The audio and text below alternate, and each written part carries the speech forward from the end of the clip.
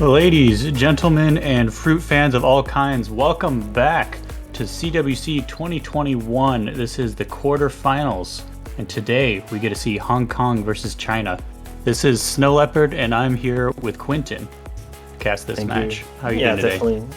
I'm doing fine. What about you, Snow? It's quite early for you, isn't it? It is 8 a.m. and I'm a little bit tired, but honestly, if anything can wake me up, it's a super spicy match like Hong Kong versus China. And yeah, I'm ready for it. Yeah, you definitely shows the right match. Perhaps get a cup of coffee and then we can get going, right? This one is looking really promising, right? Hong Kong versus China, probably one of the most hyped matches of this weekend. So definitely looking forward to it. What are your thoughts? Because I've been telling all my thoughts for the past hour, so I feel like most people already know what I think about this one, but go ahead. Sam. I've been looking at my pick'ems. That's normally what I go off of because obviously I want to do well there, and I went China winning 6-3, but this is the one I was the least confident about, and you can see that based on how everyone else voted too. China getting win prediction from only 54% of people, so it's pretty coin flip on this one, just as far as everyone goes, and I have to agree. I threw China 6-3 just because historically China super strong. They almost always are in the top three, sometimes winning, sometimes getting second place. But Hong Kong might be changing that this year. Yeah, definitely. And we're already hopping in. To quickly recap, the bans were DT1 coming from Hong Kong and Nomad 2 coming from China. So those were of the charts.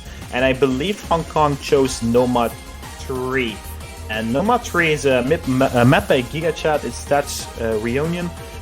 It's a really high CS map. It's a really odd map, I feel like. Some really odd patterns you really don't play a lot of times. So an interesting choice coming from Hong Kong. I feel like the hardest map from the Nomad pool at least. So interesting to see. I'm expecting quite a lot of misses. Air 8.8 as well. So relatively high CS and low AR combined is going to be quite hard to be catching all the fruits, especially accuracy is going to be quite low on this one. Yeah, kind of interesting to pick one of the harder maps right off the bat. A lot of times you see teams kind of ease into it, especially without warm-ups this year. Obviously they will have warmed up a bit before the match themselves, but that first map in a match can always be a little bit shaky, but they're going right at it. And it looks like actually they're readying up and the match is going to be starting in just a second here. Yeah, we're definitely jumping in right away. We see Auto Fanboy, Auto LS, and Sugetsu Kyoko on the Hong Kong side. On the other side, Kovir, Crystal, and Dusk. I feel like these two rosters were predictable somewhat. So these 6 players starting the very first match of the quarterfinals of CBC 2021. Let's get going, shall we? Jumping right in, and looks like everybody's catching these early stacks pretty well. Oh, so Crystal, though, gonna find an early miss.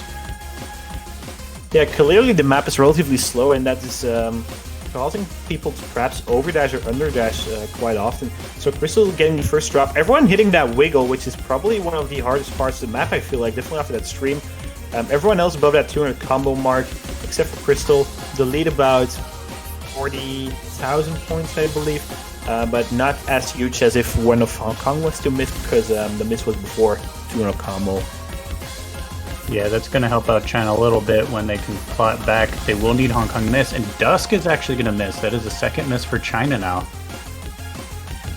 It's going to get the map is already halfway. Yeah, indeed, map's already halfway, and all 3 players on the Hong Kong side showing up and holding full combo, whilst on the Chinese side, only Kovir currently with a full combo. Yes, that third player for Hong Kong definitely wanted to keep an eye out for. I was trying to kind of scout how the teams were looking before this match, and that is one name I was told definitely look out for that guy, Sugetsu Kyoko. Expect great things from him. Auto LS going to be finding a miss. Yeah, but that miss on its own is just a trim with that early miss from Dusk, so we need to see one more miss coming from Hong Kong, but that is that miss Auto Fanboy missing. Crystal and Dusk trading a double miss coming from China, so that means the lead will increase in favor of Hong Kong, actually. So Getsu, Kyoko, and Kovir, the only full combos. Crystal missing once more. Everyone's struggling on this part. Quite massive. Kovir still holding on. Yeah, we see about like 3 misses across the board there. Don't think there is. No, actually, Hong Kong will be taking this one, but actually, that ending part seemed to be quite harsh for everyone. Only full combo on the board is Kovir, the debutant for China. Definitely stepping on this one. But Hong Kong just kept their combos way longer. Crystal and Dusk struggling just a little on this one. But the very first point going to Hong Kong, but it was their pick, so next team to pick is China. Yeah, I gotta say I'm a little surprised the kind of third players from both China and Hong Kong doing the best here. I would have expected Autolus and AFB to do very well, as well as Crystal and Dusk. They were struggling a little bit at the end, while their third player was holding on pretty well. Yeah, definitely. And we already see that there are way more misses coming in from both teams on this quarterfinal map, so definitely an increase in difficulty. And we see Hidden 2 coming in, so that is a map mapped by Gemzu. Zut him, I'm quite sure to pronounce it. I believe it is AR 8.9, so quite an odd AR, but still relatively high, not an AR 8 or even lower as that. So AR 8.9, 2 minutes 30 in length. I'm not too sure how I feel about this map. It's hidden, so it's a little more. It's relatively difficult, I feel like, and an interesting pick coming from China because they don't really have that hidden roster like they used to do from the previous years. Like I believe it's Dusk, Crystal, Nagi. Now they have to find the replacement from Nagi, which is their best hidden player. But I feel like Kovir has been stepping up and he's been doing just fine these previous rounds. Also on the other side, I see Autolus being switched out for Latif Sam, which is interesting. I feel like Latif Sam not really known for being a hidden player, so interesting choice coming from Hong Kong, but probably well thought, I do believe. Yeah, we'll have to see how Kovir steps in to replace Nagi this year for the hidden pool.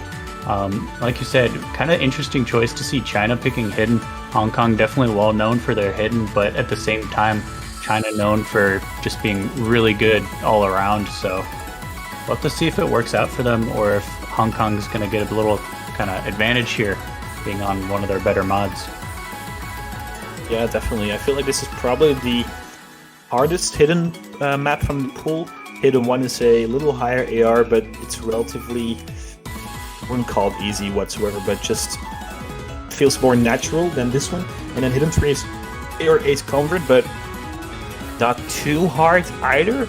So they're definitely choosing the most difficult hidden map. But this is coming from a non-hidden player, being myself, so take it with a grain of salt, but I do feel like this is the hardest hidden map in the pool.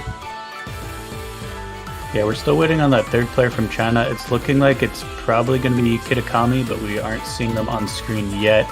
They might not be in the right slot. Yeah, I believe Dusk is going to be that third player in the Chinese team. There's still Kitakami, there is Sianis, and there is, I'm not too sure what the sixth player is actually, or am I missing some? Actually, I'm missing someone. Either way, I do believe, actually, we see Dusk coming in as their third player. That was to be expected, yeah. Yeah, I was surprised to not see Dusk in there. Looked like he was having some issues joining the lobby. Should be joining back here in a second, though. Yeah, there we go. I see Kovir is saying Kitakami in the chat might be the replacement of Dusk if he has some connectivity issues, but it seems that he is able to join the room.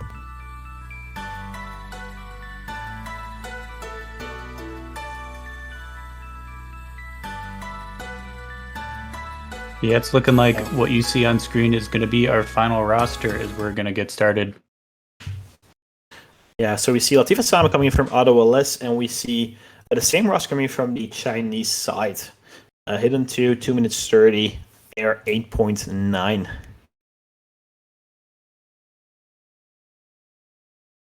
Really curious to see how this one comes out. If Hong Kong pull out a breakpoint this early on in the match, I'll say I'd be very surprised.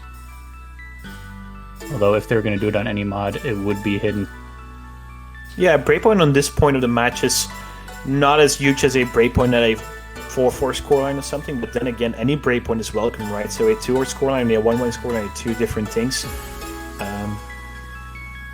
I can see Hong Kong winning this one. I'm just not certain how these players will perform on this one. The start is relatively slow. You can clearly see all players should be able to get above that 200 combo mark. Actually, never mind against Kyoko. I'm just going to wiggle the very first person around. I missed around 170 combo. Yes, that's going to be the first little early advantage to China. Actually, Sugetsu struggling a little bit more here as well. I find it interesting that Sugetsu is actually in the room. I believe he was a double-time and hardware player. Perhaps he's able to play some hidden, but he's been struggling relatively a little during the early parts of this map. Everyone else winning Gong. Actually, Dusk missing as soon as they said that, so that means there's a 1 minute advantage still in favor of China. Make that 2 because Auto Fanboy trades that miss from Dusk, and make that 3 because Auto Fanboy drops as well. Only 2 full combos to be seen on the Chinese side, none on the Hong Kong side. Yeah, we're about halfway now, and China has a pretty sizable lead. Sugetsu going to be missing again. Wow, he missed quite a bit there. I believe he missed a hyper. Auto Fanboy also going to be falling. Yeah, that score is already about 200,000 points. Dusk missing once more, but he's being, I wouldn't call it carried, but these teammates are performing incredibly well. Kovir and Crystal still going to that full combo. And this seems to be a really good choice from China, this pick. Hong Kong struggling a little more than we expected them to struggle on, really. Yeah, I expected Hong Kong to do really well, but we see yet another miss from them there again. Crystal gonna fall finally. Kovir holding that full combo though. Less than a quarter of the map to go.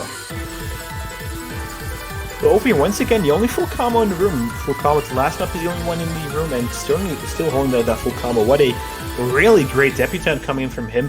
Latifa Sama missing. Jessica is still not above that 200 combo mark. There's no way Hong Kong's going to be able to take this one. So a clean point for China, and a little worrisome performance coming in from Hong Kong in this hidden pick. It was a really hard hidden map, but then again, they struggled relatively hard. Kyoko only getting about 810,000 points, so relatively small score for them. Kovir once again with that full combo. Definitely great performance coming from him. Back-to-back full combos, being the only person in the room. Yeah, definitely want to keep your eyes on Kovir beating out Crystal, Dusk, and AFB on a hidden map nonetheless. That is extremely impressive. Yeah, definitely. We see DT2 coming in. DT1 taking off the table by Hong Kong, so interesting pick coming from them. But DT1 is a Air 8, relatively small CS, kind of weird, flowy pick. Whilst this one is Air 8.8, it's really jumpy. This map is quite jumpy, so it's easy to trip up because just of how fast it's going, but overall this should be... I'm expecting at least a couple of FCs coming from these players. Yeah, and you can really tell just the raw tournament experience between these two teams as they're just ready to go, instantly picking their next map. Even Hong Kong losing on what I mentioned they probably were thinking they would do well on. Doesn't phase them at all. They don't need a break. They're ready to go immediately with their next pick. And China also has been picking very quickly as well. These two teams are well sharpened, ready to go. And we just need those Chinese players now. Yeah, definitely. It took them about, at most, 20 seconds between the referee telling the scoreline and Auto Fanboy picking a map. So they knew they were going to go for DT2 before the previous map already started, I feel like. They perhaps knew China was going to go for that hit, and they knew they were going to struggle on it, so they didn't really care. And they were just like, let's just switch things up. Let's go for that really high AR DT, right? Air 8.8 already. Just, I believe it translates to 10.2, 10.1. I'm not too certain. Then again, still the highest AR pick out of the entire tournament as of right now. Yeah, and we can see in chat Suigetsu saying that he was experiencing some lag, so that might explain some of those drops. And another kind of good thing that you just brought to my mind is they're going from a kind of lower AR hidden into a very fast double time map, and you can see the effect of that, all the players switching out for that team. It is really hard sometimes for players to switch gears from hidden to very quick double time plays. And most of the roster is switching out, although Crystal is going to be coming back in for China now. A really good point to make as well. There's not a lot of players in this community really that can switch from a relatively lower AR hidden to a relatively high AR DT. I'm thinking of Dusk, for example. I feel like Dusk is able to pull off something like that. Otto Welles would be one of those players as well, but he didn't play that hidden pick. The previous hidden pick, so interesting. I feel like there's some Banjo issues going on currently. Sugetsu Kyoka being the third player for the Hong Kong side, and perhaps Dusk is once again struggling on the Chinese side. Yeah, Dusk being moved at least the question being asked by Krista to move Dusk. So Dusk will be that third player on the Chinese side. Yeah, it looks like Suigetsu is going to be doing a quick client restart, hopefully clear out any issues with lag and get good to go for Hong Kong's pick. Losing against China's pick, not the end of the world. It's not a break point. If they lose this one, though, that will be the first break point of the match, so they really don't want that. Yeah, definitely. But it was quite a dominant performance from China on that last hidden pick, though. So Hong Kong might be shaking just a little after that one. They perhaps thought it was going to be closer. Don't think they were expecting to win it, but they were. I believe the scoreline was over 200,000 points, so quite a big lead for China. Either way, try to get those nerves gone and just step into the next map. Double Time 2 definitely way different than they just played, so another map, another chance, right? Absolutely, yeah. And in terms of tournament nerves, if any teams have enough experience to handle that, I think it's these two teams.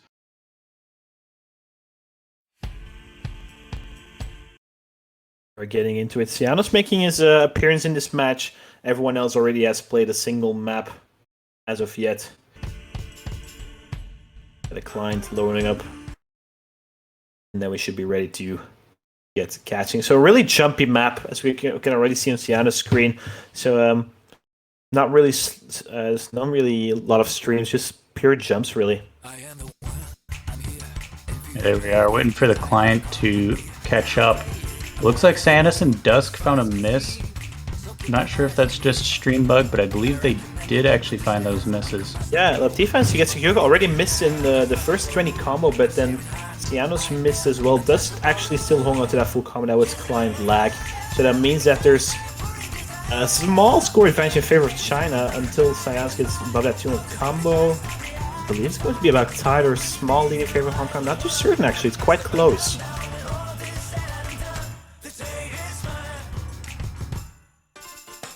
Yeah, this one's still very close. Few really early misses on both sides, but it's not going to say much. As you can see, that scoreboard very close, actually flicking across. Yeah, this can definitely be decided in a spinner. I feel like it's playing is of average length even. Everyone holding on quite nicely, no drops to be seen. Definitely good to see that there's no shaky hands here for these fast double time picks. Hong Kong definitely focused up and not sweating that last point loss. Definitely, and now in the break you can see the difference is 1,000 points. Actually 996 points, so really close scoreline currently. Any drop miss even could switch it, or like a couple of drop misses. It can be decided in the spinner as well, so everyone definitely need to perform right now, because any miss is going to switch that back to favor of Hong Kong on the Chinese side. Yeah, that long break definitely going to add a little extra pressure. All the players will be able to see that the match is so close.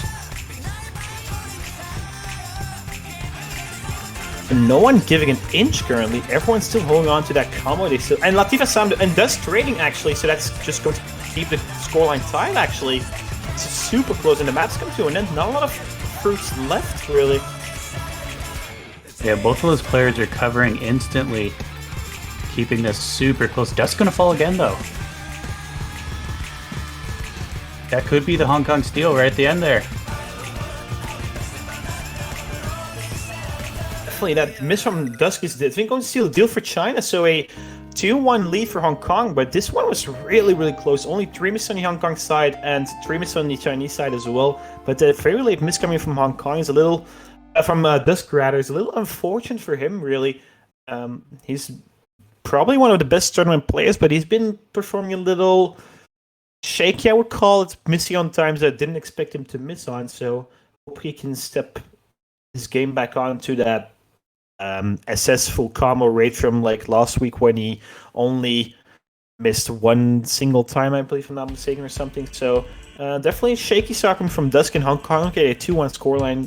Great thing that they won their own pick. There was a spinner at the end, but I'm not too sure the spinner would have made a difference. As in, if Hong Kong could have outspun China on that one, because the spinner was relatively short. So great to see that Dusk. Great to see that Dusk missed there at the end for the Hong Kong side, really, because otherwise it probably would have been a breakpoint, I feel like. Yeah, absolutely. That one got real close at the end there. Dusk's miss at the end, helping save Hong Kong and giving them that point. China gonna be up next to pick, and yeah, like you mentioned with Dusk, I expected Dusk to be doing really well here.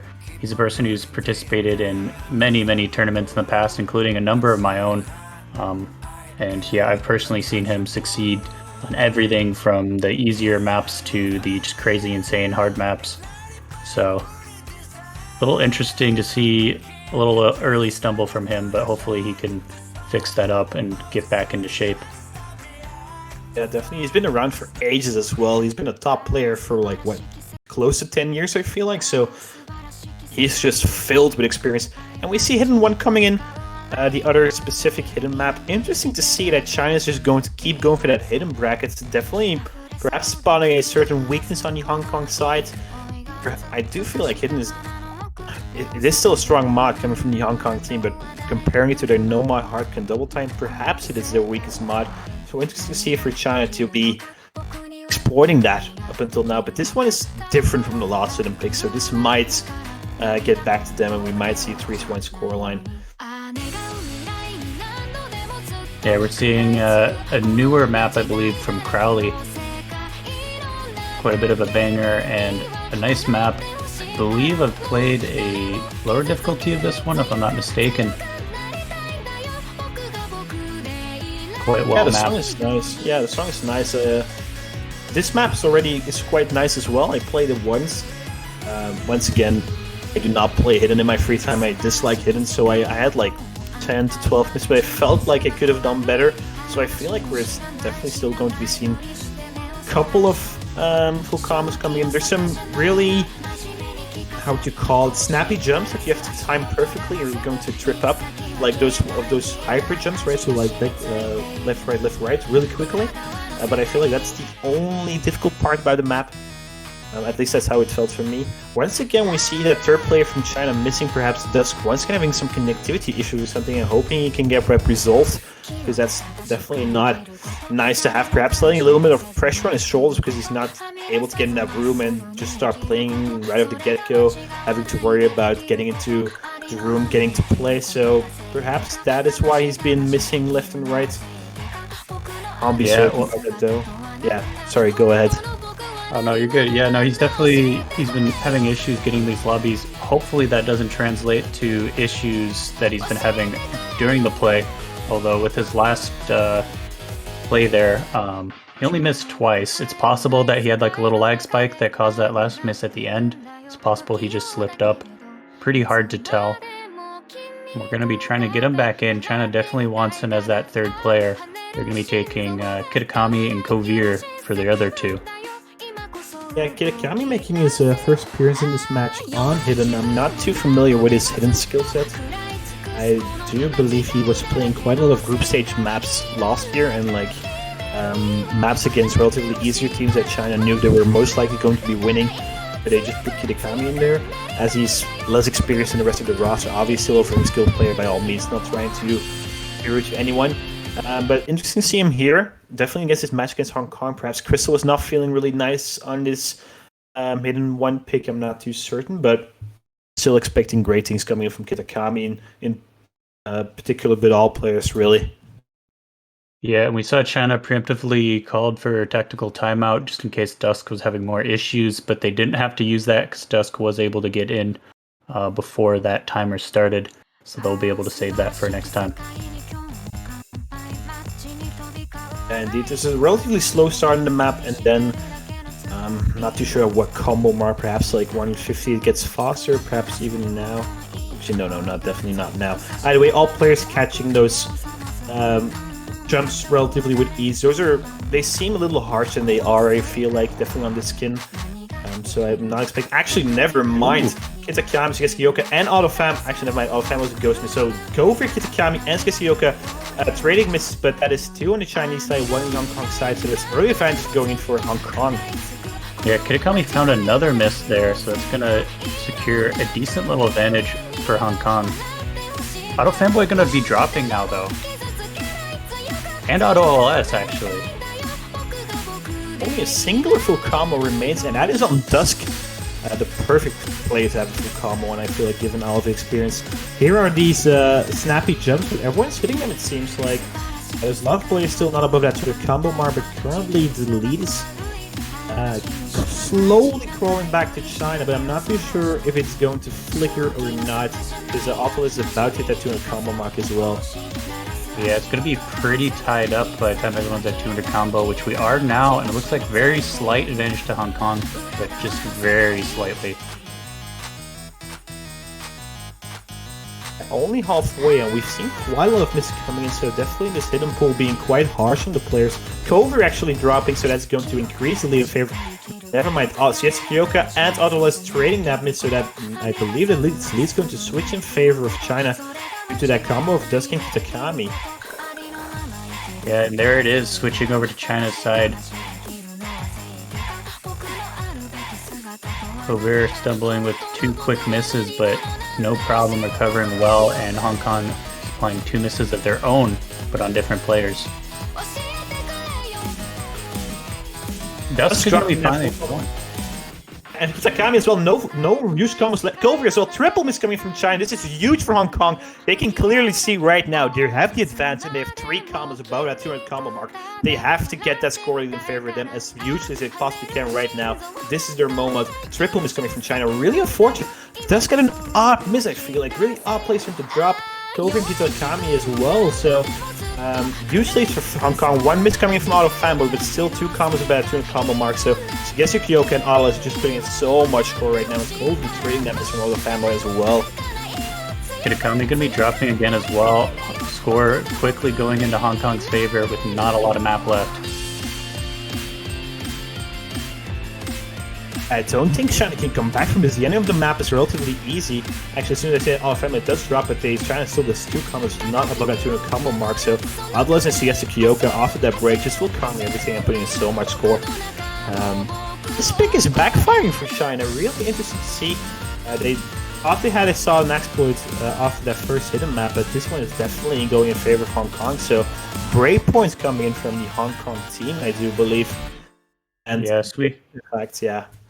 Yes, we get to finding one more miss at the end there, but Cover as well finding one. You can see Cover there at 12 misses, Kitakami with 8, everybody else with 4 or less. So yeah, that pick definitely didn't go the way China was hoping. They got a good win on Hidden earlier, but yeah, Hong Kong definitely snapping back on the second Hidden pick, maybe one that's a little more their speed and really showing off their hidden talent there. So that is going to bring us 3-1, and it is going to be Hong Kong's pick now. Yeah, perfect moment for a breakpoint. I feel like this is the ideal moment to take, just keep on going on this pace and take away this match from China.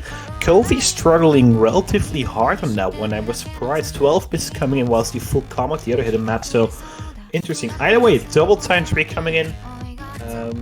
Resurrected replayer in fact, a convert. So the very first convert we'll be seeing this match.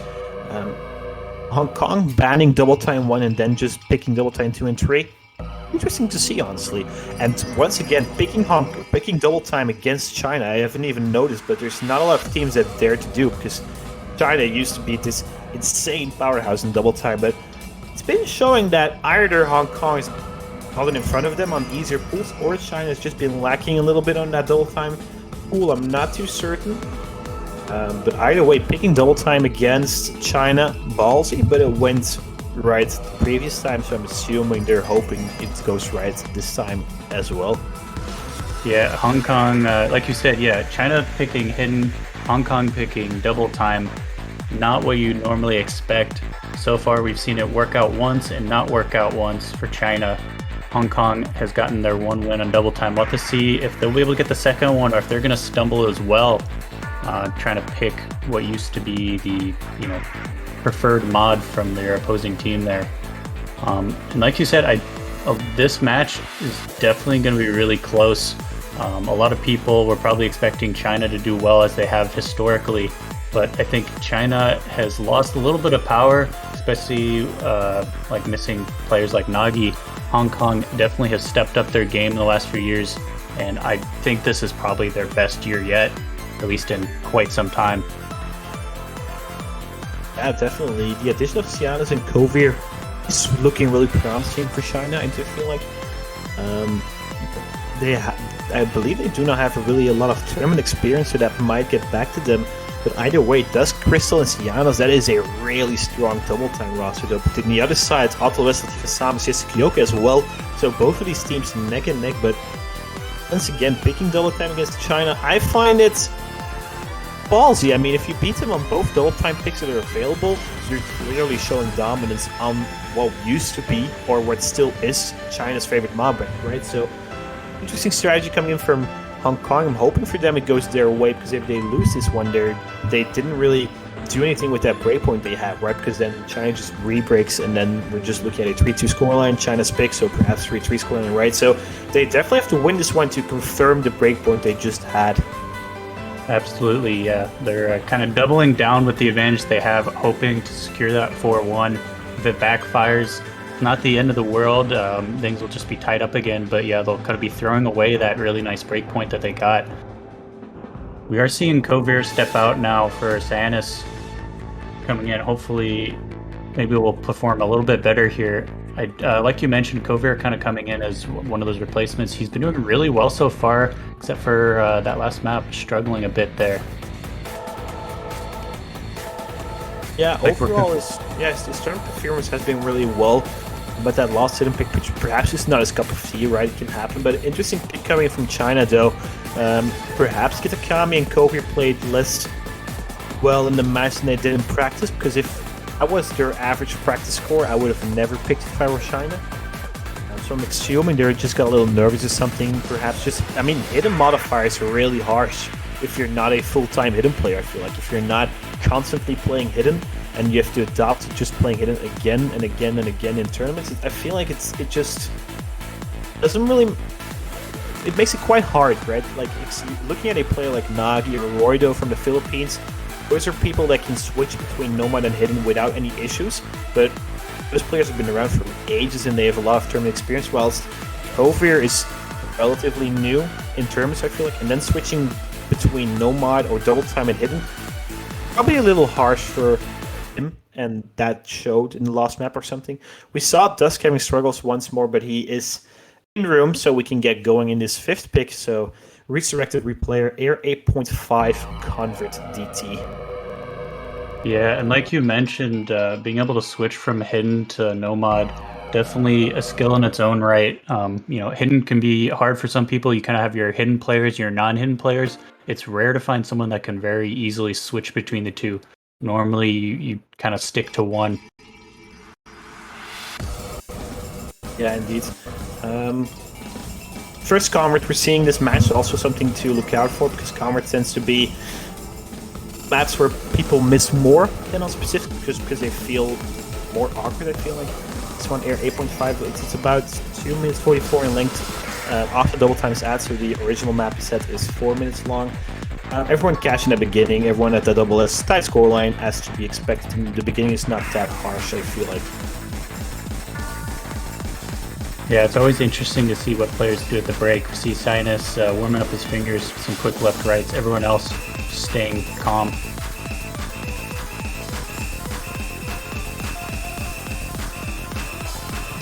Yeah, not a lot to talk about right now. We see a small accuracy drop coming from Sienna, but that shouldn't matter in the end. Actually, the first drop coming from Crystal, so that means the early advantage is going in favor of Hong Kong. Yeah, he's quickly recovering, but it is going to give a decent little advantage to Hong Kong if they can hold out.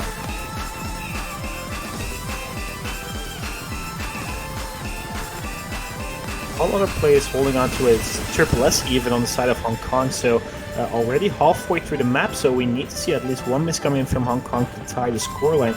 So definitely China at the back foot right now. Sianasim does still hold on to a decent combo. Crystal recovering from that singular miss. So everything is still up for grabs right now, but already 2/3 in, so not a lot of time left for the Chinese side.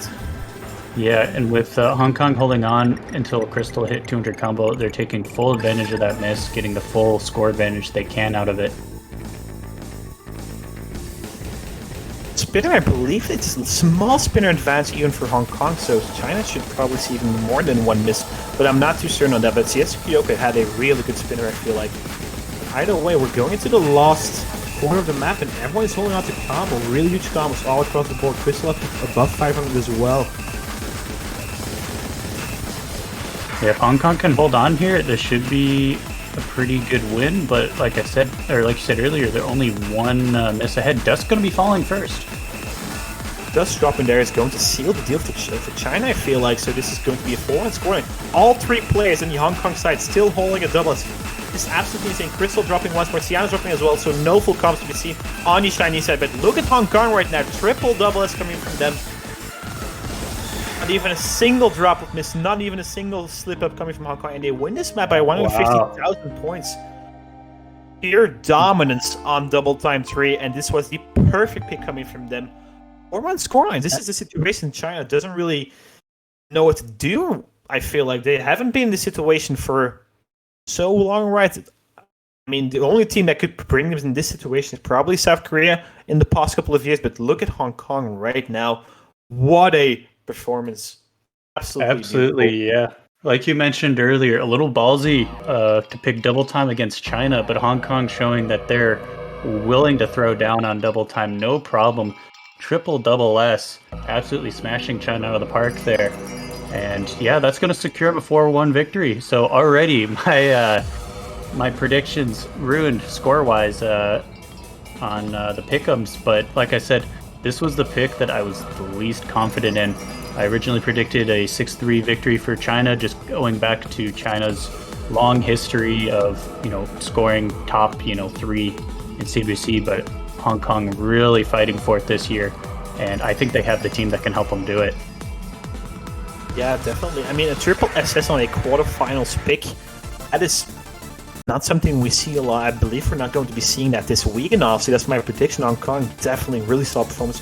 We see Hard Rock 2 coming out, so no Air 8 hidden coming from China. They probably are not really eager on picking that last hidden after that hidden 1 performance from them. So we see Hard Rock 2 switching things up. Really good choice from China, I feel like. Night of Nights mapped by WWWWW. I believe he's map picker this year, a Canadian player that used to play for Canada, obviously. Anyway, this map is Air 10. Obviously, after the HRs added this Air 10, and it's a little. It's constantly patterns like repeated, right? But it's a little jumpy, a little tricky. It's easy to mess up. I feel like we're in full combo, and this is going to put in a lot of score for your team, obviously, but it's not going to be easy to full combo this one. Probably the hardest hard pool in the hard pool, the hardest map in the hard pool, rather. So interesting choice coming from China. Definitely after that dominant double time 3 performance coming from Hong Kong. Yeah, and the song Night of Nights, a very classic song for rhythm games all around. Well known by everyone. You can see some cat jams in chat. Definitely agree there. A bit of a banger, and that can kind of go one of two ways. Either it can help you get into the groove of the map and stick with it, or perhaps if you're following the rhythm a little too hard, you might miss on a jump somewhere that you're not expecting. Yeah, definitely. This map is like, I believe it's the standard map set, and it used to be quite a far map for lower ranked players, so I believe everyone that started playing around 2014, 15, 16, 17 perhaps even, they probably played that standard map set because that was just free PP back in the day, so I'm quite certain most viewers are quite familiar with this song. Definitely a banger, as you said already, definitely. Yeah, and with that being said, most of our kind of more veteran players here likely have played this map even outside of this tournament and are well experienced with it. We'll have to see how some of these newer players do. Interesting choice that they have Kitakami staying in, except for Kovi or Sians. I would say on paper that Kovi or Sians are the better hardware players, but I'm definitely, I would say, surprised, but excited to see Kitakami play once again. I struggled a little on that hidden 1 pick, but obviously hidden hardware 2 different things, 2 different worlds, right? So expecting great things from both sides, really. Yeah, we'll have to see if Hard Rock's a little more at his speed here. I do feel like Hard Rock is probably Hong Kong's cup of tea, right? Auto LS, Shiatsu Kyoka, 2 really great hardware plays. Kitakami being the first one to drop it around 140 combo, so nothing too huge. I'm expecting more misses to come in from the Hong Kong sides. I'm not expecting it to double, actually, we can't even have a double throw because there's 2 accurate drops. Kitakami dropping once more, so that's going to give the early advantage in favor of Hong Kong. Once more, double miss coming from Kitakami and Dusk, so 3 full combos against 1. This is looking already like quite a risky pick coming from China, looking at the performance from Hong Kong right now. Yeah, like you mentioned, it was interesting to not see Kovir coming back in here. That might be biting China, as Kitakami's struggling early in this map. Everyone is recovering now. Hong Kong taking full advantage of all those misses. Everyone at 200 combo, and not a single miss from Hong Kong so far. Little break point is gonna, or little break section is gonna show everybody where they stand. Hong Kong gonna be feeling pretty good. China definitely gonna be feeling the pressure now. 120,000 points, so they need to see at least. Oh, actually, triple miss coming from Kitakami, Crystal, and Autolus once again. Hong Kong winning that trade, right? We see the first miss coming in from their team from Autolus, but there's 2 misses coming from China, so that lead is going to be increasing once more. And Sugesi Kyoka and Latif Sam are not giving an inch right now. Yeah, I mentioned earlier that Sugetsu is one of the players I was told to look out for in the Hong Kong team. The other one was Latif Asama, and both of them holding their full combos right now. Already 2 turrets into the map, and that lead is 180,000? Actually, 150,000 points rather, but still, that is a lot of misses to be seen on the Hong Kong side. I believe all players are below Autolus as well from the Chinese side. Actually, Crystal and Autolus are tied in score right now. Either way, Sugesi Kyoka being the first to drop on the Hong Kong side after that break, but then again, they need to see more misses coming in from Hong Kong if they want to take this pick. Yeah, that other break section there going to put even more pressure on China as they saw how far behind they were. Hong Kong with a strong advantage right now. Less than a quarter of the map to go. Hong Kong can hold out just a little longer. Oh, okay, actually, never mind. As soon as I say that, the Sama drops, but then again, this lead is huge and the map is coming to an end. I believe they need to see a triple miss coming from Hong Kong right now, otherwise this pick's going to be going to Hong Kong. And another breakpoint then. We're ending the map. Does get a really high combo. Kitakami as well, Crystal as well, but this early misses are really biting them right now. Look at Hong Kong going though. There's only 3 singular misses on their side, if I'm not mistaken, and that is a break point coming in from Hong Kong once again. 5-1 scoreline. Match point for Hong Kong. China needs to win 5 back-to-back maps, including 2 breakpoints and a tiebreaker to take this one. Absolutely insane. A single miss across the board, 8 misses for Kitakami, so a small bottleneck on the Chinese performance there. Either way, Hong Kong, oh my goodness. Yeah, and with that being a break point, it is going to be Hong Kong's pick now for where they're at match point. So yeah, 5-1, definitely not how I expected this match to go. I don't think it's how almost anyone expected this match to go. I mentioned earlier on Pick'ems, it was kind of a toss-up. It was like 54% for China win. So people thought it was going to be close. I believe earlier during Suited Fruity, Sarton, I think it was either you or Sarton mentioned they expected to see tiebreaker. But we might see a bit of a Hong Kong sweep here if they can win this next pick. I think Sarton was in favor. I was one thinking about a tiebreak. We see Hard Rock 3 coming in, not a convert, but this time in the Hard Rock pool, double time already exhausted, right? I was taking a quick look at the brackets, and I saw that the loser of this match has to play against Finland or Indonesia. So, I mean, Finland and Indonesia, both those teams are probably quite on the edge of the seats right now, because I mean, either way, either of these 2 teams in your brackets is going to be super hard. And Hong Kong right now, what an dominant performance. I saw them play against Poland last week, and I was surprised with how well they were playing, but I didn't think they would pull this off against China. China struggling left and right, and imagine China going down to the loser brackets. That is huge, honestly.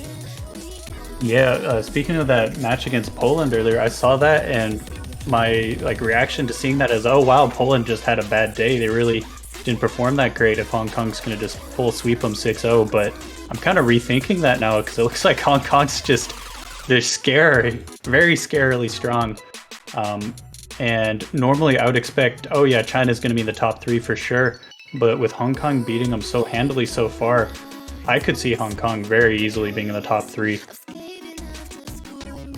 Definitely. This is unheard performance. I feel like China being 1-5 down, only winning on that hidden 2 pick. I mean, that hidden 2 pick seemed a little shaky coming from Hong Kong, but look how well they recovered, right? We see Kagami and Rin making his debut in this match has been actually that was a sixth player I didn't think about earlier on. So that's Kagamine Rin, Heartthrob main, I believe, if I'm not mistaken, or that could be the Filipinian Kagamine. Either way, he's been around for quite a while. He's been playing Cash World Cups for quite a while as well, if I'm not mistaken. On the other side, we still lack a player for Hong Kong. I'm quite sure either No Voids might be making his debut because he is a Heartthrob Convert player, or Sugesi Kyoka is coming back in. Perhaps Auto Fanboy, but I'm not too certain how Auto Fanboy feels on Air 10. More of a hidden and nomad specialist, I do believe. Actually, never mind. He's here in Heartthrob 3. Yeah, they were. We also saw him in Twitch chat earlier saying, "Pick a hidden and nomad and let me throw." So AFB definitely feeling pretty good so far about how this match is going. Can't blame them. Hong Kong doing really good right now.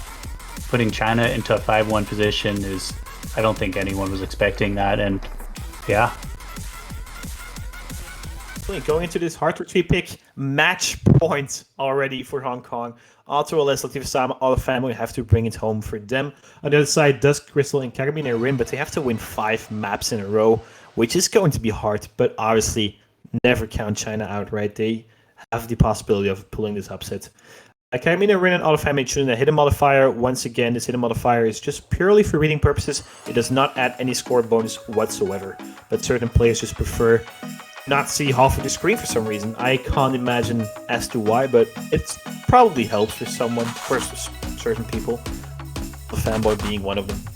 Absolutely, yeah. AFB well known for his hidden plays. Not surprised to see him taking it here. Crystal seems a little shaky, I feel like. I was watching him in particular, and he seemed a little shaky, but he's still catching everything. He is quite an experienced tournament player as well, even in standard tournaments as well, so I wasn't expecting him to be shaking. Might just be that early, slow beginning on a chart convert, which is quite hard to... I mean, not hard to, but like slow 6 is always the hardest part in a hard chart convert, right? Kagamine Rin finding the very first drop right after 200 combo, so losing that max combo... max score per combo. Anyway. Yeah, I was trying to think of reasons why China might be shaking. Is like, oh, you know, maybe this is just not a great match time for him. But with that being said, Hong Kong should be relatively same time zone, give or take like one time zone. So should be pretty well in everyone's advantage. AFB can be finding a miss now. Yeah, Kagamine Rin dropped once more earlier on, so it's the least still going to be a favor of Hong Kong. It was an odd miss coming from AFB, just didn't move or something. I'm not too sure what happened there. Wasn't even a hyper jump either way. Kagamine Rin dropping once more, so once again, China on the back foot and already halfway to this pick, so we have about 1 minute 30 left for China to crawl this one back, but Latif Sama and Autoless are still holding on to that double S quite nicely, while on the other side, Dustin Crystal as well. Kagamine Rin dropping once more, struggling a little, and Dusk as well. Doubles coming from China. This is huge for Hong Kong, just have to hold on. This is their match. Yeah, speaking of that miss from AFB earlier, it was right before the spinner. Oh, he's going to find another miss there right off that hyper. Shouldn't matter too much as long as he's the only one missing currently, because Latif Sama and Autoless, once again, the two of them on that full combo. And Kagamine Rin keeps on trading those misses of AFB. Crystal dropping once again. No full combos to be seen on the Chinese side. Look at Hong Kong right now. Latif Sama, Autoless still hung on to that double S. What is going on right now? 150,000 points difference already. There's basically no time left. I don't think China can come back from this. Yeah, this is looking like it's going to be a 6-1 sweep from Hong Kong. Absolutely insane performance from them so far. No one expected this to go this way, right? This is absolutely insane. China will be dropping down to the loose bracket most likely. The map is coming to an end. Latif Sama, Autoless still with that double S. This is on the edge of my seat. This is absolutely insane. And the map is come to an end. Actually, 6-1 scoreline in favor of Hong Kong. Yeah, that was an incredibly quick match, both because both teams were pretty much just ready to go with their picks. And also just, you know, we were only seeing 7 maps come out with Hong Kong being dominant on 6 of them. That's going to be a pretty quick sweep. Not quite a 6-0 sweep, but, I mean, wow. Hong Kong taking down Poland 6-0, now taking down China 6-1. I'm excited to see Hong Kong go up against South Korea now because, if you asked me before Hong Kong versus South Korea, who's going to win, I'd be like, oh, it'll be South Korea for sure. We expect them to most likely win the tournament, but it might be another real spicy match when they finally meet up. Definitely. The very first time we can see Hong Kong versus South Korea is in the winners' final, if both of those teams get there, so that's in 2 weekends still. But then again, China is in the loser bracket. Can you imagine the second place from last year, the second place from the year before, the first place from the year before? That same team, they only lack 2 players from they had then, are in the loser bracket. That is absolutely insane. And any team that has to face them in the loser bracket are such huge mountains. China is in loser bracket. I wouldn't call it an upset. Quite a lot of people expect Hong Kong to perform quite well, but this being a 6-1 scoreline, that is unheard of. That is insane. I don't think anyone expected this. Yeah, everybody in the loser bracket not excited to see China be entering it. Definitely going to be scared of that. Although, honestly, after seeing how well Hong Kong performed, I wouldn't be excited to see Hong Kong in the loser bracket either if I was a team in that bracket. So, going to see some interesting things in the future. And like you said, we might have to wait until finals to see Hong Kong versus South Korea to really show down on who's the most dominant team this tournament. Definitely. I don't think there's a lot of teams on that same level as Hong Kong and South Korea, right? I believe South Korea still has the edge on a really hard map pool. Is there anyone close to Hong Kong right now at this stage of the game? I'm not too certain, actually. I don't think there's a lot of teams that can beat Hong Kong. Look at China. They tried. They failed. They lost 6-1. Absolutely unheard of. Really dominant performance from Hong Kong. And yes, last weekend was not a fluke. That was not win by chance whatsoever. They've shown that now. They are here, and they are here to get to that top 3. They're here perhaps even to win it. We'll see. I wouldn't be surprised if I saw Hong Kong in the grand finals, honestly, giving their performance from the last 2 weekends. Yeah, after seeing this match, that kind of seals the deal for me. I fully expect to see Hong Kong in that grand finals, if not at least the finals, bare minimum. If they get anything less than 4th place, then, man, I'll be super surprised. And yeah, definitely. Oh, sorry. Go ahead. Go ahead. I was gonna say, and yeah, like you said, definitely Poland should be feeling a lot better about how their match went last weekend, because you can see they were up against quite a titan, even more so than China. Definitely. Taking a look at the bracket, we see China dropping down to that loser bracket. That is scary. And the next match is going to be Finland versus Indonesia, about 40 minutes, and the winner of that one will be facing off against China, whilst Hong Kong is going to be facing off against the winner of United States versus France, which is going to be the last match of the weekend tomorrow. I believe we're going to be taking a small break until the next match, which is in 35 minutes, Finland versus Indonesia, and we will be saying goodbye to the very first team in this knockout stage, given how this is a loser bracket match. Absolutely, yeah. So stay tuned in about 35 minutes from now to see Finland versus Indonesia. Get to see who will play against China next weekend. Thank you all for watching so far. I hope you guys enjoy this match. I know I did. This was, really insane to watch. I'm glad that I was able to be here and casting for it. And thank you, Quentin, for being here to cast with me as well. I was like, thank you as well, Snow. Waking up at 8 a.m., but definitely did not disappoint, right? Absolutely insane. Oh, absolutely worth it. No regrets at all. Absolutely worth it. Either way, we'll be taking off for now. See you in about 35 minutes. Take care, everyone. Take care, everyone.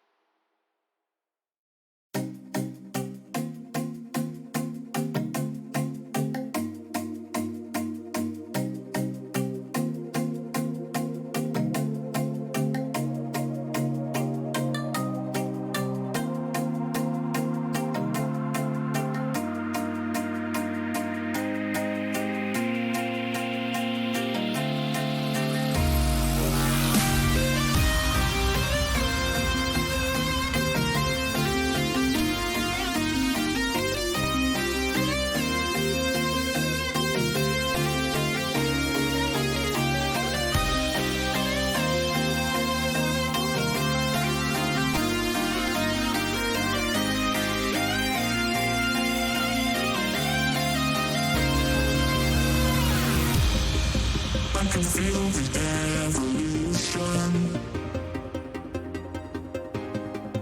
All my time no longer frozen. So maybe I'll be it all. I don't know who I will become, but I know what I want more than ever before. Outside, I'm gonna say no longer blind. I will rise above the state line.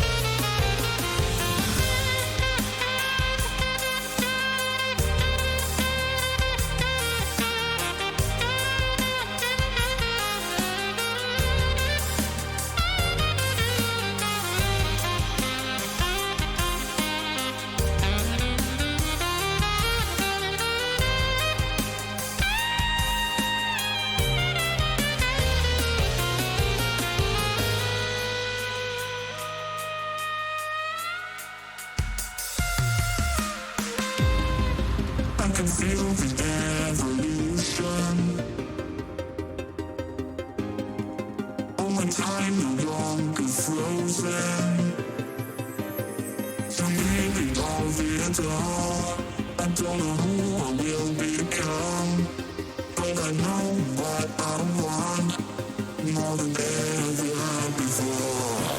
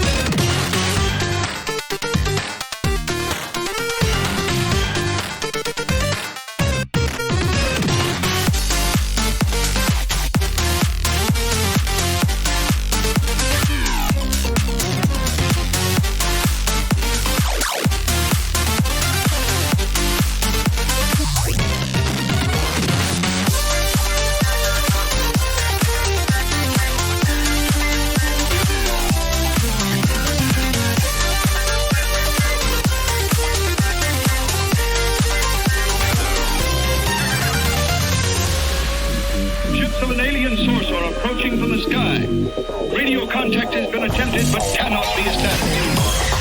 Instructions are to prepare for an attack by an unknown enemy.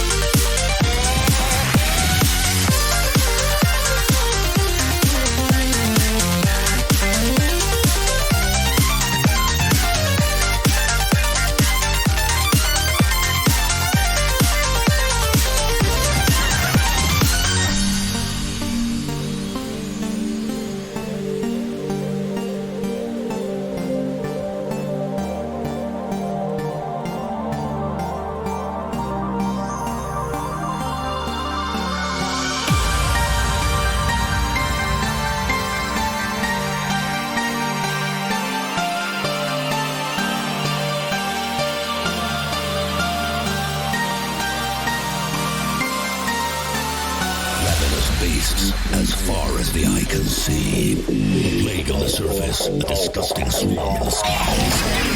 With a crash of thunder, a new demon appears. Unfurling its rotten wings, it lets out a petrifying scream.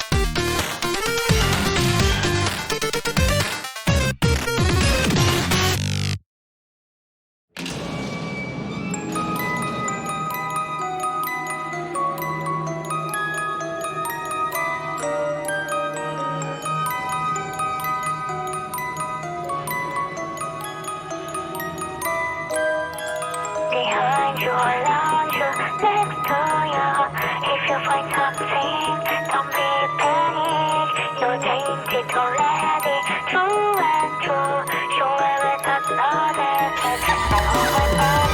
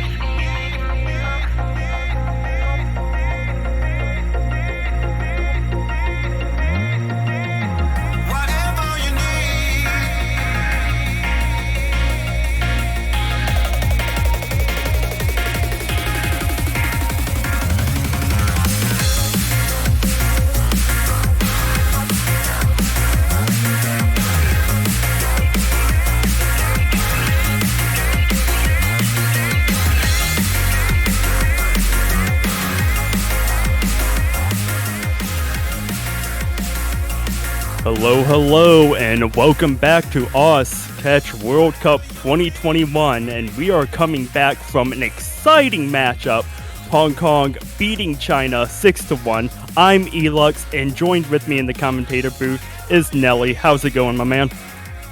Hey everyone, I'm doing alright. What about you? Energized after that last matchup. I was not expecting that at all, and my pick'ems, if they haven't been obliterated already, they are completely null and void at this point. But that's last match. Here we have Finland versus Indonesia in losers bracket, our first loser bracket matchup of the weekend.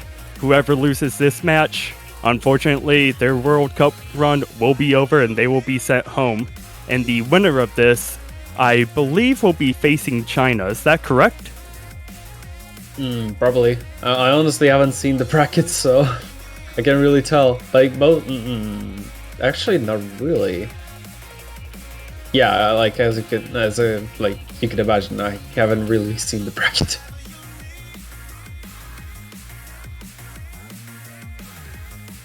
Yeah, a little recap from last week. Finland, unfortunately, losing to Philippines and Indonesia, losing to Russia last week. Not really sure who I would give the edge to overall. I would give it, guess I would have to say to Indonesia, but I'm expecting it somewhat of a close match. I would say 6-4 going into this. What are your predictions? I also expect Indonesia to destroy Finland pretty nicely. Like, maybe not true clean sweep, but maybe losing a few points, that would be enough.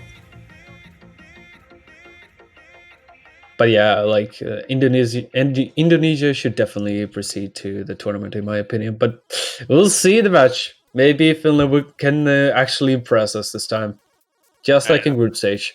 Yeah, whenever it comes to matchups, I'm always loving an underdog story. And we got our bans underway. Finland chose to ban Hidden 3, and Indonesia is banning DT1. We seen Double Time 1 banned last match. Here we see it banned again. Yeah, honestly, really expected bans from both of these teams. Hidden 3 itself is a low AR convert, and it's really, really hard to actually read. Even on Noma, it can give a little bit trouble if you're not sticking with the low AR stuff. But yeah, and Double Time 1 also a low AR, which should be confident. It's alright. Yeah, right. It's a low AR.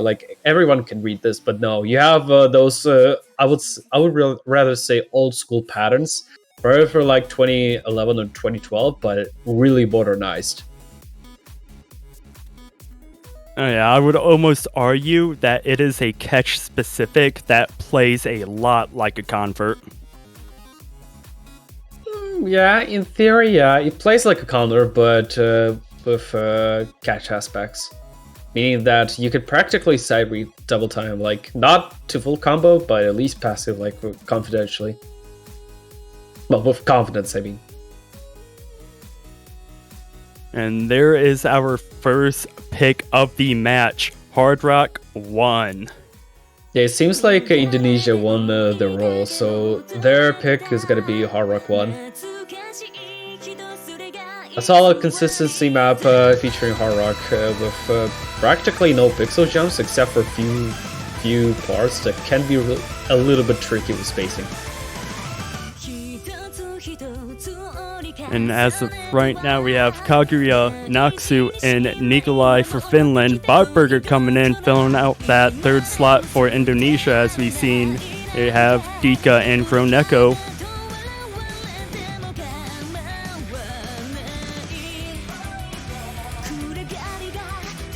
My apologies.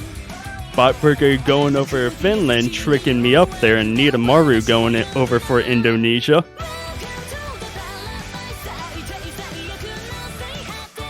Getting an extra time to figure out which slots are going to play.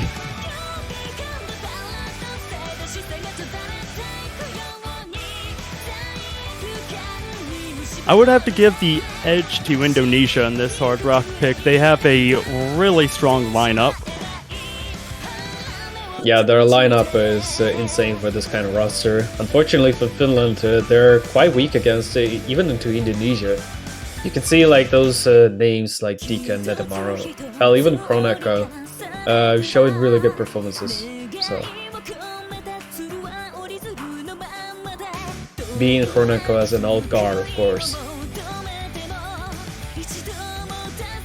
Oh yeah, though anything can happen. We saw what happened earlier so far with Hong Kong versus China. So maybe Finland will also surprise us. Let's hope it will be like that.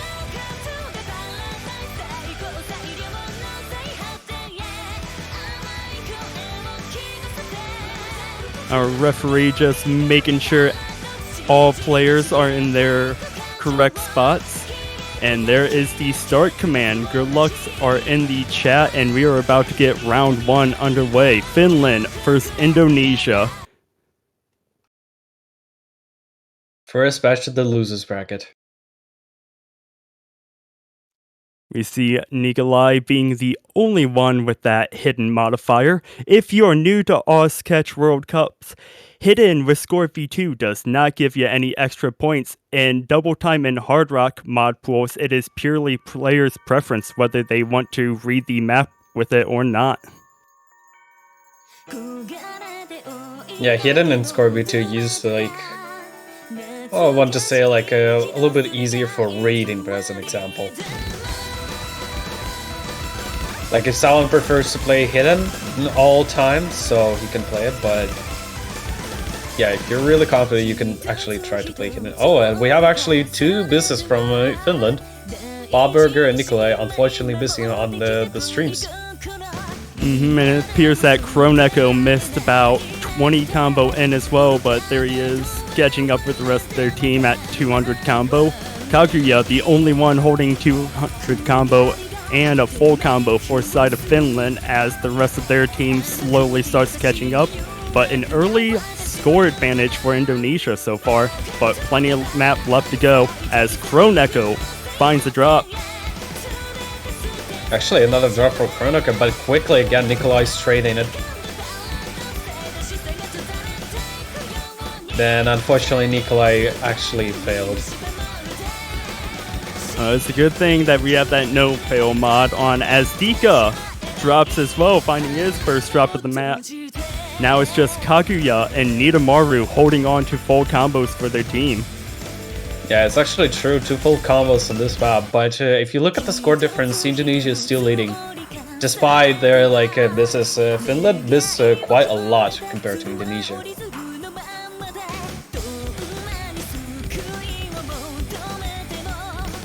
Their only hope right now if they could actually catch a break. Oh, Nendabara actually misses. I was about to say, if Finland finds a little bit of deep breath on the slow part, they can actually win till the end, but so far it's been so good for Finland right now. And we have another KI segment. Map is halfway over. Finland slowly inching out, but Nikolai drops just as Nidamaru gets up to 200 combo. So all that score Finland gained is going away fast as Kaguya drops as well, followed by Nikolai and Indonesia are starting to rack up the score and slowly running away with this pick. Ooh, and a double miss on Indonesia, but Nikolai, not sure what happened there. Yeah, you can actually see Nikolai being really inconsistent with this map so far. He actually dropped a lot of accuracy, as you can see. 96.977, and another miss, unfortunately, yeah. At this point, he played a little bit dodge the beat for a second. Not sure if it's just nerves, technical issues, or isn't comfortable with this pick, but definitely not looking good for a Finnish side. And there's no 200 combo left on Finland. Netamaro missed really quick, however, but if you compare with two current combo holders on Dika and Kroneko, yeah, it's definitely not the Finland's side of the map so far. Nikolai dropping in as the rest of his team gets up to that 200 combo mark, but there's not enough map left for them to come back in this round, and it's going to be Indonesia's point. Yeah, it's really rough. Everything crumbled for Finland on the first pick really quickly, actually.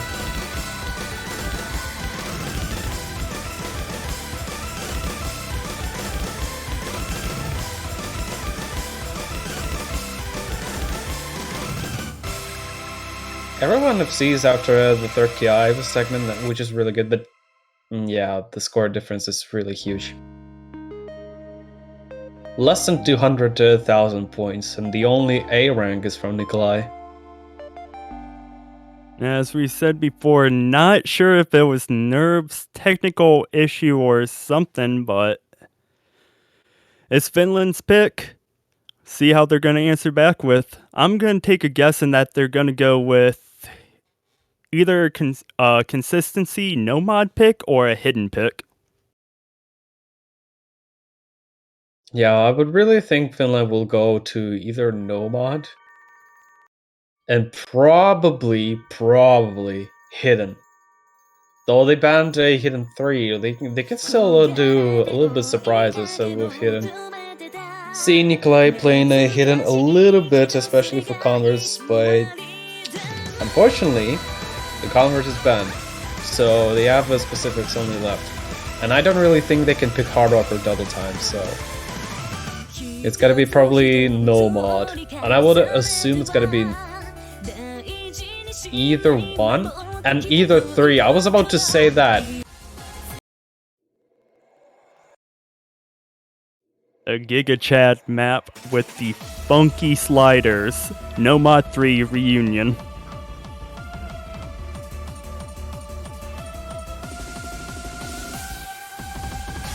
As we see Suomi, previously known as Jonsku, coming in on the side of Finland. Kaguya and Nikolai still staying in. As we see Nidamaru, Dika, and Kroneko staying in for Indonesia.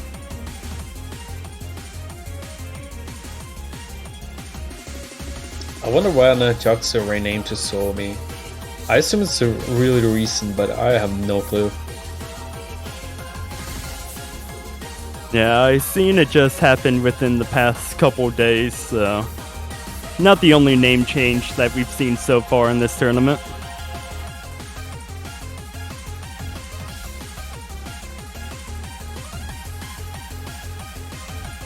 But this map coming in a lot shorter than our previous pick, coming in at under 2 minutes. If you blink, then you might end up missing the results of this one. Approach rate of 8.8 and circle size of 5. Yeah, unfortunately for Shorelink brothers, unfortunately this map is really rough. You have the KI segments with full of left-right sliders, and that are really harsh to hit in the first place. Featuring the hit and dash sliders that touches the tick rate and have no hyper dashes whatsoever. Plus, you add a little bit of strange streams, especially on the solo segment. You'll see when it's gonna happen. And yeah, it's like Elux said, circle size 5 and AR is not really normal. It's 8.8.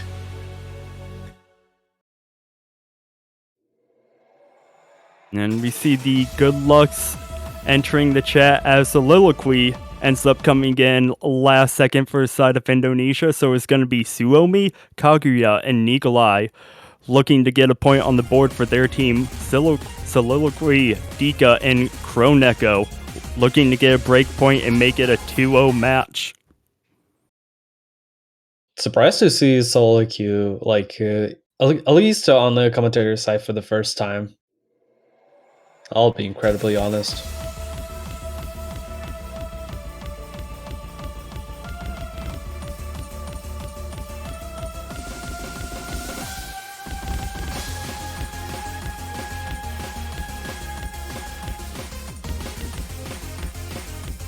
So no major drops so far, only Soliloquy missing few droplets. Ooh. Oh, And full miss from Finland immediately on that wiggle. As we see all Indonesian players at that 200 combo mark, and the score is just... they're starting to run away with this already in the beginning. Yeah, that's really, really, I would dare to say, a drastic run for Finland, especially at the very beginning. Though we've seen already 2 misses from Indonesia, and Dika currently full combo in this. And if you can see on Finland's side, well, they were missing constantly, unfortunately. And this wasn't even the half of the map actually. The hardest segment comes now with this solo, as I mentioned, with weird streams happening here. The Nikolai getting up to that 200 combo mark as Kroneko misses. Same with Soliloquy, and this might be the break that Finland needed. Maybe. Let's see now. The final slider segment, Soliloquy missing here. Kroneko misses. And hold on. The score difference shrinks. Suomi misses. And Nikolai misses as well. Kaguya. The only one remaining for the combo, the combo, but Dika's full combo in this. And unfortunately for Finland, those 2 misses by Suomi and Nikolai is just going to take any chance of getting a point away from them, as Indonesia is going to come out with a break point. Dika with that full combo. Yeah, I'm not really sure what happened to the client there.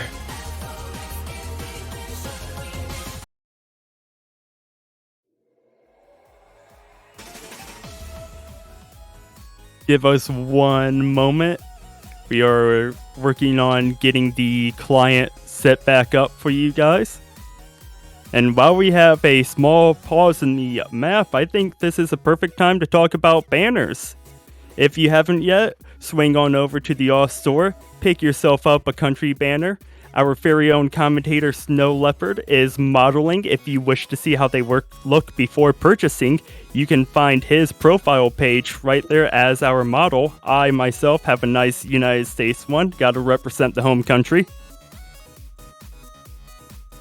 Yeah, if you don't buy banners now, well, you can buy the banners a little bit later, but if you don't buy the banners now, $12 will actually bite you.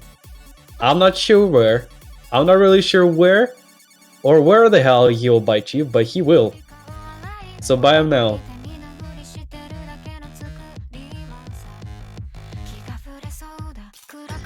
And we are back, and it appears that Indonesia is going with Hidden 1.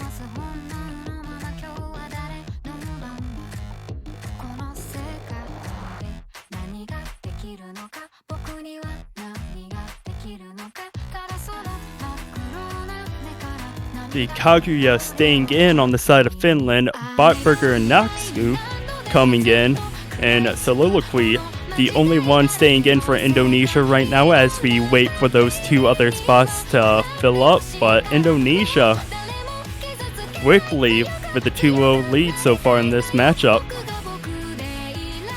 Yeah, it's currently a clean sweep so far from Indonesia, but they have still to win 4 maps if they want to advance into the losers bracket this time.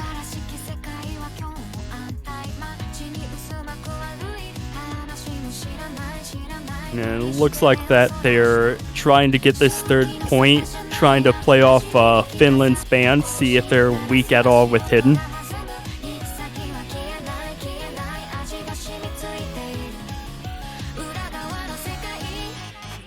But if you're on the side of Finland, then you're going to be wanting to take this break point, otherwise this match is going to start spinning out of control fast. Yeah, although the map is pretty comfy with circle size and approach rate so far, like, map it still features quite a technical patterns. Reverse triples, the sliders, it has everything. And so I don't really say it's really like the easiest hidden whatsoever, but it's definitely the most comfortable one. And just a heads up, everybody, Dika is wanting you to watch his dash count on this play. I'm boy. curious as to why he is mentioning that. A lot of dash counts. Really. Or it might be the opposite, as he appears to be holding dash. Oh boy. Oh, Dick is doing it. Oh. I mean, as long as he's doing this properly, then I think it's gonna be fine. Yeah, Not so well, however, and Bob Burger already finding the first misses there. He's still holding. Oh, never mind. Now this is like now this is the period where you need to stop. But no. Nidomaru, Soliloquy, and Kaguya up to that 200 combo mark. Everybody else trailing behind as Dika and Botburger and Noxu are finding misses across the board so far, as that score is starting to run away in favor of Indonesia. Yeah, again, the same round of maps and the same crucial defeat from Finland at the very beginning. Soliloquy finding a miss back there. Kaguya found their first miss a while back, and Nidomaru, the only one with a full combo and a double S left on the board as we're approaching this halfway point. Uh-oh. Slowly.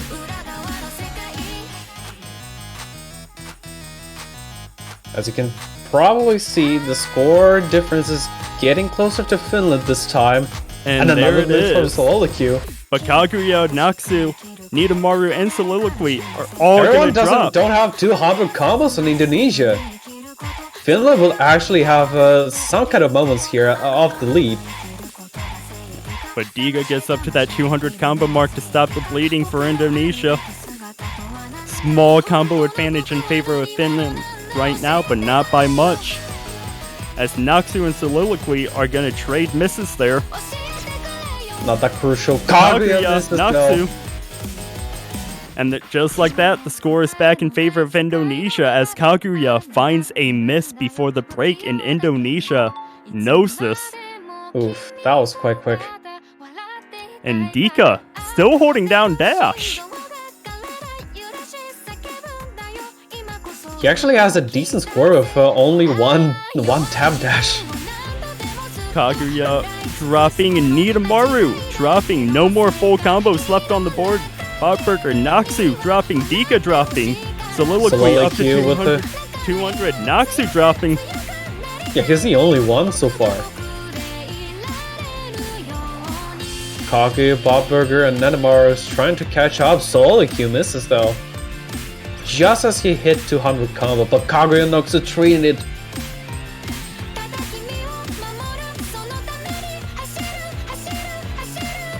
And the score difference is too large with how little map we have left to play as Kaguya and Botburger drop towards the end there, and this is going to be Indonesia's point.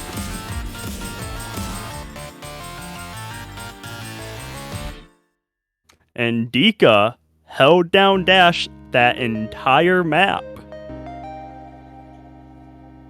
And surprisingly, he has a decent score compared to the Finland. The only one, the score that surpassed us from Finland is Botburger. But with probably 15,000 difference. So it's not that huge compared to 3-man roster you have. And next pick is for Finland. Indonesia winning 3-0 right now. And if Finland ever has a chance that they need to come back, especially against a Indonesia roster like this, it's gonna need to be now. They need to find something that's gonna work against this Indonesian team, and they are thinking it's gonna be No Mod 4. Ooh. No, that's the pick I wouldn't really expect from Finland, but okay.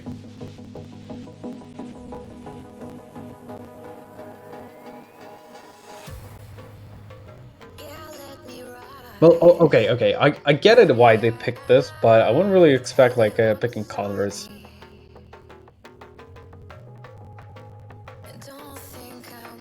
Yeah, you would think that converts would be picked more when it's more of a close match, especially against an Indonesian roster like this. Could be trying to throw a curveball in though. Yeah, Finland is kind of experienced with converts. Though, if you compare Indonesia, like it's night and day.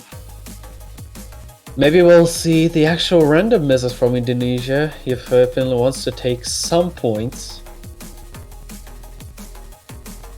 We're just waiting on that third slot, and there it is. It is going to be Botburger, Kaguya, and Xiaomi trying to get a point on Finland's side. Nidamaru, Madoka, and Dika on the side of Indonesia looking to get another break point.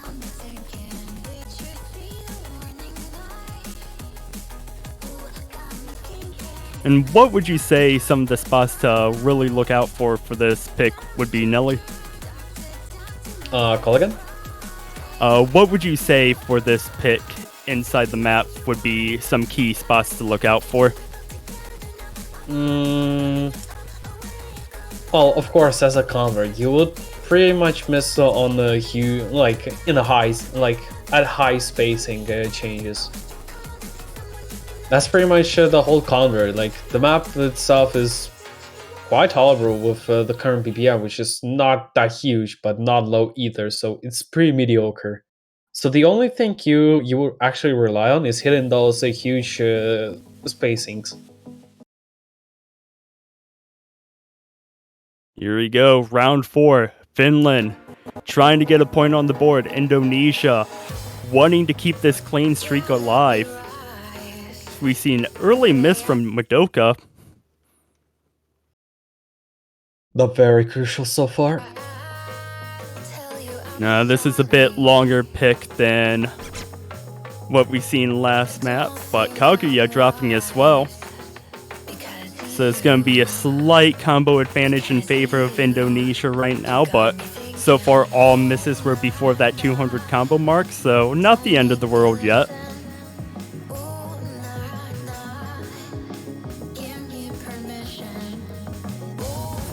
And speaking of that 200 combo mark, there it is, as we're seeing all players getting up to it now. Oh yeah. Let's see if they can hit those jumps.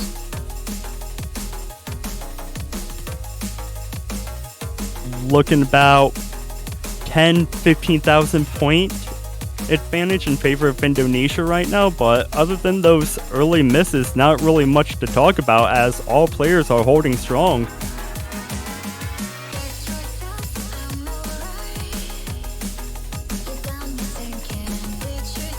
Oh, Metamara misses.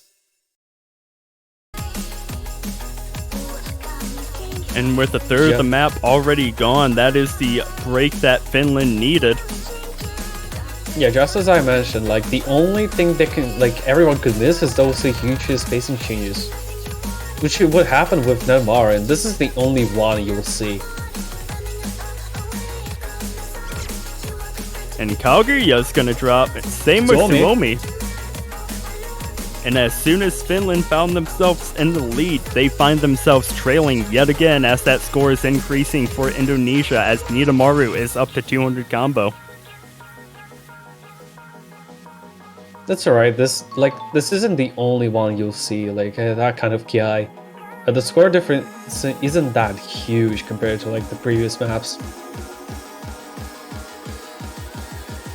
So again for Finland, they have to take a deep breath and actually rely on Indonesia missing and their Finland players full comboing this despite the early misses and actually move on. Kaguya, Suomi back up to 200 combo, stopping that bleeding as it's about 45,000 point difference in favor of Indonesia, but there's not much map left to play. Finland's needing a miss, and there it is! A double at miss. the same time. And this is what Finland needed to get a point on the board. Can they hold? Suomi, Madoka dropping. They trade so far. Kaguya misses. Oh, that's really Dika's unfortunate. dropping, Suomi, Dika, Suomi's another trade. Oh, that actually might be it. This is that's it. There's no Ki left or anything like that. And as soon as Finland finds the breaks that they need, the unfortunate double miss from Kaguya and Suomi just give Indonesia this point right back, and now it's 4-0 in favor of Indonesia. I only just realized Bob Burger actually sees the map. He actually did. Oh no. That's quite crucial. Botburger with the double S, but it is not enough. At the end, too, it's tragic. You hate to see it happen. And now the pick is on the side of Indonesia. 4-0 right now. And Finland, I don't know what to say with them. They're needing to find some way to get on the board here. Otherwise, we're going to be looking at a clean sweep.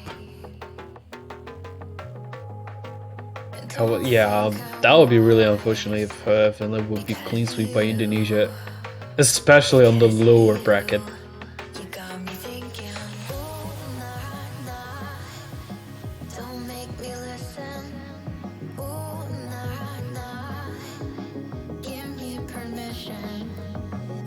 And Indonesia with this pick could really go anywhere. And they're going to go with Hidden 2. They're going to close out the Hidden pool.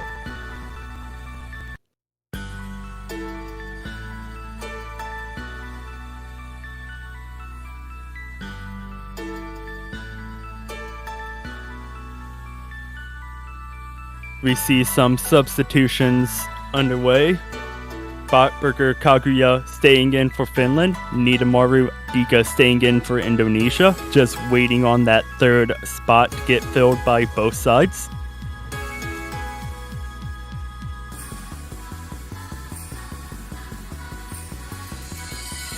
We see Soliloquy coming in for Indonesia, just waiting on that third player to come in for Finland.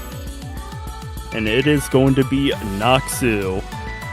So Botburger, Kaguya, Naksu needing to get a point here on the board to stay alive. Otherwise, they're going to be facing match point in an unfavorable position. Niitamaru, Soliloquy, and Dika wanting to get it to match point.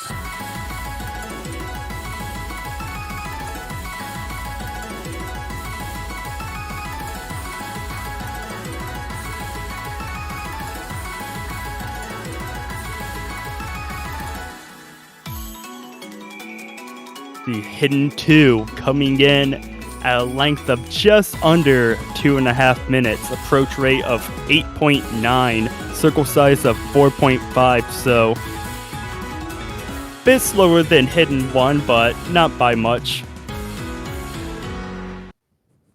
Yeah, that length would be like normally you would see on the rhythm game cabinets. If you're cool, of course.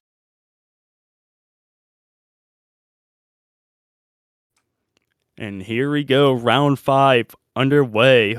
Will Indonesia be able to make it match point, or will Finland finally get on the board? Oh boy. Early miss by Botburger there.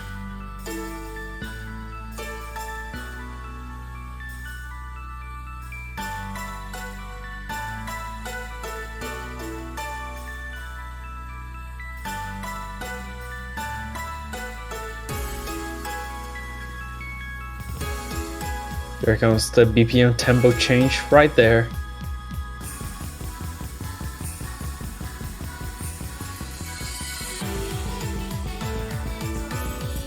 And here we go as the map starts to pick up. All players getting up to 200 combo. Just that early miss. Ooh, Dika dropping. Same with Kaguya.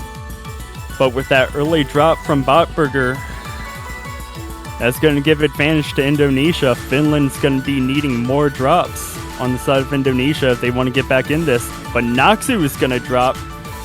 Same with Kaguya and Botburger, and Indonesia are going to start running away with this pick as we see Dika getting up to 200 combo.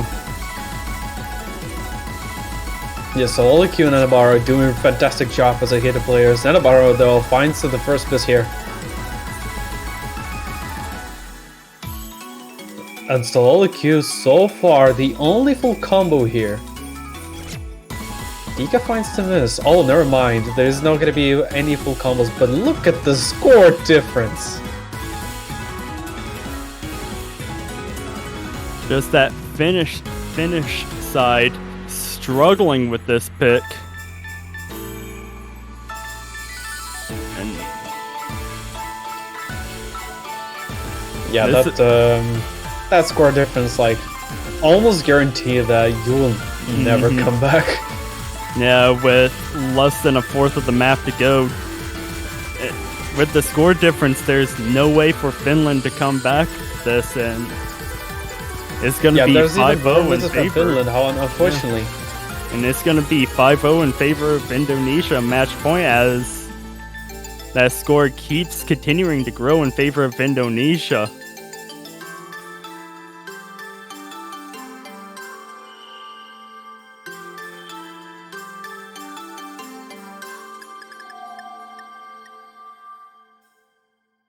And Indonesia is going to make this match point with a commanding victory with Hidden 2. And probably the last pick is going to be from Finland, so...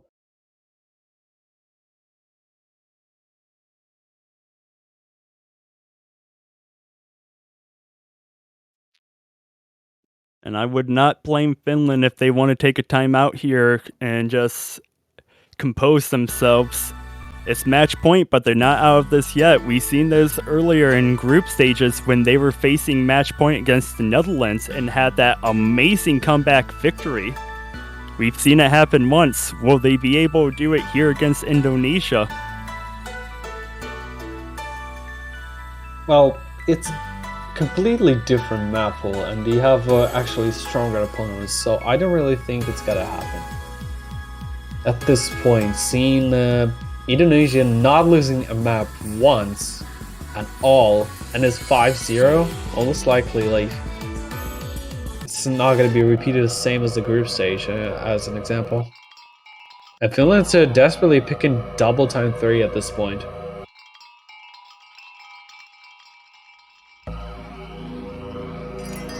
And they couldn't get anything with any of the other mod pools, so they're going to double time.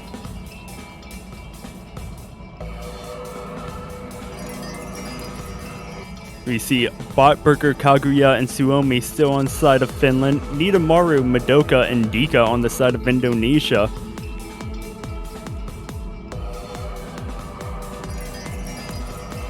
And unless Finland can hold strong with this pick, we're looking at a clean sweep right now, Nelly. Yeah, most likely will. Nedamaru and Dika are like really stable double time players. And Madoka as well, he's doing a pretty good job over the roster so far. As for Finland, I can't really name like the potential double time players. Probably Kaguya and Botburger at best.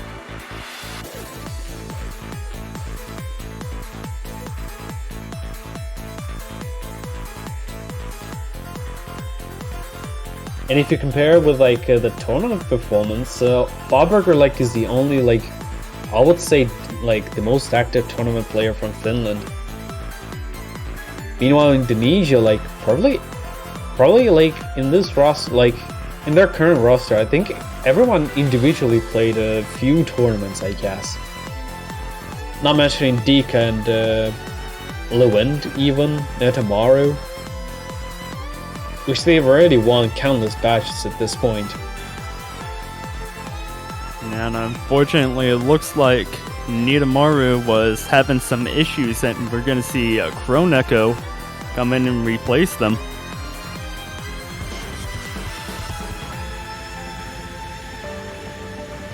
And the start command is in round 6. Double time 3. Resurrected replayer. Finland trying to get on the board here to prevent a clean sweep at Indonesia. Looking to make this a 6-0 match.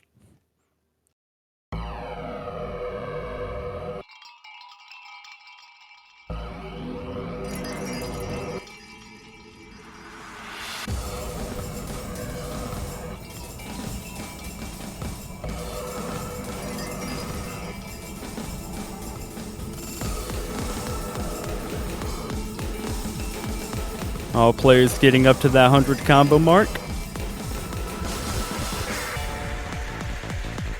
First break, not really anything to say as we're looking at a 6-way double S so far.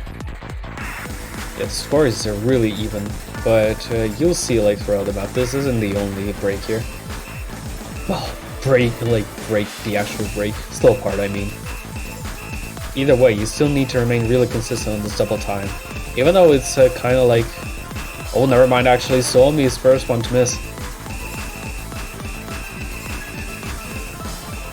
The first fourth of the map is done and out of the way as we see Kaguya Another and misses from Vatberger. Finland. Madoka though, trading one of those misses. But Indonesia still with that commanding combo advantage. We see Suomi getting up to 200 combo, stopping the bleeding as soon as Kroneko ends up dropping as well. So that combo advantage for Indonesia. Well, Indonesia itself like in a much better situation than Finland. Yeah, especially after that drop few from misses is Vatberger. quite inexcusable, but from Finland's side, like seeing the full miss, like the full team miss from Finland, plus a little bit constant misses, yeah. They're in a really worse situation now. Dika's still holding on to that double S. Yeah, I'll honestly really say Dika's like probably memorized the spinners again, as usual for the tournament player. I believe for him the score advantage is on Indonesia's side. And with Suomi dropping, that score advantage is going to continue growing in favor of Indonesia as there's not much map left to play. Kaguya dropping and Yeah, that about barring a it. disconnect, that about seals the deal for Finland, and their run in the World Cups is going to be done. Yeah, unfortunately for Finland, their team has got to be the first one to eliminate it from World Cup. It was a really good performance in group stage, but unfortunately, like their miracle ends like after the group stage. I would say that. Indonesia being led by Dika on that last map with that double S, making it a 6-0 clean sweep against Finland.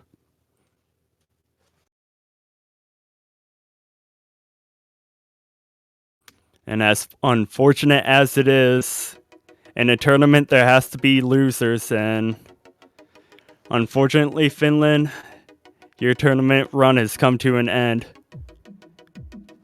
Gave us quite the show though in group stages.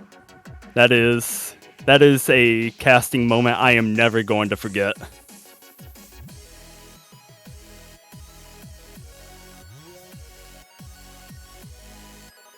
And there are your winners, Indonesia.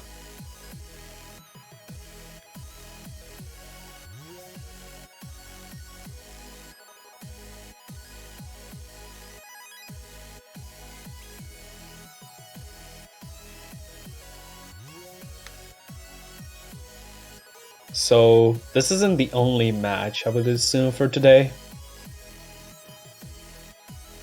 Yeah, Poland versus Italy in 45 minutes. Another losers bracket, by the way. Well, I mean, losers bracket match. Sorry for my corrections again.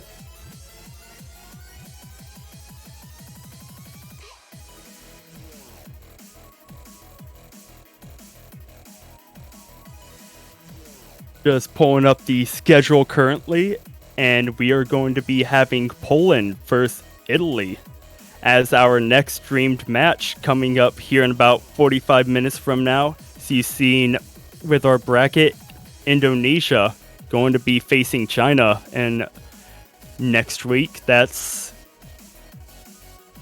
going to be a decent matchup. I'm going to give the edge to China in that one, but Indonesia can pull up the upset. We've seen it happen today earlier with Hong Kong.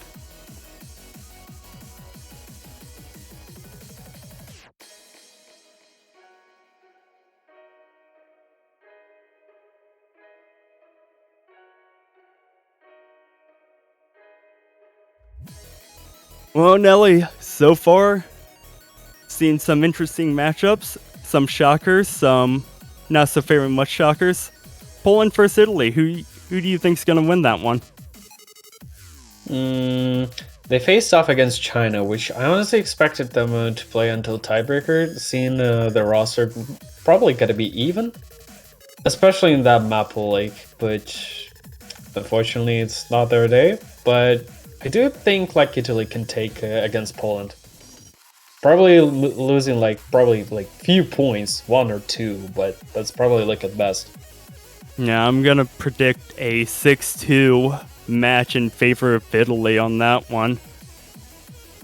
However, that's in 43 minutes from now.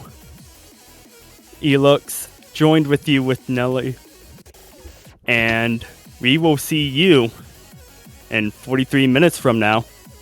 Get yourself some food, some water, use the bathroom if you need, and we'll be right back.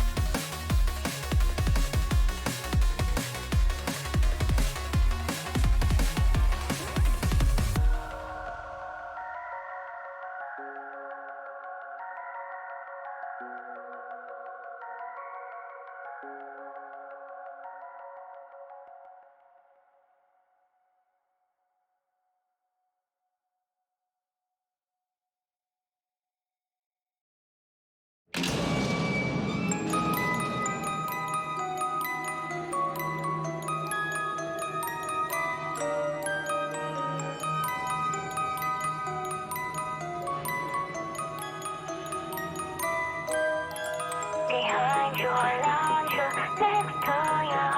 If you find something, don't be panic. You're tainted already, true and true. Show everyone another that's all my body.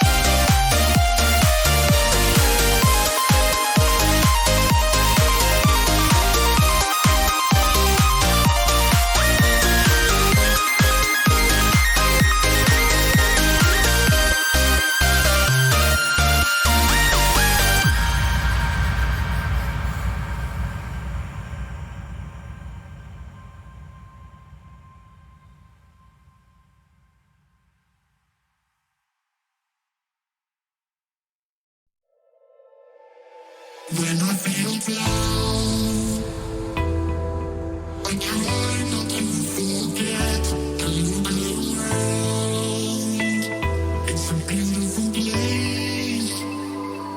It's not always easy living in this world, but I know it's up to me, and I am never giving up. I swear I'm holding on, I'm holding on, and if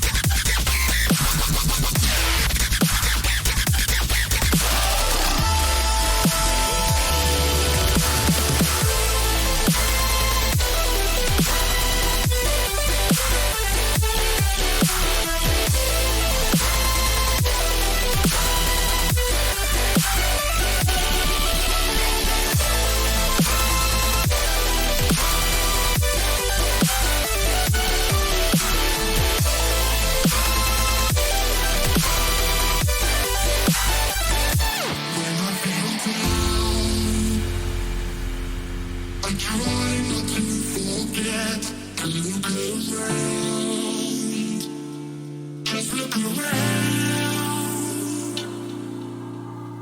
It's a beautiful place.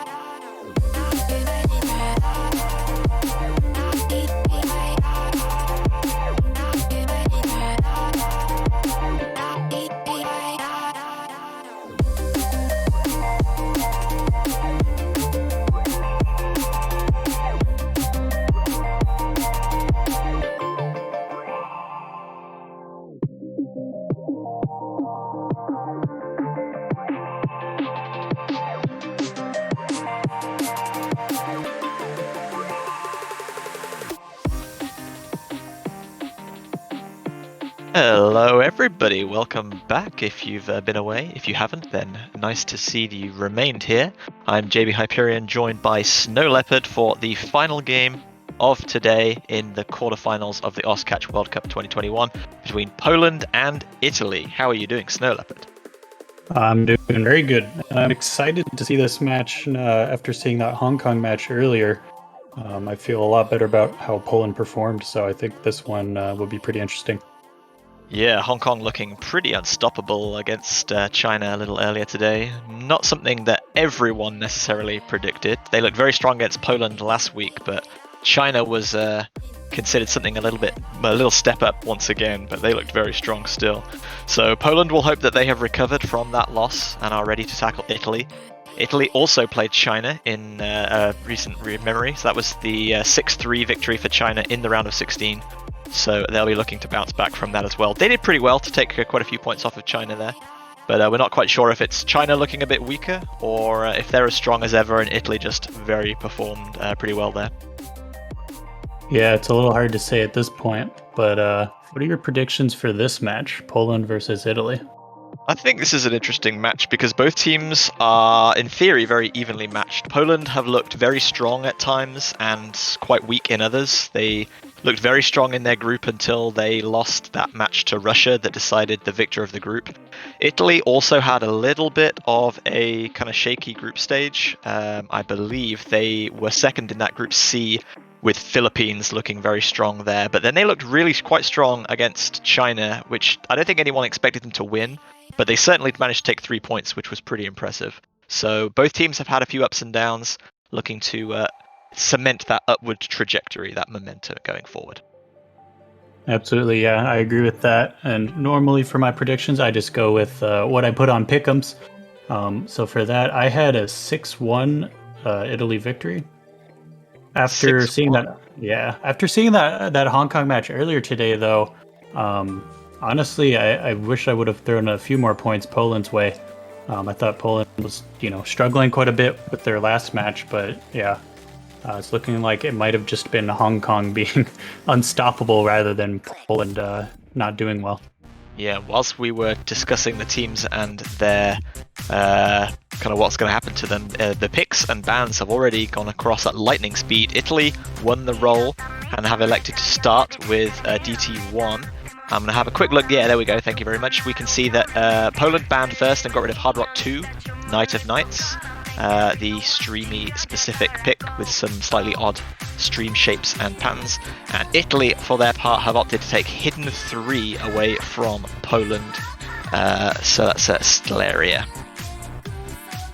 Yeah, not a surprise to see Italy taking a hidden map away from Poland, especially with having FOB on for a second year. Poland is a very strong force when it comes to hidden.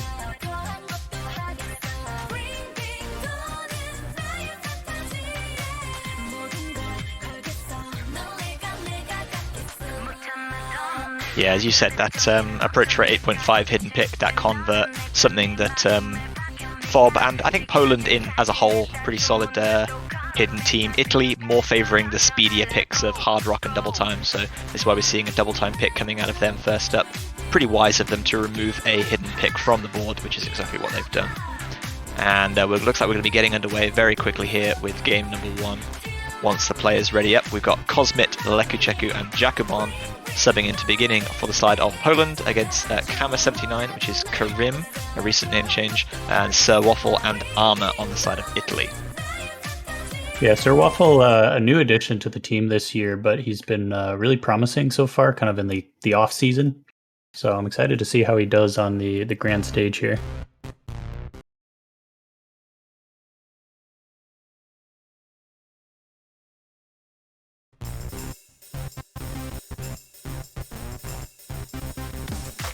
There we are. Everyone's all synced up. Looks like Jakubon had an early miss, and he's missing there again. A couple more misses from Jakubon, but a miss from Armour as well.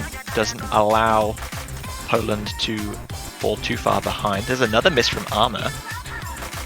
Poland probably going to be taking the lead back here, as everyone else is approaching that 200 combo mark, 2 players from both sides. Armour's really not having a good time here. Sir Waffle finding a miss as well. Cosmic gonna trade. Another drop from Leku there as well. Just as Poland take the lead, it looks like it's going to be slipping away from them once again. Cosmic taking another miss there. Just Jacobon and Kama here, still holding on to solid combos above that 200 combo mark. Very narrowly in Italy's favor, about 10,000 points or less right now. Yeah, a lot of surprising misses so far from both teams. Looks like they're still kind of getting warmed up. And speaking of that, Kame gonna miss as well as Arma. Yeah, Leku and Cosmic dropping, and Jacobon now dropping as well, so no large combos remaining on the side of Poland, but now there's none remaining on the side of Italy either. We've got Kama and Jacobon dropping again. Players really struggling with this pick. Although this is a specific, it's mapped in a very kind of convert-esque style. Lots of odd slider shapes, lots of kind of interesting transitions and strong dashes between objects that you wouldn't maybe expect. Armor is broken again, so Waffle back up at 100 combo now. Cosmic 200, but Jacobon's going down. The leads trading between the two teams very frequently here coming into the closing stages, and it's anybody's point. But you're gonna find another miss. Sir Waffle gonna trade, Jacobon trading back. And right at the end here, it looks like it's slipping over to Italy's side. Yeah, very narrow victory in the end there for Italy of just under 30,000 points. That one could easily have gone either way. Both teams, and in fact all players really, having their moments of struggling just a little bit throughout. It's good that Italy managed to take that one. It's a good 400 near combo from Kame. Arma never managing to quite get up to 200 combo was a little bit of a drain on the score, but thankfully Jacobon also did not have a good time at the beginning end of that one. So Italy will take their first point. They secure that one. 1-0 Poland to pick next. Yeah, I was surprised to see Arma dropping so much there, but after seeing everyone else drop, yeah, I think it's just the map was really tricky and everyone's struggling a bit there. We are going to see Poland taking Hidden 1. Not a huge surprise seeing Poland take Hidden. Yeah, absolutely understandable. Italy, as you said, definitely the team favouring the speedier picks. Poland, for their part, pretty good hard rock players, but Hidden is definitely one of their strengths. No surprise to see them. And Bob going to be coming in here, waiting to see who Italy's third player is going to be swapping in for Sir Waffle. For those of you that didn't tune in last year for CBC, fun fact, Bob joined the Poland team for the first time last year, and he was one of, I believe, 2 4-digit global rank players that were in CWC that year, both of which performed very well. Bob has since shot up way in rank. So I'm going to attempt to do some recollection of 4-digit player tournament. Was Love Mathboy from Singapore the other one? Correct, yep. Still got it, man. Yeah, both of them surprisingly strong for what their rank was, and I believe both of them have shot up quite a bit in global ranks since then into the upper hundreds. Or Yeah, the lower that's hundreds. probably in no small part contributing to Poland's entry as a top-seeded team this year. The first time I think that they have been in that top-seeded spot. Yeah, it's interesting to see what they're going to do this year. I think they have a pretty good shot at it. They're definitely not, like one of the main favorite teams to win, like South Korea or China or Hong Kong. But despite that, I think they can still do a lot of good things here and get pretty far. Yeah, Poland's problem is that they lost out very early on in that group stage by the tiny margin, and they gave themselves an immediate harder draw, being second in their group, facing off against Hong Kong, that straight away put them in the losers bracket. So it's going to be a bit of a tough fight for them back up through the losers bracket to secure a position at the top. But it all starts here. Remember, this is a losers bracket match, so whoever is defeated will be seeing their last appearance in the tournament for 2021. Absolutely, yeah. So it'll kind of be surprising to see either of these teams go down at this stage of the game. You'd expect both of them to go a little bit farther, but like you said, one of them has to lose today. The question is, which one will it be?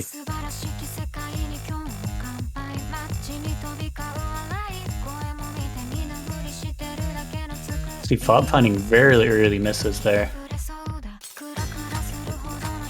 Maybe just a little bit of a warm-up rest. Armor is going to find a drop that is going to very quickly swing the lead back into Poland's favour.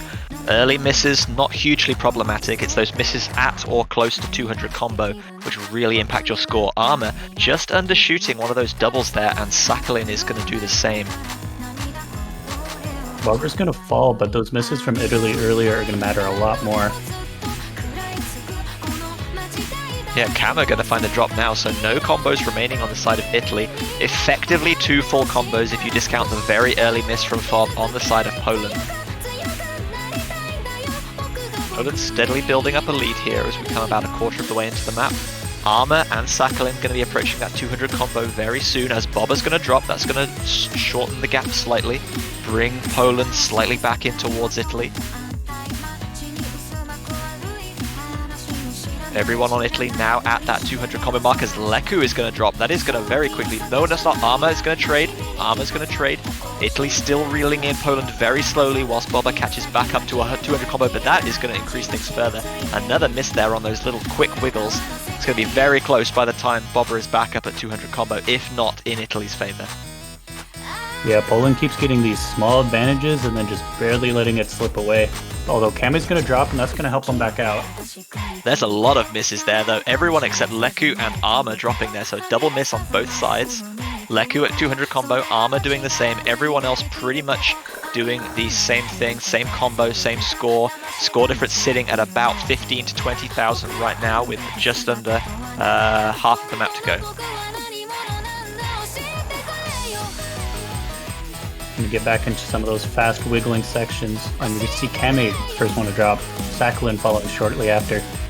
Yeah, starting to struggle. Italy are a little bit on these kind of hyper dashes on the beginning of sliders. Bobber's going to miss right before the break, but in the break the teams are going to see who's got the advantage, who holds the combo. Poland know they have a pretty sizable advantage here, about 80,000 points, with a third of the map still to go.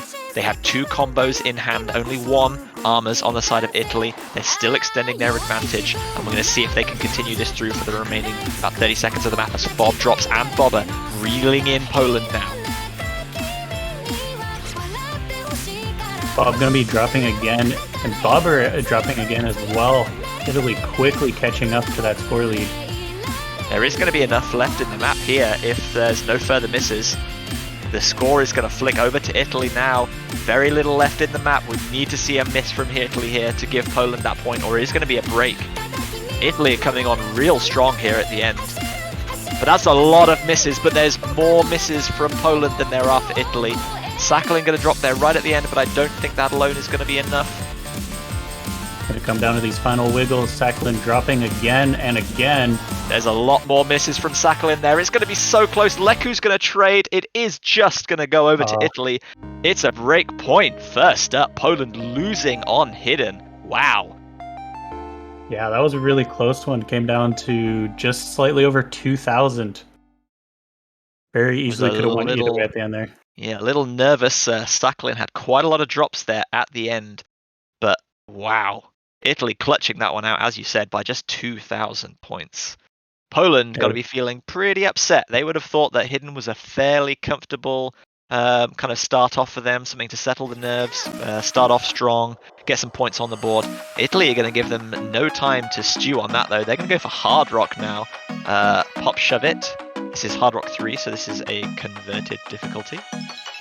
Yeah, perhaps this one will go a little bit better for Kame. We saw earlier in chat, he was saying he wasn't really happy about how he played, and that in practice he had like 50 to 60,000 more score on average. So perhaps some tournament nerves coming into this match.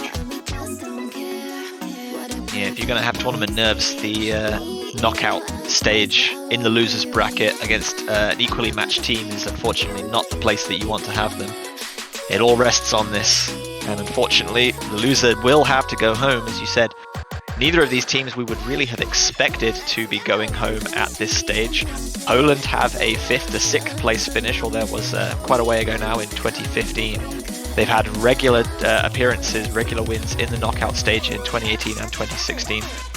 Italy, for their part, were 4th in 2020, so they have a more impressive recent record. But until then, they had quite a few group stage exits.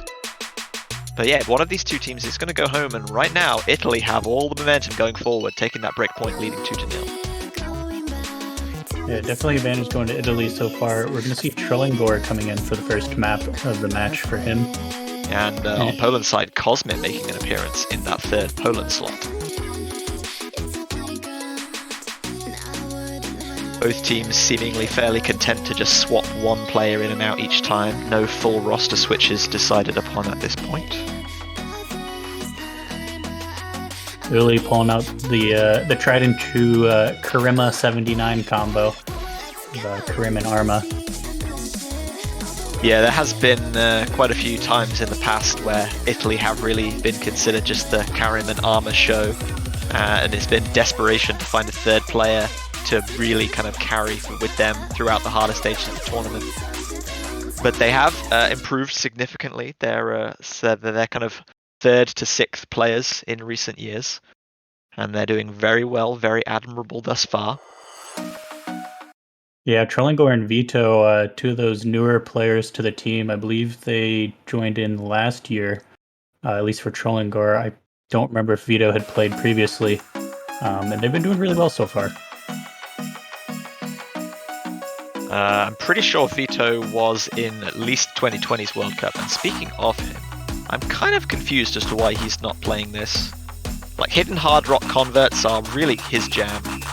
He's very experienced hidden hard rock convert player, but clearly on this map in practice, Italy just deciding that Trellingor is slightly ahead, and so he's going to get the nod.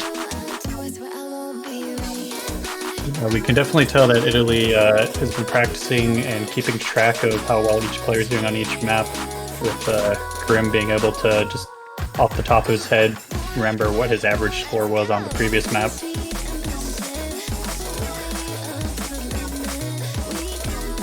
Vito telling me in chat that they're at work, so that's why they're not participating. I am very sorry. Enjoy work. That is unfortunate. Cosmic going to be the first to drop here for Poland. Not exactly what they were looking forward to. Italy going to be starting to build that advantage as we come to 1/3 distance. We have a nice little calm-ish section here, which is a bit of a bait, and Trellingor is going to fall for the bait, but Leku is going to trade as well. The problem in this difficulty is not that there are any huge spikes in difficulty, but that the beat map's difficulty regularly shifts between, like, now I'm difficult and now I'm easy and the movement is small, and all of a sudden there's a big jump. And it just regularly switches backwards and forwards over and over and over again. And players are being caught out here when the calm section is very intense. Cosmic and Kame are going to fall there. And we've seen that with quite a few maps so far in this pool, and Arma and Cosmic are going to get caught out again. Almost the exact same spot.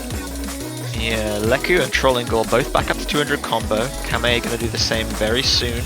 Italy is still going to have the lead, but it's going to be narrow with 1/3 of the map still to go.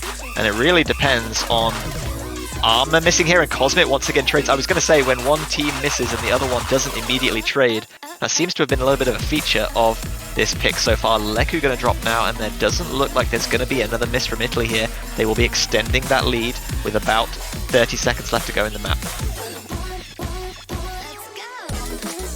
Yeah, so far this match, Poland's been having this issue where every time they get an advantage, they just let it slip away. Leku gonna be falling again. Trellingor is gonna trade this one though. Yeah, those two misses at pretty much the exact same spot. Not much left in the map now, and it's not going to be a huge victory, but it is going to be another point for Italy unless there's a miss right at the end here. Excellent play from Jacobon, looking like he's going to secure that double S, but it is not going to be enough. Arma going to drop here, but that alone isn't going to be enough. And that is going to be a victory for Italy with the false finish there at the end of about 43,000 points. So it's 3-0, another victory on point for Italy. Poland have the pick next, and they better make sure that whatever they pick next is a winner, because they need to get on the board and they need to do so now. Yeah, like you pointed out, Jacobon with the impressive SS there, only one with full combo as well in the lobby. But unfortunately, it wasn't enough. There's enough misses traded back and forth. A couple extra on the side of Poland. Yeah, Leku and Cosmic did have the problem of those misses being quite spaced out as well. Kame with just that one miss right in the beginning, Trellingor with just the two misses. So it will be a point for Italy, and we're going to wait and see. Boba's saying we're going to take the tactical timeout, so they'll have 2 minutes as normal to select their next pick, and if they exceed that 2 minutes, they will be given their one and only tactical timeout, which gives them another 2 minutes. If they do manage to pick within the 2 minutes, then they will retain that timeout. Yeah, we saw that in play earlier with the Hong Kong versus China map, where China was having some issues with Dusk, and they preemptively called that timeout. But we're able to get them back in time, so we're able to retain that. So, assuming they won that Hidden 1 pick, you'd be almost convinced that Poland would be very comfortable taking Hidden 2 here, but maybe they're feeling Italy a bit stronger on Hidden than their predictions kind of maybe were. They got 1 hard rock and 2 double times left, which they have lost on both of those mods. Italy picked those up and won both times. They could go for no mod. There's 5 no mod picks available, but they think they'll be very evenly matched on that no mod pool, so it's a little bit of a risk. You can probably tell why Poland have elected that they're probably going to need their tactical timeout here. There is no obvious pick anymore that screams, please pick me if you want to point, and there it is, the ref Walter Toro electing, giving Poland their extra 2 minutes, so they have taken their tactical timeout. That is their one and only for this match. Italy, of course, will have a tactical timeout later for themselves if they need it. Yeah, like you mentioned, no real obvious pick here. And also, yeah, you mentioned normally we would expect them to be going Hidden here and be pretty comfortable with that. They are going to go Hidden. But yeah, as you can tell, definitely had to think it over. Weren't entirely sure if they wanted to go for it. They are going to give it a shot, though. Yeah, in the end, Poland deciding to stick with their guns. Stick with what they're best at. I mean, they did only lose Hidden 1 by just under 2,000 points, so it certainly wasn't that they performed bad. I think they just underestimated Italy's performance on that mod a little bit. But they decide that Hidden is our best option, so we're going to stick with it to try and get a point on the board here. If Italy can get another break point here, this will be devastating for Poland, because their 2 most comfortable picks will have been break points. And then it'll really be a struggle for them to decide where to go next. Absolutely, yeah. I think that's one of Italy's biggest improvements from last year is they've gotten a little better on some of their off picks, so like Hidden, for example.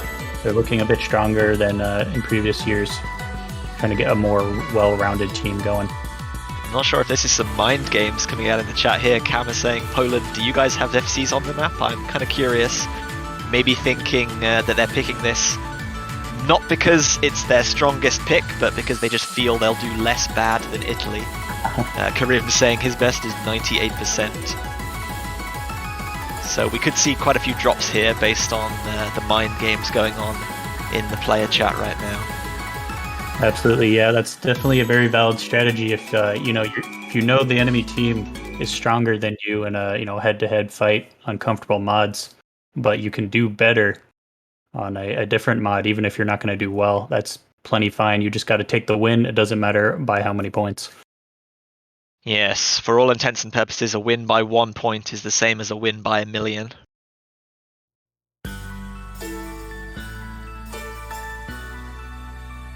So it is going to be him, our Hidden 2 pick, coming out for game number 4.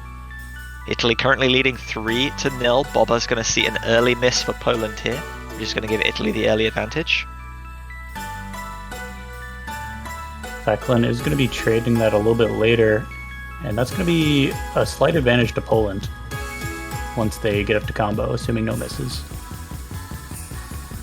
Yeah, there you can see the lead now, tipping into Poland's favour. I don't think anyone elected to wiggle that little buzz slider zigzag there. We have seen a few people wiggling and most people stacking. Just choosing to position their catcher in the middle of that stack rather than trying to wiggle at the rather odd approach rate of 8.9. Just a tiny bit slower than you'd maybe be comfortable with. Yeah, I was going to mention that earlier, that AR 8.9. Very odd AR, it's just barely not comfortable. You're going to see Bobber and Kame dropping, and Arma as well. Yeah, several misses from Boba, traded with Kame there, but Arma is going to drop as well. Fob going to drop now too, just Leku holding for Poland. no real combos on the side of Italy as everyone else is falling all around, but Leku holding strong, halfway, double S. Almost no combos to be found. Leku is finally going to drop, but has built up a very healthy lead of about 60,000 points for Team Poland here. Can they hold on? Boba's HP going down to failing. Good job they're all playing with no fail right now, but he is really not having a good time with these wiggles now. Yeah, these wiggles with such a low AR, very brutal for Hidden.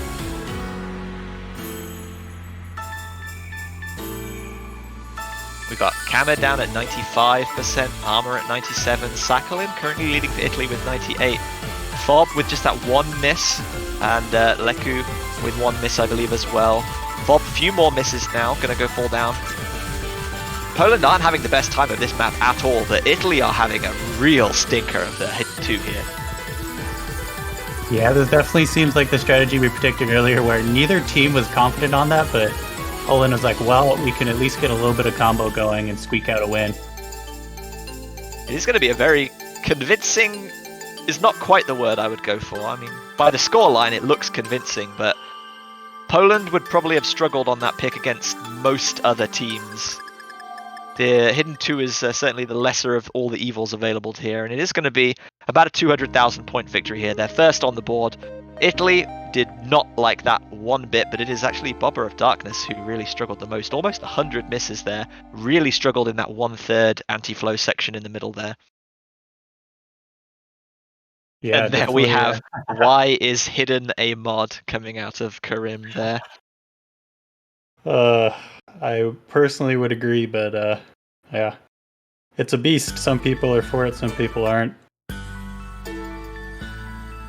Probably the biggest division in Oskatch.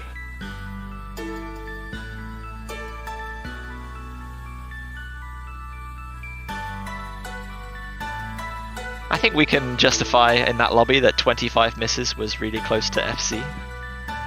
Yeah, that sounds about right. So this is where it gets interesting because Poland wanting to get rid of get Hidden, they've done so, one apiece. Italy preferring the speed picks of Hard Rock and Double Time, and they have 3 available to them. The first of which they're going to turn to is Resurrected Replayer Double Time 3. I think that may have been an incorrect thing on the client earlier. It looked like Double Time 1 was also highlighted there earlier. But I believe you're correct, it has not been played yet.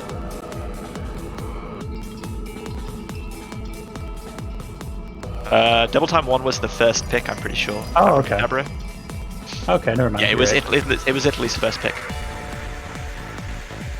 So Italy jumping from Double Time to Hard Rock and now back to Double Time once again. So Waffle coming in for Italy. Again, swapping just that one player and keeping Kama and Armor locked into those other 2 slots. Cosmit's going to be making a return, and Niam making their first appearance in the match for Poland. Leku doing a sterling job so far, is going to anchor himself in that first slot for Team Poland. Why swap out a player when they're performing that well? Absolutely. Yeah, we're seeing Sir Waffle coming in, and I believe Niam is, or Niam, I'm not sure how I'm supposed to say that, is a new addition to the Poland team this year.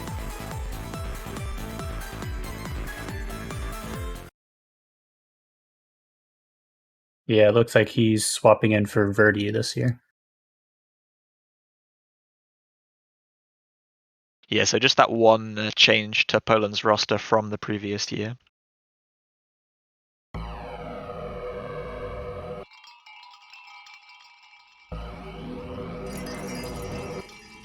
So we're going to get quite a calm intro here for about the first 160 notes.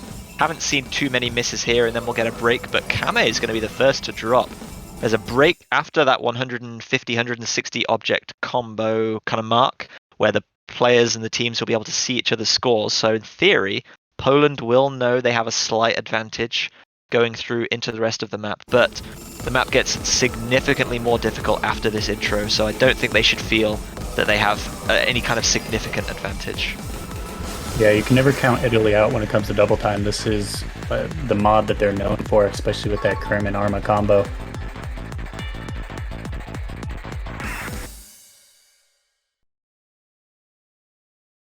We have seen Kame Struggling a bit though so far this match. He's gonna find another drop and trade it with Leku. Yeah, very little to choose between the two teams. That advantage not as big as it maybe could have been. Cosmic gonna drop now, is gonna give Italy the lead. 2 double S's still from Armor and Swaffle on the side of Italy. Niam the only SS on the side of Poland. Armor's gonna find a drop though. Cosmic back up to 200 combo now, and Poland are gonna take the lead. Yeah, we can see Miniam dropped a droplet earlier, but did not lose his combo. And Sir Waffle has also dropped a droplet now, so it's just 2 FCs, no more SSs. Yeah, that one droplet miss not going to make too much of a difference in the grand scheme of things. That miss from Armor, though, about a 100 combo go, is Poland very slowly eking out more and more of the lead here. Just under half the map to go. It's going to take a little while for Armor to get back up to 200 combo, but progressing nicely. Score difference is about 30,000 at this stage. We're in a little bit of a calmer section. Yeah, 30,000 going to come out to just about 1 miss, fully capitalized on. Perhaps a little less actually with double time. So pretty small lead.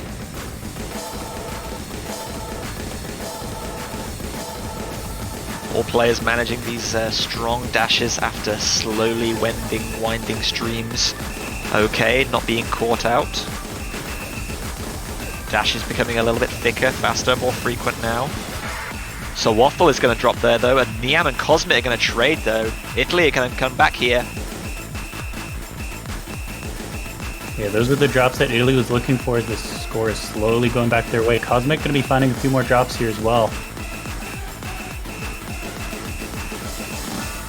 Several drops there from Cosmic and Niam as well. Italy clutching it back from behind once again, and they're going to take another point, this time to 4-1.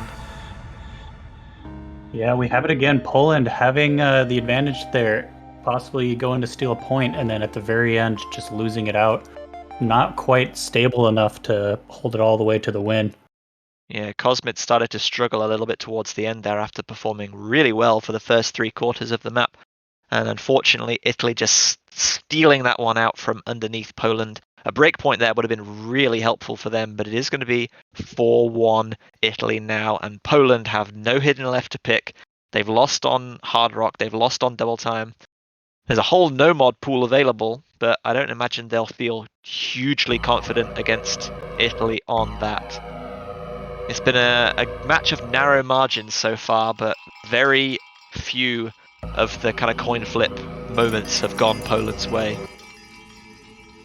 They are going to be going Hard Rock 1, which is surprising. I can't remember the previous match, but I don't think in Hong Kong, China, Nomad was played at all either.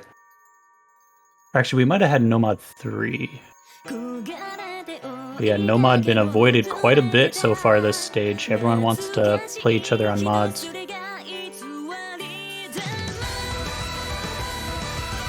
Whilst Italy are a really good speed team, I think Poland have more of a chance of beating them on a hard rock pick than they do on a double time pick. So I do like this from Poland. It's probably their next best option after Hidden has been used up. You got to imagine that Italy will pick the remaining double time DT2 after this. So if Poland lose here, then it's likely going to be 6-1 unless they can pull something out. But if both teams win their picks here, we're looking at 5-2, and Poland are going to have to repeatedly win from the no-mod pool to get themselves back towards a tiebreaker. Yeah, Poland not completely out yet, but not looking good either. Kind of got themselves backed into a bit of a rough corner here. They really need this point to keep themselves alive, though.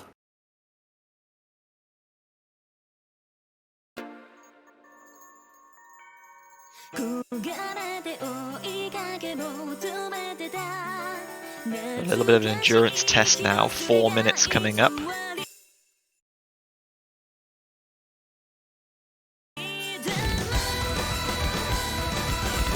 Not sure that an endurance test favours the more nervous team in this instance, but Poland clearly feeling that this is their best option. Armor, once again, repeating the pattern we've seen earlier in the match of Italy falling behind a little bit at the start, and then they've traditionally come back towards the end. Not sure if we'll see that again as all other players make it towards that 200 combo mark. Poland still building an advantage. Jakubon going to drop now, so Italy will take the lead back. Yeah, like you said, interesting to see a 4-minute map picked here, as Italy has been doing a lot better in the endurance department. And it's going to be a double miss from Italy though. Kame and Sawafel going down. Jakubon still building their way back up to 200 combo, but Boba and Leku both still holding on to that double S, looking really nice so far. No full combos left on the side of Italy. It's going to be a while before all of Italy are back at 200 combo as Jakubon is now, so they're really cranking out that score difference.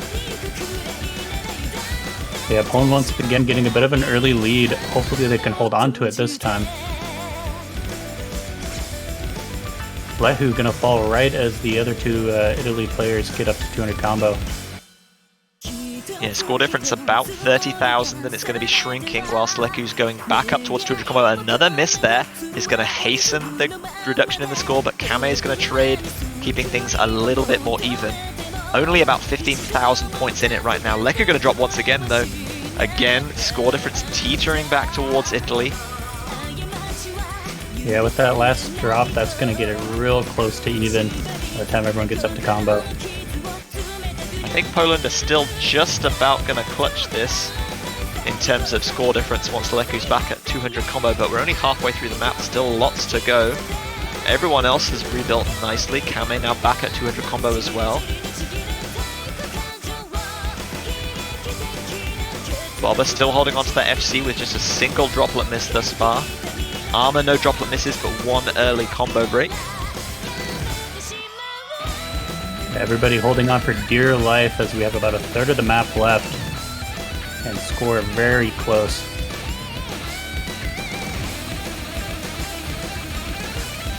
And into a bit of a solo section with some fast wiggles and hypers, and Jakubon's going to get caught out.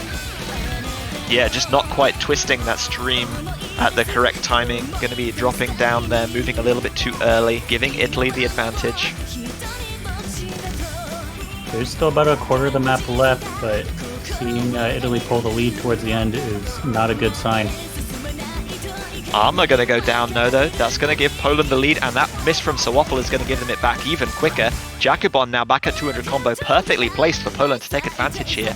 Only about 30 seconds left to go. They just need to hold on and they can secure a second point. Yeah, this is Poland's shot here and they need to take it.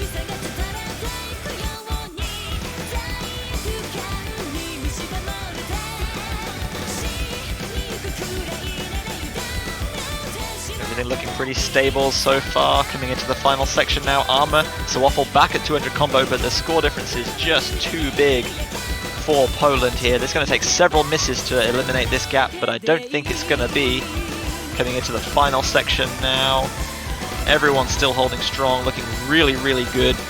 Poland going to be keeping this one, securing a second point. Their gamble does pay off.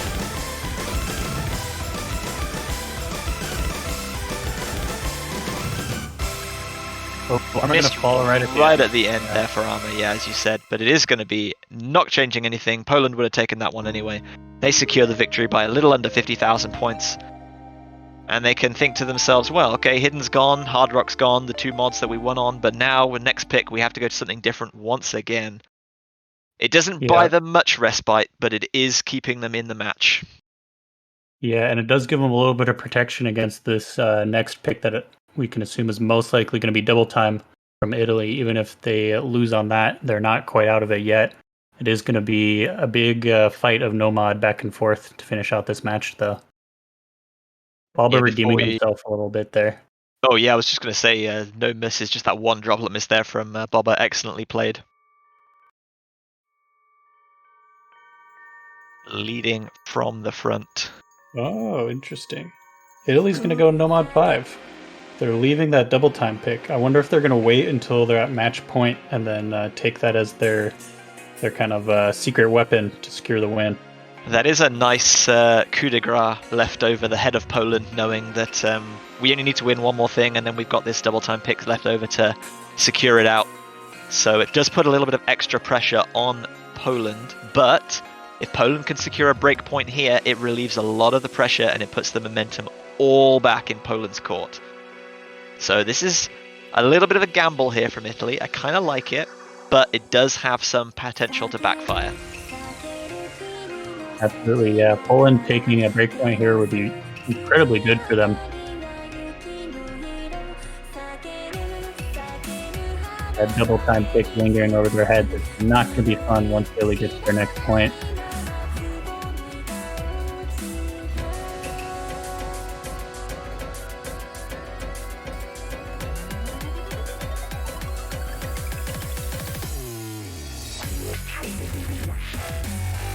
Italy team not super happy with their hard rock performance so far. Well, they won't have to play any more hard rock, whether they were happy with it or not in this match, because the pool has been removed entirely.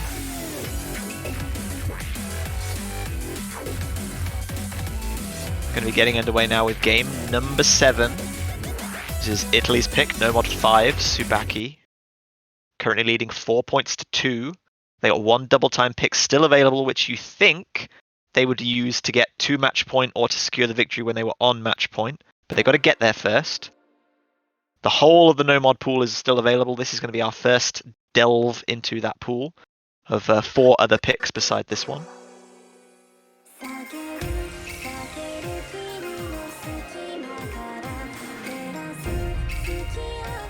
I feel like I've said this already on a previous map, but this pick, again, very important for Poland to win here. Lots of misses on those little buzz slider wiggles there. 2 for Poland, only 1 for Italy. Italy taking the early advantage. Armor, Cam, Leku holding strong. Armor's going to go down though, as well as Trollingor, Jacobon, and Bobber. Just Leku and Cam holding now. Everyone turning around nicely on those really anti-flowing sliders. Bobber going to go down on those little vertical buzz sliders. The little stair patterns there. Still Kama versus Leku here. 300 combo, double S for both players. Jacobon back at 200 combo. Armor, Trollingor goes down right as they're about to get to 200 combo. Kama goes down. Leku carries on. 400 combo now. Carrying Poland to a score advantage, which could be crucial. Finally goes down, but there's many misses all over the place. No full combos, no large combos remaining. And it is still Poland in the combo advantage by the narrowest of margins. They're very, very slowly building out that lead through this Karma section still. Yeah, Bobber and Trollingor are leading each team respectively here, trying to hold on to that 200 combo while their teammates recover. Bobber gonna fall though. Yeah, you can see the irritation there from Bobber. It's going to drop again there. Just wiggling the plate to show frustration, and that second miss could be crucial. We've seen some really close scores. I'm not so sure I would have vented my frustration there when the map is still ongoing. Italy going to be taking this one towards the lead now, and it's very small still. Whilst Bobber catches up, they're going to be extending that lead a little bit more. Ooh, Jacobon just not wiggling that little sticking out slider at all. Trollingor going to trade. It's very, very narrow still. 3 more misses, 2 from Poland. Trollingor goes down as well. Armor and Cam are still holding. Leku again building that combo back up. Italy are building the combo back up further. And this one is also going to be a victory for Italy, I believe. Yeah, at this point they're running out of time for any misses to matter. And we're going to see Italy securing match point.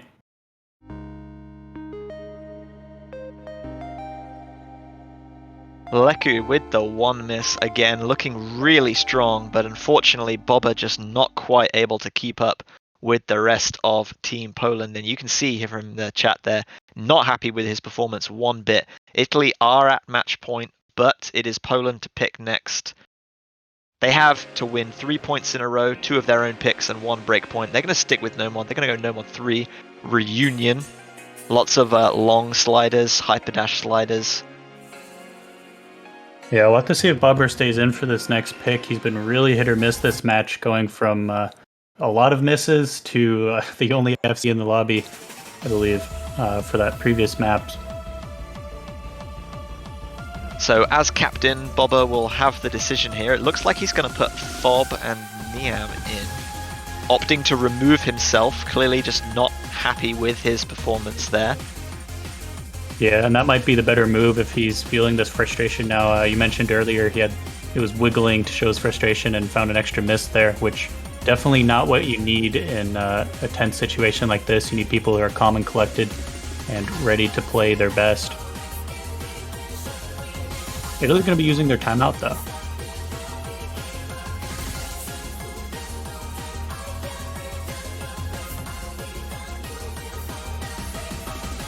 Trollingor not battling just in this match, but battling the sun itself. So he's trying to get that glare off of his monitor so he can play his next pick. If you're going to win in style. Absolutely.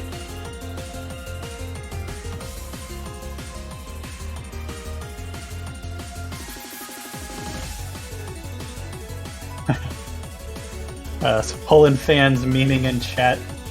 Poland always well known for their good spirits and having some good jokes.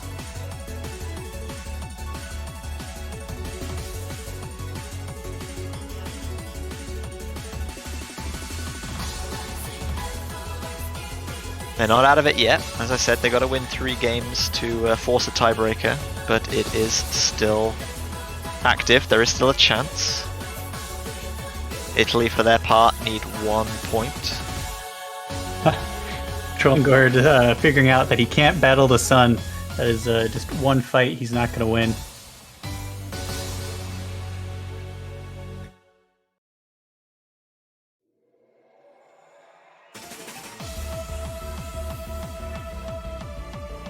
Looks like Italy ready to go.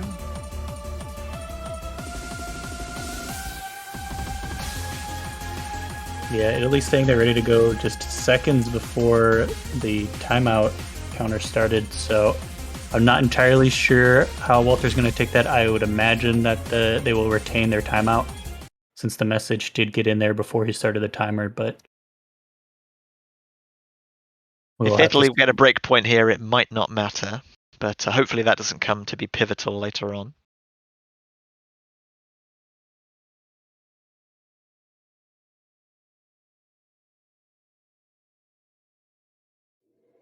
So here we go, game number 8. Italy fighting for the victory. Poland fighting for their very survival in the 2021 Catch World Cup here. Reminder, this is a loser's bracket encounter. The defeated party will be playing no further path. We will have to sadly say goodbye to them.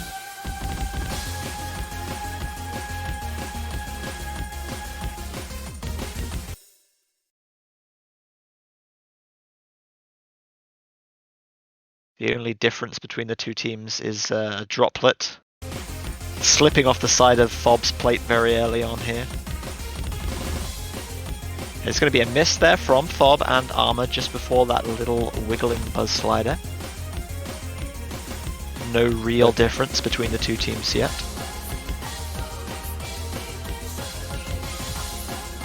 Taking a quick peek at the bracket to see who the winner will be playing next. And it looks like whoever wins this will be playing the winner of the Philippines versus Russia match. Yeah, another excellent match that's going to be going on tomorrow and I feel could be very close. Trollingor's going to see a drop here that gives Poland the advantage. Coming up to halfway, everyone else holding well. Armor and Fob have recovered nicely. Leku, Niam and Kame all holding on to full combos still. Niam with that double S. Some wiggling streams, some odd shapes. Niam's going to go down, just slightly overshooting that little vertical pattern there, which brings things right back, possibly into Italy's favour. Very narrow. Leku going to go down there though. It's definitely going to swing things in Italy's favour with only a quarter of the map still to go. Niam's going to drop once again. Italy, Kame's going to drop, Kame's going to go down, but Italy have built up a little bit of a lead. It's going to be a long time before Leku and Niam have built those combos back up, especially now that Niam has dropped once again. Armor's going to go down, but it's not enough, I don't believe. Italy just edging their way, miss by miss on the side of Poland, to a victory. inexorably drawing out that game, and it is going to be a 6th point, a match to Italy. They secure another break point and the victory here, 6-2 over Poland in this quarterfinal match. Leku with the 1 miss and Fob as well, just not quite able to secure that FC. Trollingor and Kame also with 1 miss, but it was just unfortunately Niam just falling towards the wayside at the end there with those 6 misses that decided the match. So good game to both teams, well played, and congratulations to Italy on surviving. Yeah, definitely a very well played match there. Poland, despite the score being 6-2, Poland played very well. There's a lot of maps there that came down very close to the end. Unfortunately for Poland, Italy does take the win. And Yeah, Poland will be saying goodbye. when you lose 6-2, but I think you lose one of your first maps by 2,000 points, and you kind of come through and win on a pick that neither team thought they were very confident in.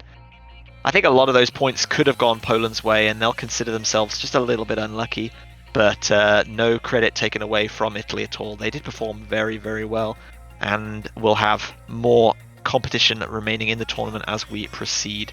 So well done and good luck to them in their future matches. Poland, for their part, performed really well. They've looked very strong in the early stages of the tournament as that top seed, but unfortunately have not quite scaled as well as they maybe would have wanted in this year's tournament. So they'll be back again next year, I'm sure, and be participating in some more fruit catching, but it will be it for them. Italy advancing in that losers bracket. You can see our previous matches to the left.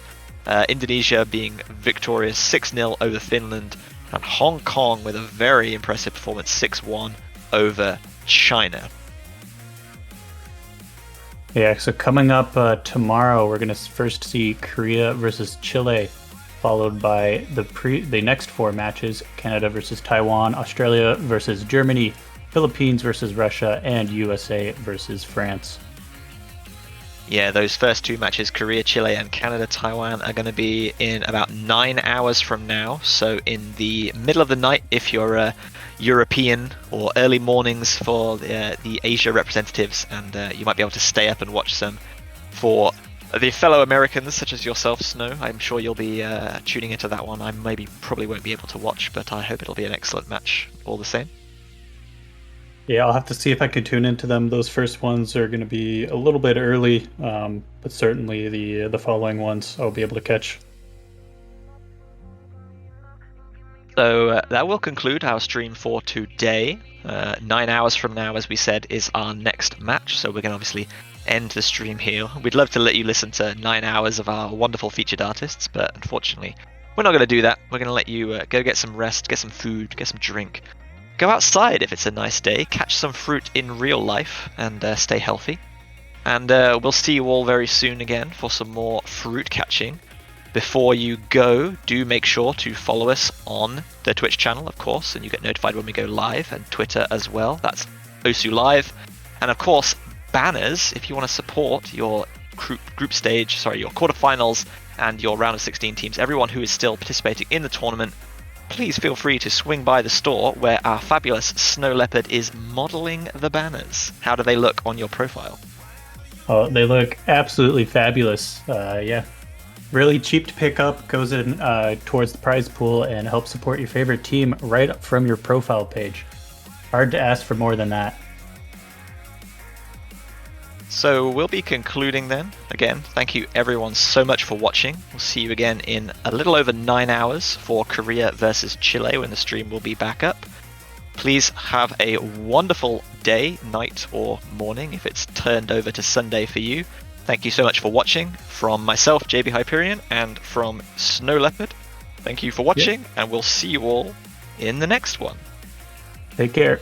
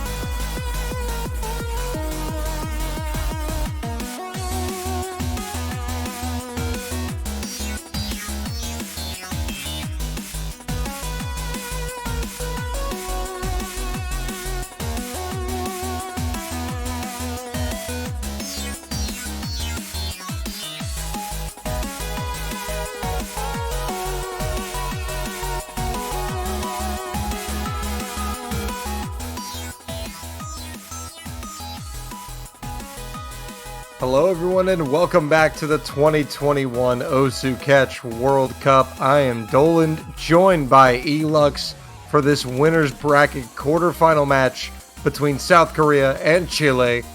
How's it going, Elux? It's going good. It's going good. And what a matchup we have here. South Korea vs. Chile. Both teams known for making it really far in CWCs in the past. And Chile had a little bit of a scare last week. Germany being up 2-0, but they found their footing and got right back up into it, winning that matchup 6-0. And South Korea, we all know South Korea, the powerhouse. No surprise last week, winning against Australia 6-0. I'm expecting a close matchup this go around. Yeah, on a quarterfinals level map pool, and we have 2 of the 3 countries that have ever won a Catch World Cup in the match, so it should be interesting. However, Chile missing Line QTXC this year, but Chile has performed stellar this year. They have a lot of depth in their pool of players, and they've really shown it this year with that big win in the groups.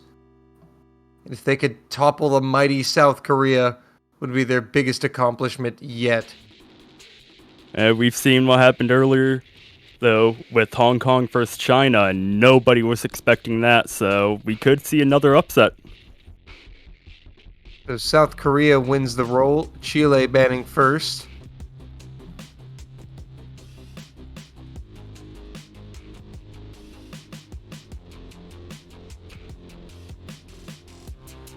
And it will be Hard Rock 3 getting the boot. Blood Code. Unfortunately, we're not going to see any skateboarding tricks from either of these teams tonight.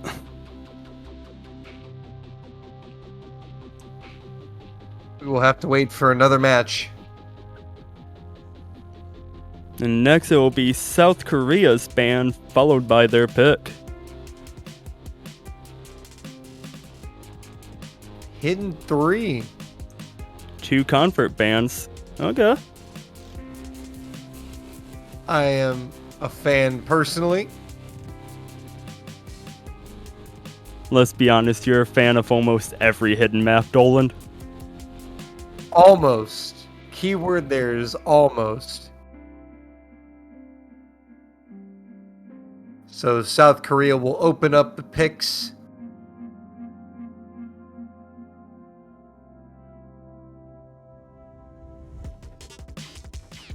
And they have a relatively wide pool here. Oh yeah, South Korea being South Korea, they can just about handle anything, though. Nomad Chile. 2 picking the Rockma map in the pool. Are we surprised? There's actually 2 Rockma maps in the pool.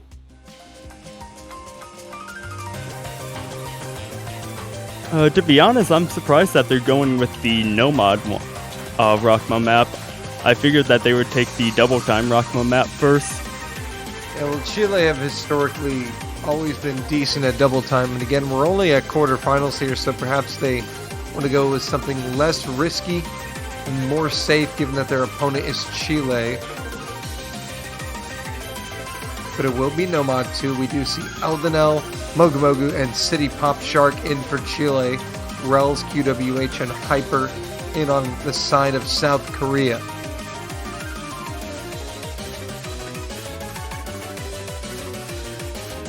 And with a matchup like this, wouldn't be surprised if we see 6-4, if not a tiebreaker, as both teams are really strong and have a lot of mod coverage.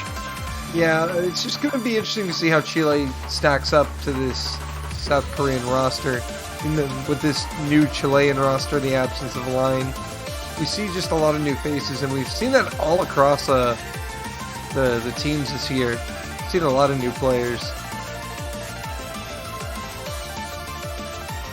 But I think on paper, South Korea definitely still has to be the favorite.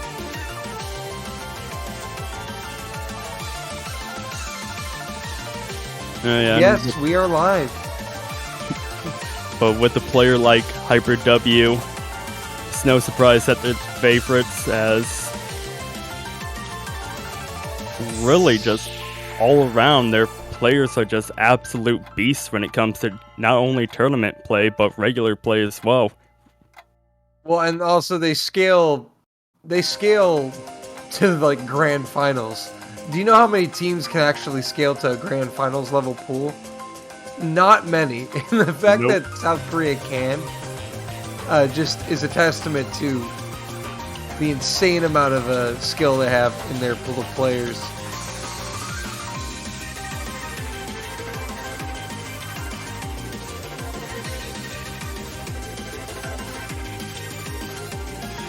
And alright, looks like Tiger Eyes ready to force the issue here. Already a warning being issued from the referee, and we haven't even started. Warning for both teams at that. So here we go, quarterfinals. South Korea and Chile. It's crazy to think that both China and one of these teams is going to be in the losers bracket after quarterfinals is all said and done. But it has been a wild year for the Catch World Cup. And once City Pop Shark loads in,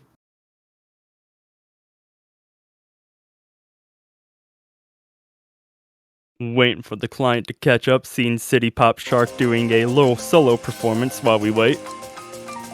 and here we go. Underway in this winner's bracket quarterfinal. Winner of this will meet the winner of Russia and Philippines.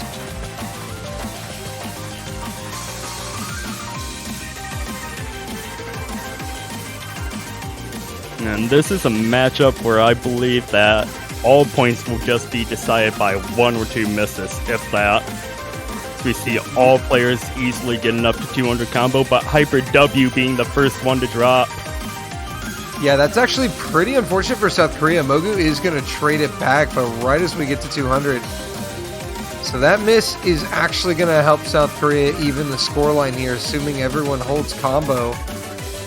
As Hyper now recovering to 200. We're already almost at the halfway point, so those misses are going to be pretty huge. And look at that. It's again that accuracy advantage. Looking back Spinners. and forth into the spinner, and South Korea has the edge. They took it quite heftily there. Mogu Mogu does go down. Brea QWH showing no signs of dropping. Eldenal doing everything he can. But the score bar now flying to the left. Yeah. Last quarter.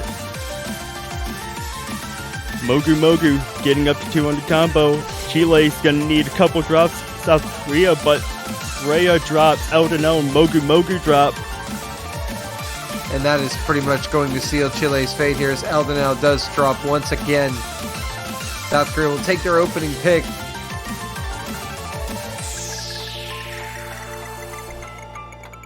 And that's still going to be 2.9 million points. It will be 3 million. And that is 1-0 South Korea. Chile now will have to respond. Yeah, I see Eldenal holding strong throughout up till the ending of that map. Perhaps it was just nerves after that first drop, but Chile's on the board to pick now, and they're in control of where this match will go. A nice SS coming out of QWH, and it will be double time 3 from Chile. So DT convert.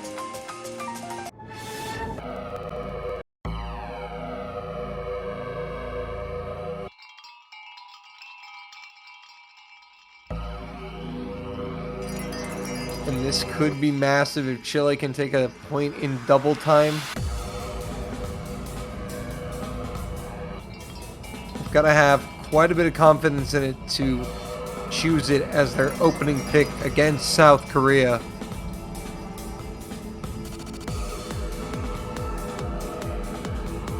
Rose, Abstract, Draystar coming in for South Korea. Mogu Mogu, Eldenal, and City Pop Shark still on the side for Chile. Does not appear that they plan on swapping out the roster just yet.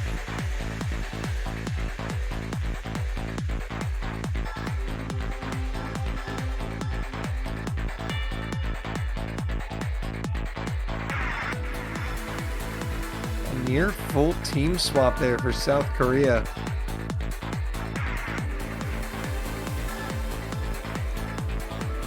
And that's actually pretty good for Chile.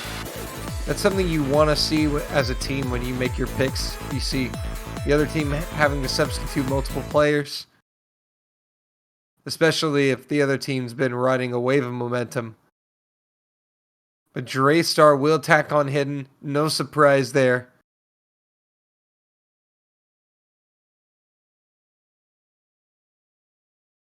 It is time for double time. And even with double time, this length is still over 2.5 minutes long. Still a bit longer than some of the non-double time maps that we have in this map pool. Yeah, Chile could be looking to test Korea's consistency early on here, but an early drop from City Pop Shark. It's not going to be too punishing considering it's very early. But it will give South Korea a small lead for now.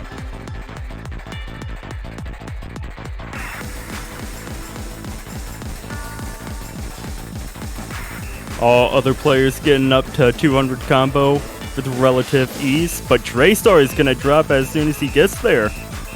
Yeah, and that is now going to put the advantage in Chile's hands because of the timing of that miss. Draystar's after 200 combo. City Pop Shark at 200 combo now. Chile in the driver's seat for now. It's still very close. Draystar getting back to 200 combo, stopping the bleeding for South Korea. Looking about 15, 20,000 is Rels goes down. And that is huge for Chile as we're approaching halfway through the map. Yeah, that's exactly where you don't want to have a miss is halfway through. A drop from Rels is going to give Chile some breathing room now as we enter the second half of the map. And especially in this slower section compared to previous sections that we saw. Time's ticking away on that map as Rose is just now getting back up to 200 combo. Now the question will be, can Chile maintain the advantage? So far this looks like an excellent pick from them. City Pop Shark has not missed since his very early miss. Abstract holding on to a full combo and a double S for their team, Eldonel and Mogu Mogu. But Eldonel is going to drop, and it's Mogu Mogu with the lone full combo on the side for Chile now. And now Korea, the score bar is going to get really close as we are getting into the business end of the map. Eldonel needs to get the 200 combo to stop that bleeding. Korea are looking to flip this right now, and they've got the combos to do it. But Eldonel is just going to get up to 200 combo to deny them at the very ending of the map. Last section's coming up. And Mogu goes down. That is brutal. At the end. Oh, this is painful for Chile. South Korea slug out a insanely valuable breakpoint here. Abstract with the SS. Massive performance from him. Chile just could not hold on. And you have to wonder if that is going to affect things later on. And we see all players but Abstract just with that one drop. Said it before earlier in the match, that one drop could mean the difference between taking a point and losing a point, and we saw it right there at the end as Mogu Mogu, the one you did not expect to drop on the side of Chile, just the unfortunate miss at the end. Well, that's what it means to play against the defending world champions. I mean, they only provided about 2 or 3 misses from 2 of their players the entirety of that map. And it came down to the timing of the misses. So South Korea now going to eye up the map pool.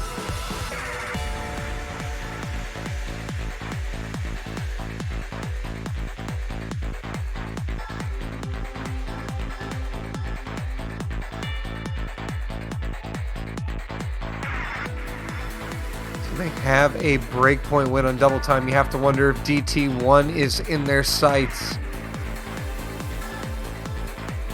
Seeing as how Chile played with that DT3 pick, I mean, any double time map will be risky on either side, in my opinion.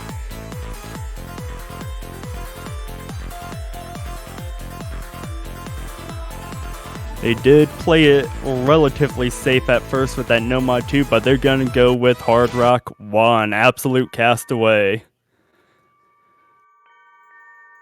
So they're going to shake things up a bit here, dipping their toes into Hard Rock.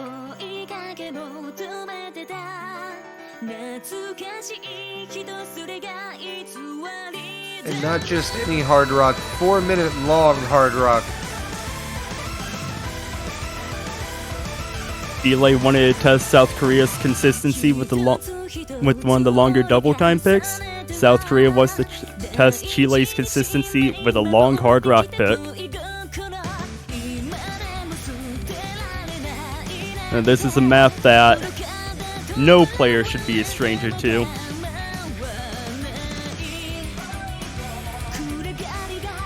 Quite a popular map. There's a big reaction to it being revealed in the pool. And there is the start command, and we are going to get underway in this third round. South Korea will send in QWH, Berea, and Hyper. Chile send in Eldenel, Pekoret, and City Pop Shark. No player opting to go with Hidden this time around, just sticking with the base Hard Rock modifier.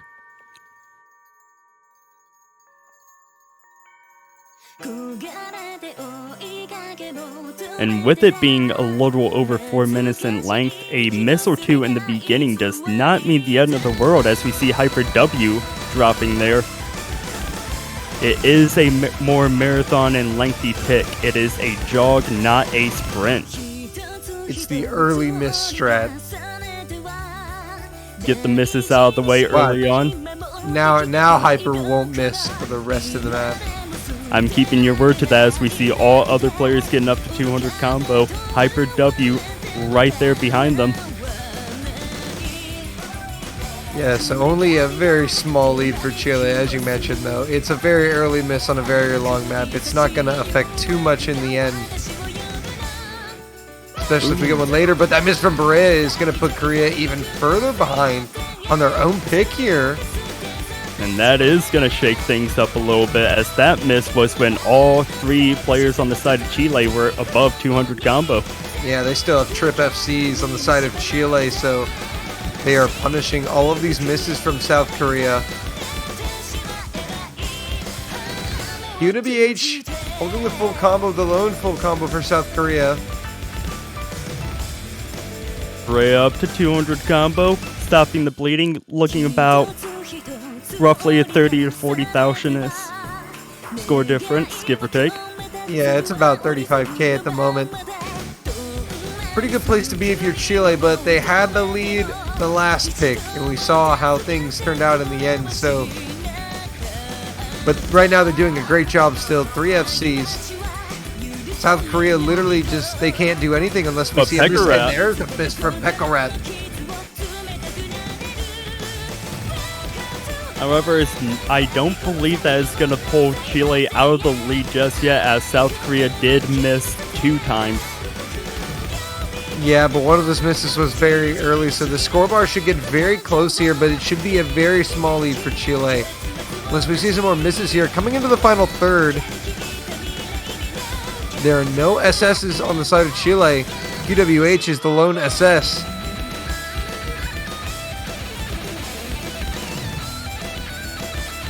Wow, nobody gets caught out there. Into the Ki. And it's still advantage Chile into the final third.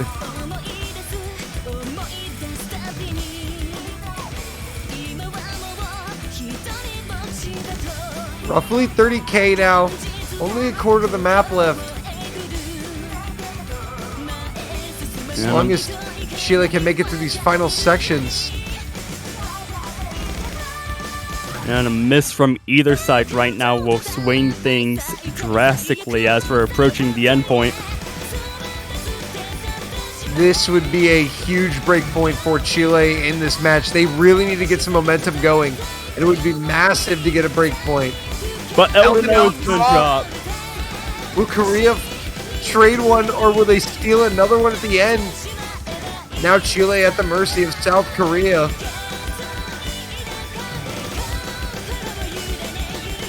Into the end, Korea holding the advantage. And Berea goes down at the very end. Wait. Is it enough? Eldonell trying to get up to 200. Eldonell's nearing 200. Chile's got the lead back. Wait.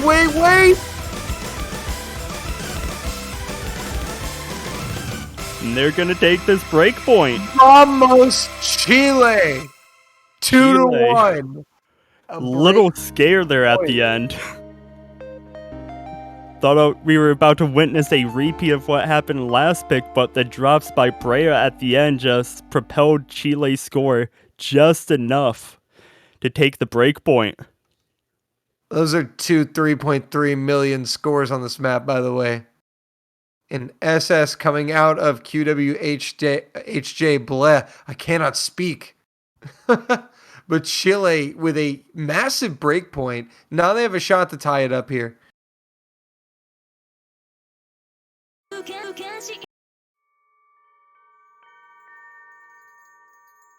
And will Chile go back to try and test out double time against South Korea again, or will they go a different route? They won a Hard Rock pick, lost a Nomad. Hidden is also kind of very weird with these two teams because these two teams are both very good at Hidden. I think South Korea kind of owns that department slightly more than Chile. And Chile will go with Nomad 3, so the Giga Chad map reunion.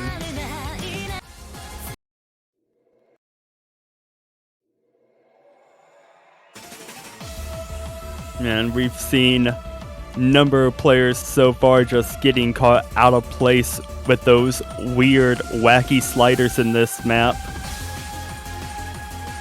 Those sections could be the difference maker. So some substitutions coming in for both sides. Abstract stepping in for Korea, and we see Watame Goose on the side of Chile.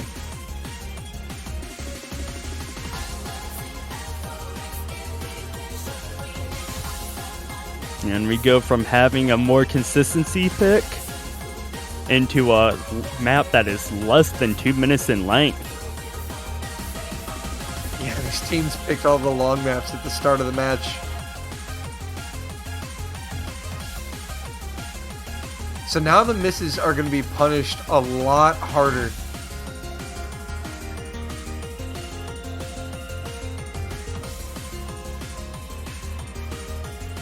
Ooh, and it's Draystar. Draystar. Always hyped to see Draystar.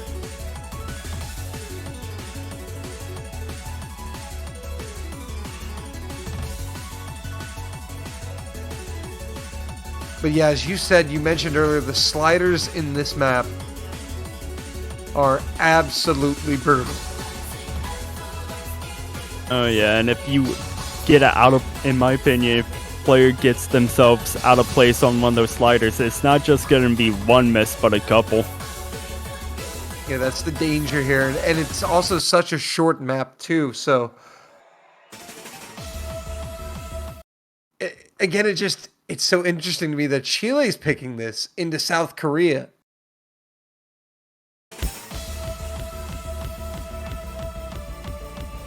But here we go. Pekarat, very early miss.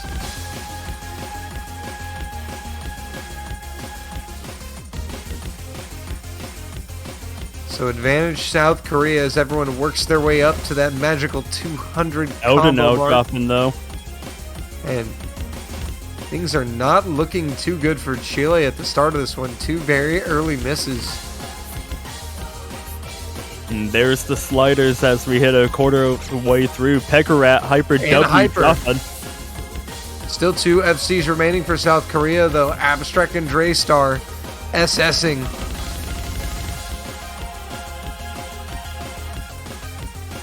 Approaching the halfway point. And Chile are down pretty bad right now. They're going to need a lot of help from South Korea. They're going to need at least 2 misses to get back into this. And they're going to need the misses to happen soon. We're already past the halfway point. And there's one miss. Yeah, there is one. Oh, there's another from Abstract. couple. He's really struggling here. And that's going to allow Chile back in it. Chile have the combos. Hyper Hyper W is drop. also down. That's a double miss. Draystar's the only one. Pekarat Pekarat drop. trades it back. Still advantage Chile. It's very close. Pekarat goes drops, down though. again. Flips it back over to South Korea. Draystar drops. And now advantage Chile. Everyone from South Korea missed. Abstract's the only one to 200 combo.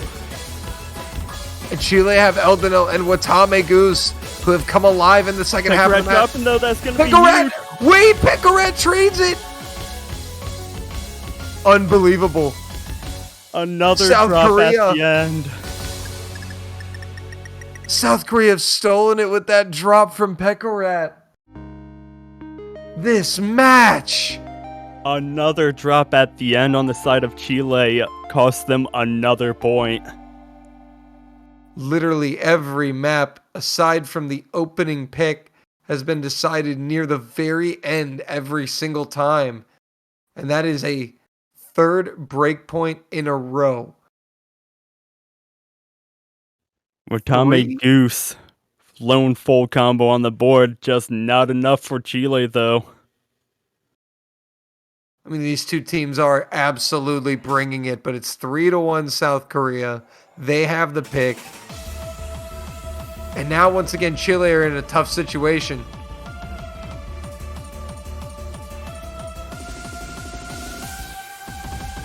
And it may be 3-1, but South Korea has been getting a bit lucky with those misses at the end by Chile. Otherwise, we'd be looking at a completely different scoreline right now.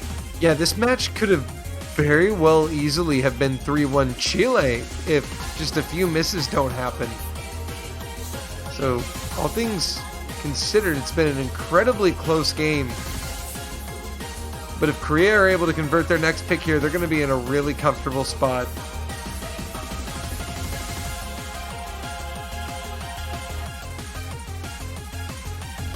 And you gotta wonder what they're gonna go with.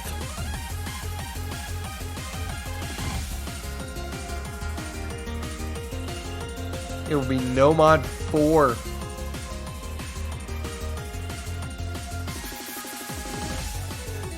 So the Nomad tour continues.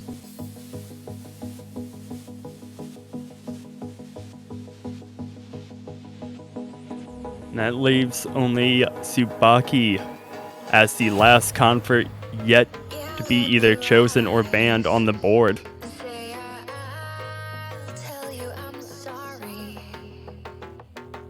So roster changes coming in on both sides. QWH checking back in for South Korea. Eldenel stepping out. And Mogu Mogu stepping in for Chile.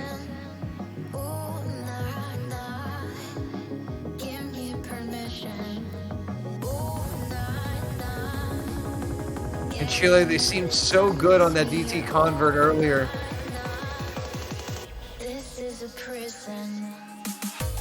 So converts are definitely something Chile can contest. Will it be 4 breakpoints in a row?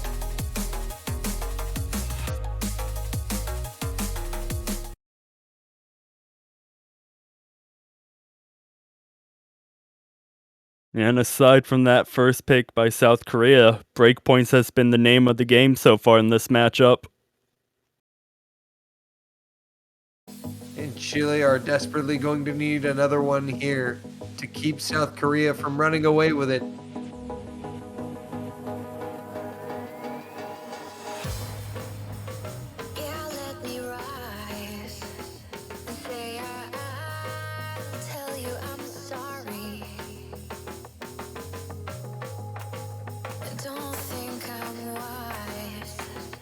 All players getting up to 100 relative ease. Not much to talk about as we're seeing a 6-way double S. I was gonna say it's the first time we haven't seen a super early miss.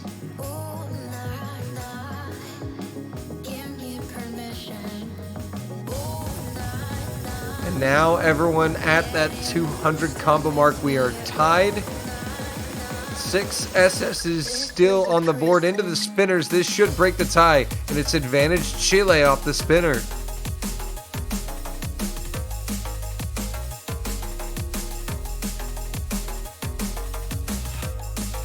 Quarter of the map done, and all players still holding a double S. Other than that spinner, not really much to talk about in this pick. Yeah, that's the only difference maker here. Oh, City Pop Shark is going to find the first miss. So now advantage South Korea. But we should note that if South Korea do trade a miss back, that Chile would have that spinner advantage.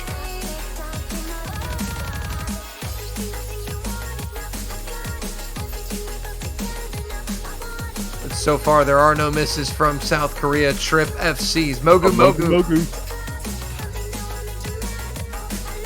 City Pop Shark getting back up to 200 combo, but that miss from Mogu Mogu is going to keep South Korea racking up the score.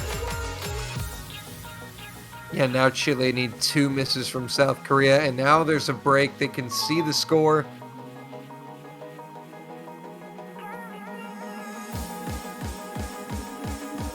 And it's about 60 to 70,000 right now.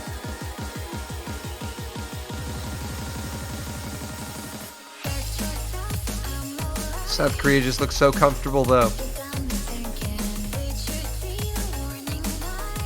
Pekarat, though. Oh, Pekarat goes down. Right as I say that, just froze. Followed with City Pop Shark. And we still see a triple full combo on the side of South Korea.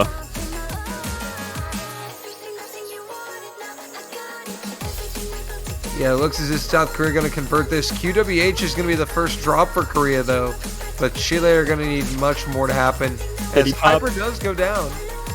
City Pop Shark traded that drop by Hyper W, though. And there's not much left in Oh, everyone's down except Pekarat, who gets to 200, but it is not going to be enough.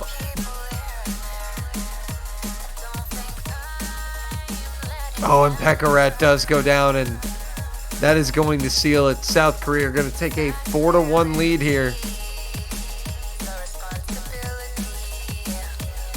And this is where Chile is going to start feeling that pressure. It's going to be their pick, and they're going to need to make it a good one. Yeah, they are running out of options here, and that's why those earlier points that they just barely missed out on are going to be a huge factor going into this second half of the match. Because now South Korea are just 2 points away from victory. And there's not a lot of map pool left here that looks really comfortable for Chile. Are we going to see the continuation with no mod picks, or is Chile going to break that cycle and change things up?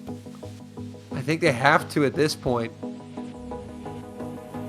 Because if you get your pick broken here, it's match point South Korea with their pick.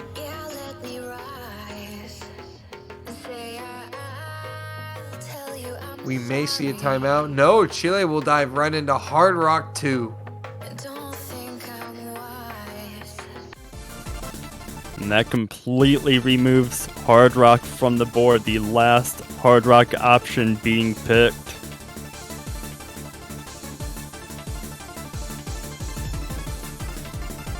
They won the previous Hard Rock pick. Would they be able to squeeze out another point? Will South Korea be able to make it 5-1?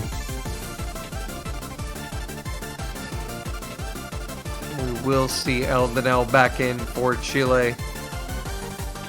South Korea still debating on their third. And will be Rels.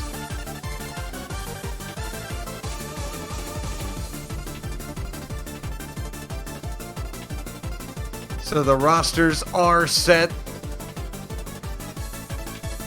Round number 6. in a match where only 2 points have been scored on their own picks.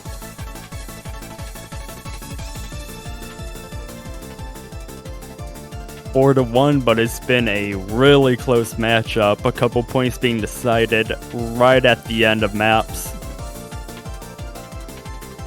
And just imagine if Chile had taken at least just one of those points.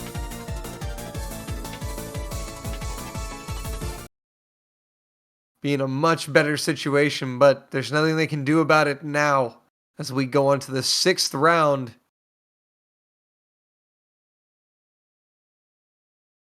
Again, we see no players opting to choose that hidden modifier, just sticking with base hard rock.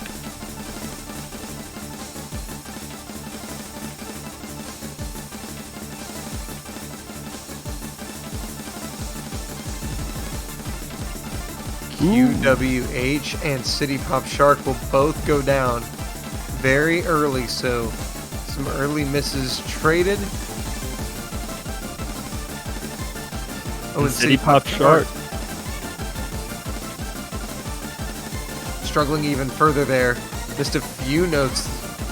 QWH now back at 200, so South Korea with the advantage.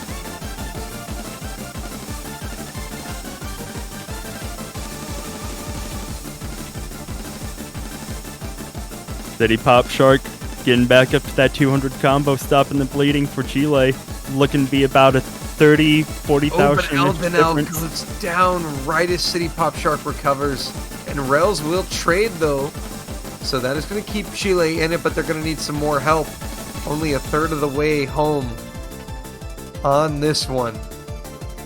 At this break point, South Korea seeing that they are in the lead. Chile knowing they need a hold. But Eldenel and Rose are going to trade yet again, and the score is not going to change at all from those. Yeah, that's basically going to affect nothing here. It's about 30k. So a single miss at the halfway mark. And it has been so close between these teams. Eldenel goes down again.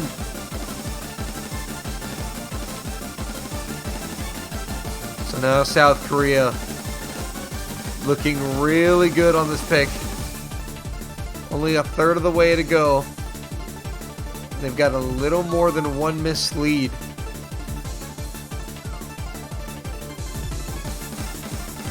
As we see Rose got back up that 200 combo mark a little bit before the break. Eldenel slowly catching back up. Unless we see a double miss here from South Korea near the ending, I think there's not much Chile is going to be able to do. But hey, we have seen crazy misses at the end in this match multiple times. Why not once more? Ooh, and it's going to be City Pop Shark and Pegra and Eldenel dropping. And that about seals the deal. That seals the deal on this pick. South Korea is going to make this a 5-1 match point. Signed, sealed, delivered. South Korea 1 point away from going to the semifinals. Chile are going to need to dig deep as Hyper brings home another SS.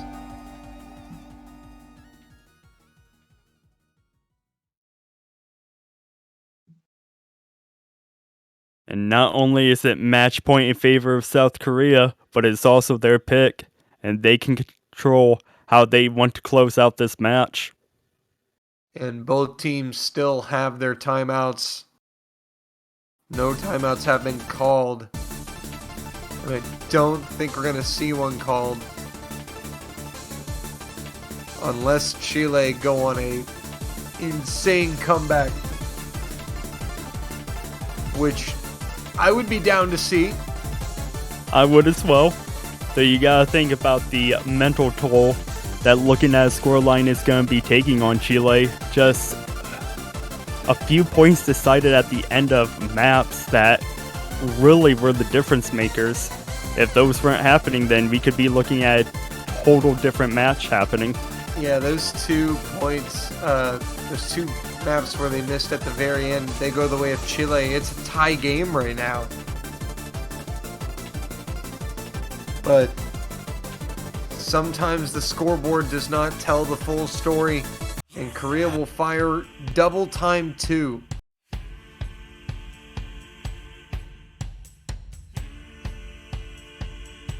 Korea got really close to losing to Chile with that last double time pick. Perhaps they believe that they have the edge against Chile now with double time, especially after seeing the scoreline. I am the one, I'm here, infiltrated. Your time has come to be downgraded. I've already And there are no substitutions either. so keep your eyes on me. I recommend you keep And we see uncombustible. the commands coming in from the referee. It means the players are set and ready. There is the start command. So for Chile, it's now or never. They'll need 5 in a row or their winner's bracket run is over. Pecorat will tack on hidden for Chile. And if there is a team to do it against South Korea, it will be Chile. Chile, they have shown flashes of brilliance this match. Just unfortunately, a few key misses has really put this match nearly out of reach for them.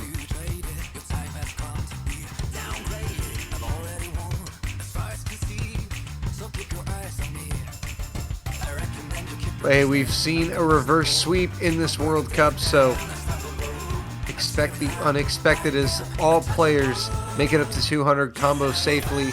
6 SSs on the board as Rels finds the first drop for South Korea. Advantage Chile.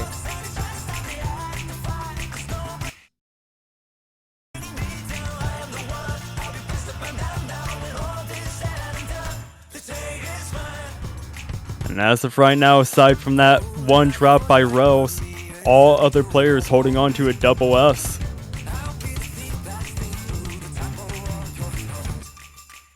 Still 2/3 of the map left to go though, so Chile are a long way from home here on this point.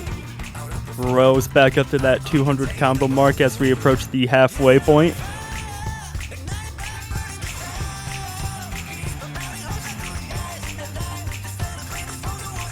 Halfway and it's still just a 1 miss game in favor of Chile.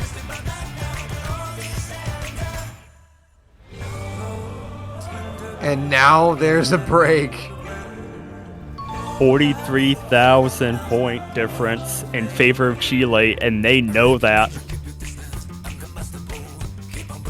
Chile have looked fairly confident on double time today. They have been going stride for stride with South Korea in the double time department, and Eldena will find the first drop for Chile, so the earlier miss from Rails will be traded back, assuming nothing else goes wrong. Oh, Pecorat missed a bunch. City City Pop Pop's target's down, and Chile have melted down in the final quarter. Oh no. But Mr. QWH. But It's not going to matter. Abstract and Rels still above 200 combo. And that is going to be how Chile exit the winner's bracket, unfortunately.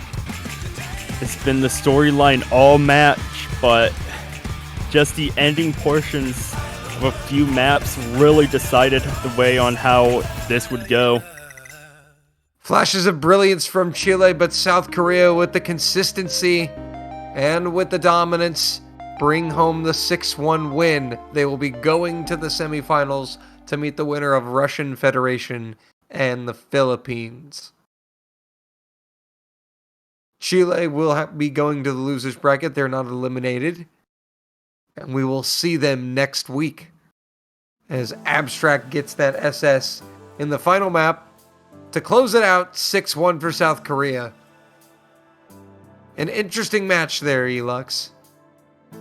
Oh yeah, that was a match that really could have gone either way, and unfortunately for Chile, it just went the way of South Korea there.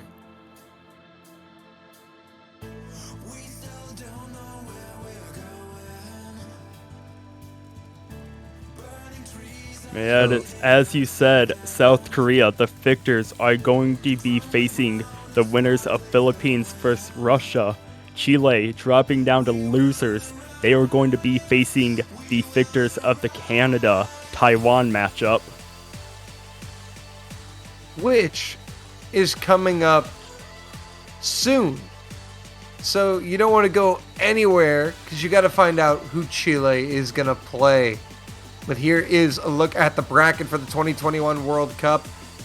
Hong Kong victorious over China. They join South Korea now. 2 out of the 6 spots for finals week have been confirmed. And we will fill in the rest of that bracket over the course of the tournament. But we're going to go ahead and take a short break for now. And in approximately 45 minutes, we will get to Canada and Taiwan. Ooh, that's going to be a matchup. Really In the- strong teams right there. In the losers bracket. So go big or go home. So we'll take a short break and we will be back for Canada and Taiwan. In the meantime, go ahead and take a break, go to the bathroom, get you some CWC food, or perhaps buy a banner to support the tournament and, you know, just show off who you're rooting for in the World Cup and make your profile look awesome. $2.50 in the Osu store. Get 'em while they're hot.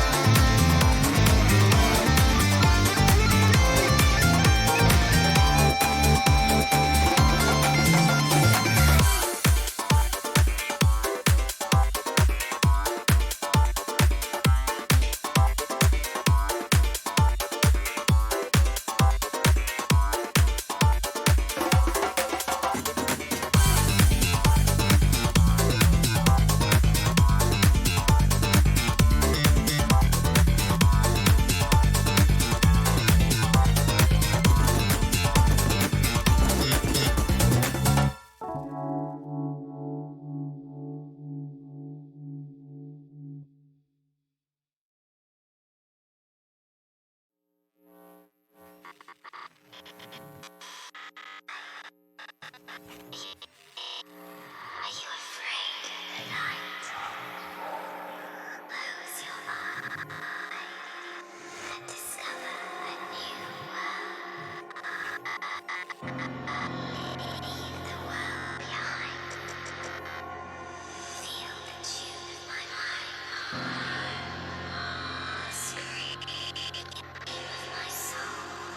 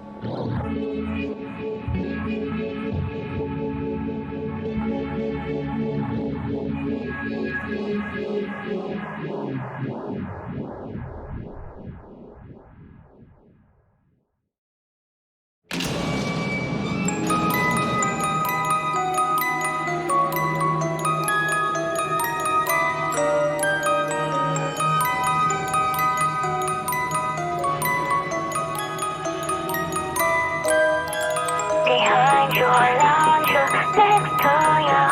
If you find something, don't be panic. You're tainted already, true and true. Show everyone notice it. Oh my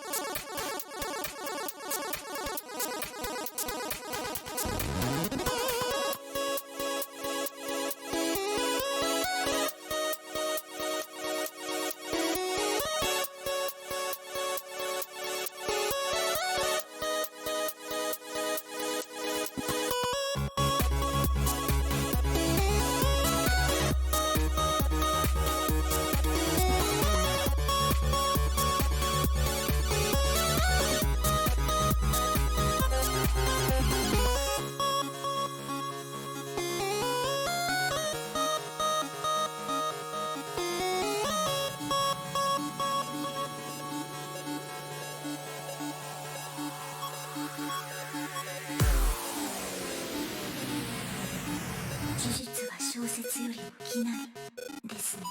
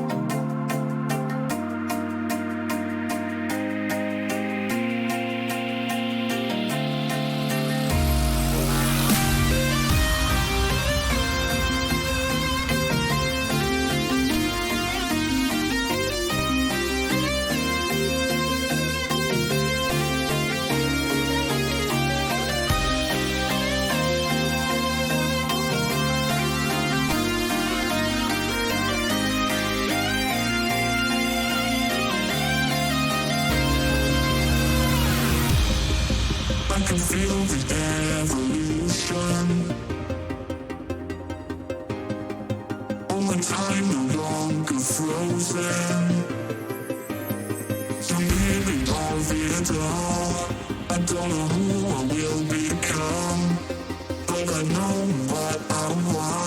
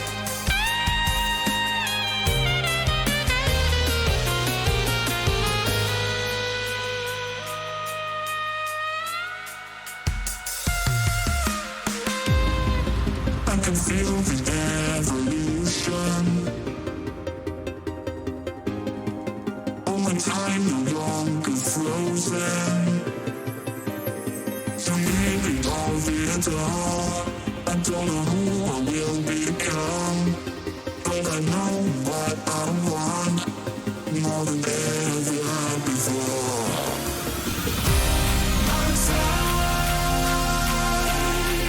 I'm gonna settle on your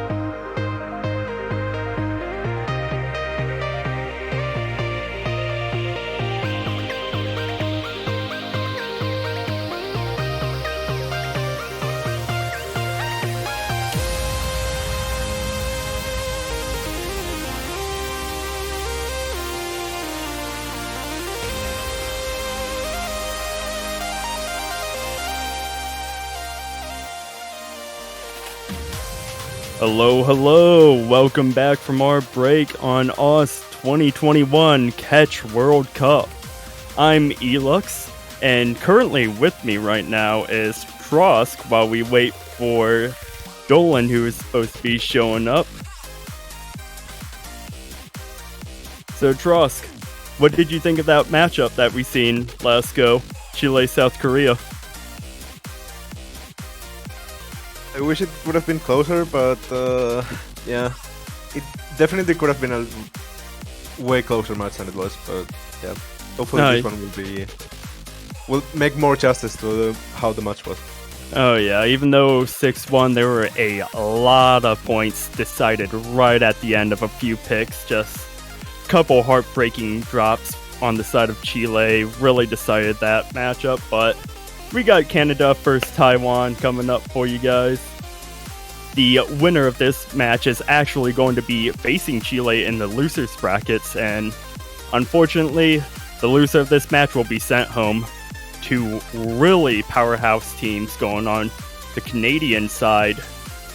I'd argue one of their strongest rosters yet, and it just seems that almost every team sleeps on Taiwan, and we usually see them not necessarily getting knocked down to losers until around semis. So, pretty shocking to see them in losers already, but this is a match that I feel could go either way. I'm going to predict a 6-3, 6-4 favor on the side of Canada, though.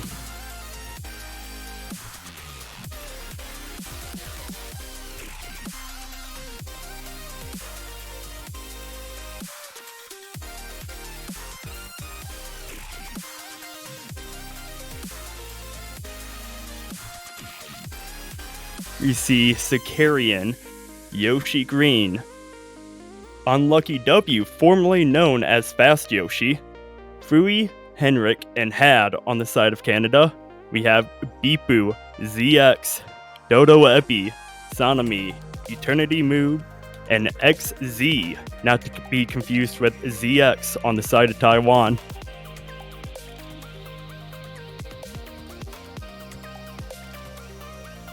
Little update on how they did last week. Canada versus United States was a pretty close matchup as far as score-wise go. Points makes it seem a little bit more one-sided than what it was. Canada unfortunately lost to the United States last week 6-3.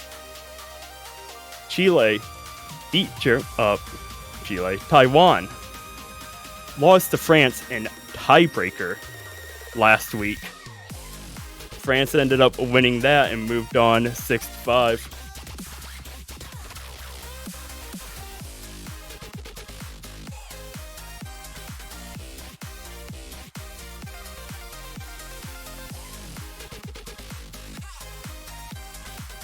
And it appears that we are getting ready to get our rolls underway. Canada is going to be the first team to roll. Get your roll predictions in chat before they get sent out.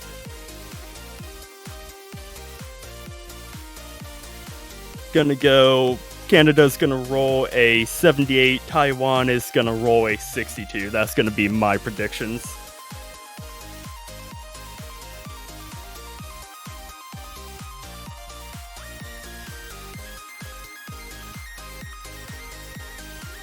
And while we have some downtime before rolls come out, banners, if you have not checked out the Oz store for banners, we have some pretty nifty looking banners so far this year.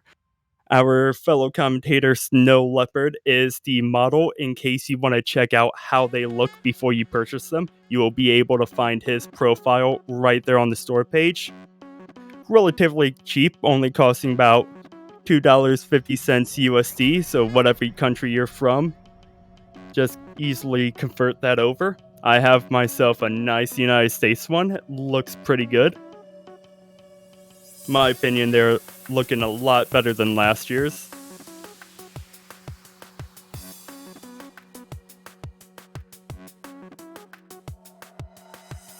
And it would appear that we are currently trying to get more players switched over for Canada. Trying to get all players situated inside the lobby before we start up.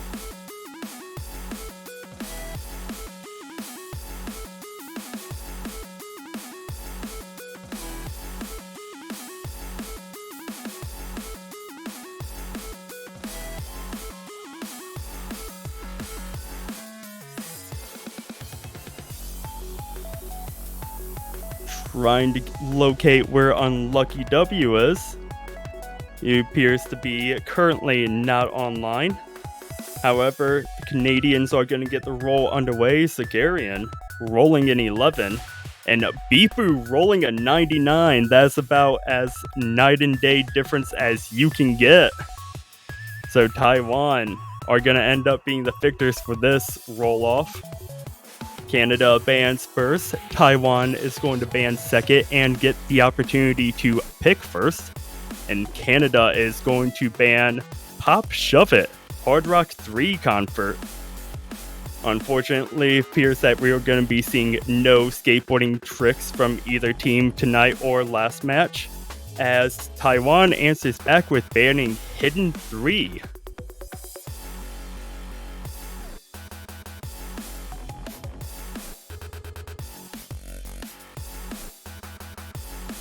Two convert picks banned right away. Leaves only got me thinking Tsubaki and Resurrected Replayer as our convert maps left on the board. All others are specifics, and plenty of mod pools to go around.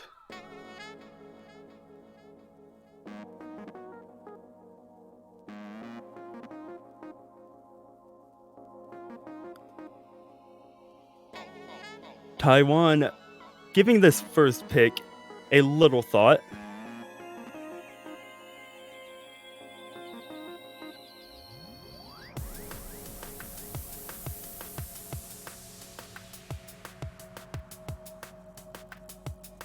Wouldn't be surprised if we see them going with a Hard Rock pick just to see how strong Canada is, since they went ahead and banned Hard Rock. Ooh, but it's going to be the Giga Chad map reunion, Nomad 3, that they are going to pick. A lot of crazy slider patterns in this map. And currently joined with me now is going to be Sekre entering the commentating booth. How's it going, Sekre? Hello. I saw you were having a bit of a good time all by yourself, so I decided, why not join you? You seem like you're having a fun time. Oh yeah, it's a party over here, and you're making it just in time as we see Taiwan picking the Giga Chad map to start us off with this matchup. What would you say this match is going to be looking like? You guys ended up facing Canada back in round of 16.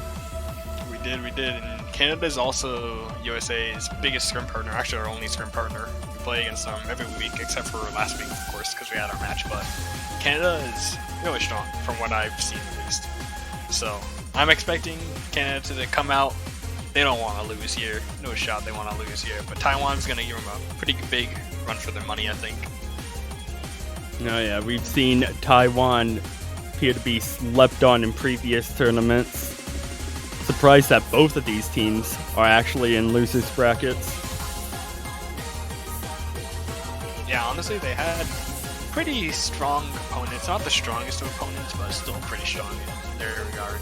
Anyways, this is a pretty interesting first pick, in my opinion, coming out from Taiwan, because Canada has several players who are really good at these kind of low AR tricky maps. So it kind of strikes me as a bit interesting to see that we're not going for something a little bit different. As we see Unlucky W now joining the rest of the Canadian squad, as he is joined with Heinrich and Sakarian, Eternity Moon, Bipu, and Dodo Ebi on the side of Taiwan, as we're about to get round 1, Canada versus Taiwan, underway.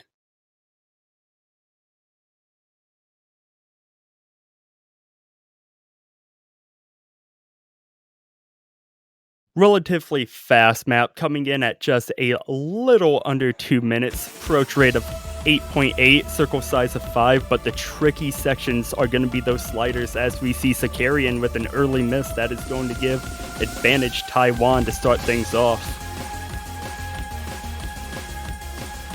That miss, however... It's not going to be that punishing, just a little bit. Right at the 30 combo mark.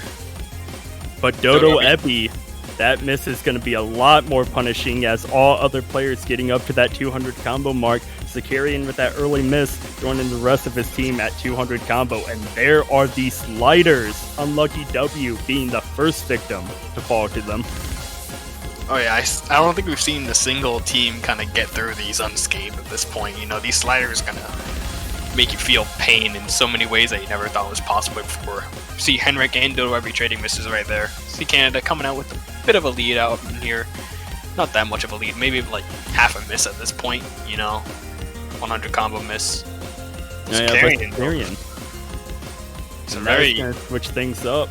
Yeah, uncharacteristic miss there, and kind of a really free combo part, but Beepo's gonna miss right at the start. A triple miss on the side of Taiwan. Sakarian trading a couple of those, but combo advantage on side of Canada as that score is starting to rack up. Eternity Moon dropping, and that is going to keep the bleeding continuing for Taiwan, as we see Dodo Ebi and Bipu just now getting up to 200 combo. Yeah, Unlucky W does drop his big combo there. He's going to drop it again. It's not going to mean that much unless we see a lot more from the side of Zakarian and Henrik, though. Unlucky W is really not having a great time on these insiders. I don't blame them. They're not that fun to play in when you're playing this kind of stressful match, but it does seem like Zakarian and Henrik are going to keep out the combos, hold it together for the side of Canada, and that's going to be their first point, coming on a break point. Oh yeah, relatively large score margin there just to start off our match. About 115, 116,000 victory for this first break point. However, it is now Canada's choice. And wonder what they're going to answer back with. knowing Canada, I feel like they're gonna try to switch it up a little bit. I feel like they're gonna go right to double time, go from the low ARA 0.8, and go straight to double time. Actually, wow, I Hidden did one. not expect that. I did not either. Maybe they're saying, all right, we beat USA on hidden. We're the kings of hidden now. We're gonna go. Maybe that's what they're feeling. Gonna see Zakarian stepping out on the side of Canada, bringing in the hidden god Fuhi. What is this? Have you ever seen Fuhi play hidden Neelix? I have not actually. Oh Am I boy, in for a this is gonna be treat? interesting. I think you might be. I am in for a treat too. I think everybody might be in for a treat if we see this. Still waiting for the last two members on the side of Taiwan as well. Yeah, see Beepu opting to stay in there. Sanami popping in and out, possibly just trying to get their position in the mat underway. And there he is, waiting on that third player on the side of Taiwan to come in.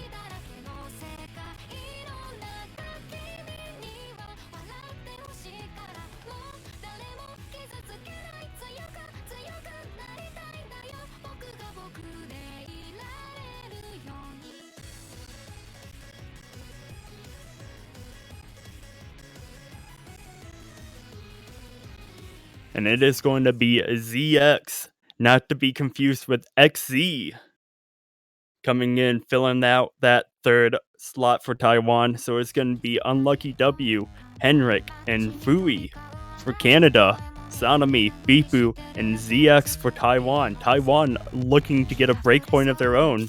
However, Canada looking to not allow that to happen and try to gain control of this match. What do you think the scoreline is going to be?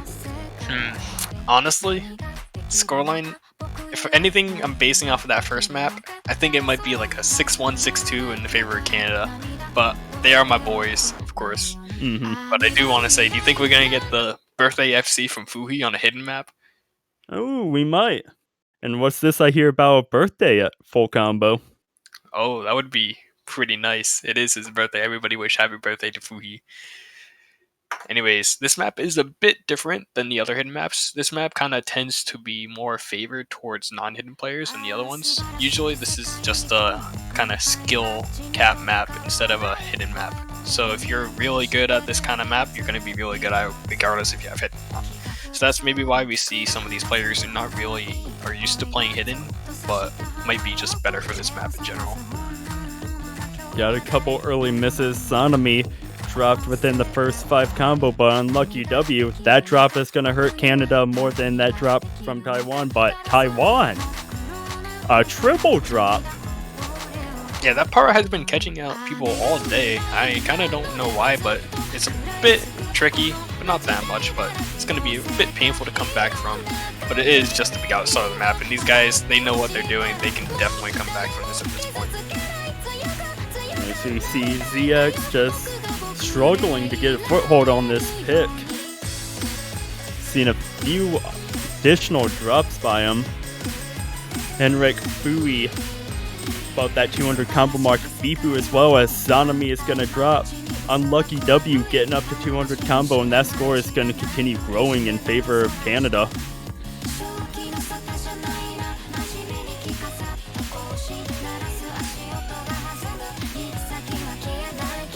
And I did have my doubts a little bit about this pick, but it seems like it is coming in pretty well as we see 2 more misses on the side of Taiwan, while Canada is still holding strong with only that miss from Unlucky W in the beginning. Slowly approaching that halfway point, and that the hyper wiggle. And it would appear no birthday full combo for Fui as he ends up dropping.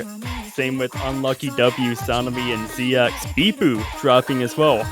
Henrik, the only one holding above a 200 combo right now. Yeah, that score lap is just going to keep getting bigger and bigger as these combos are all small, except for Henrik's. And ZX just not having a fun time with this pick, it appears, as he keeps finding more and more drops.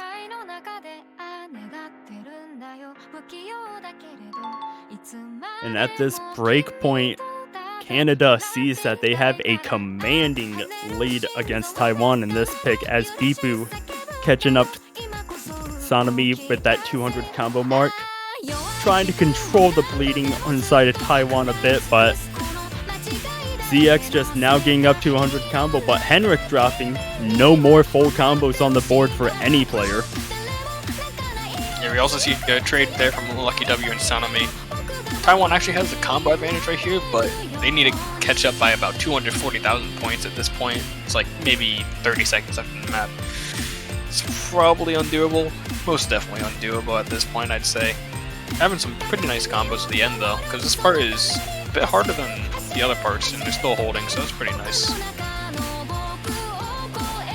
And the score difference is just too large for how little map left there is to play, and Canada is going to quickly make this a 2-0 match. Yeah, they did surprisingly well, I'd say, on that pick. I guess it was good for them to pick that. Bit surprising to see Canada come in with, especially that roster, on a hidden pick as their first pick of the match. So good job to them. Yeah, I was rooting for Fury to get that birthday full combo, but unfortunately it didn't happen. So performed really well though. You're actually going to see a really fast pick here coming from Taiwan, going to Hard Rock 1 as soon as that map ended. Going really fast, and maybe they were thinking, you know, we got to try to catch them a little bit off guard here. Change it up as fast as we can, get them when they're not expecting it. Oh yeah, this was a pick that I was expecting Taiwan to start out with. However, we're seeing it come in for the third pick of the match. Yeah, I think this pick is a pretty decent pick for the side of Taiwan here. Hard Rock 1 kind of hits on to the things that Canada might not be the most reliable on. So it could work, could not work, we'll see.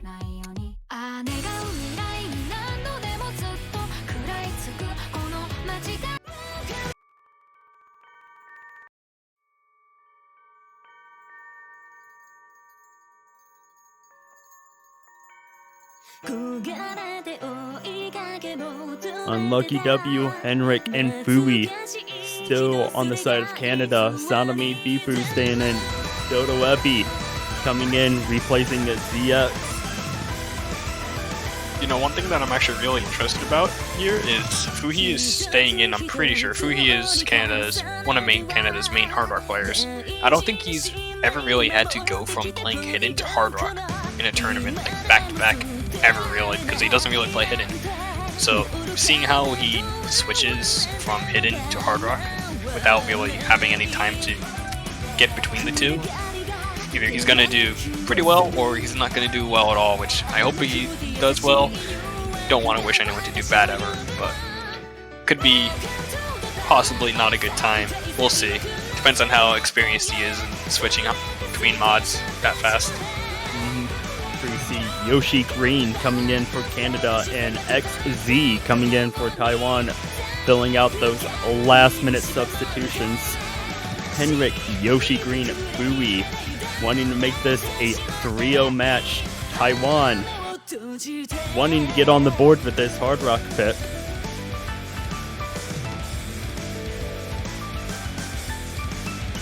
And it's as you said, Hard Rock pick like this is more favorable to players of Taiwan's caliber. And it will be interesting to see how Fui adapts to this. Perhaps he might pick Hidden to follow up. But he will not. All players going with that base Hard Rock modifier.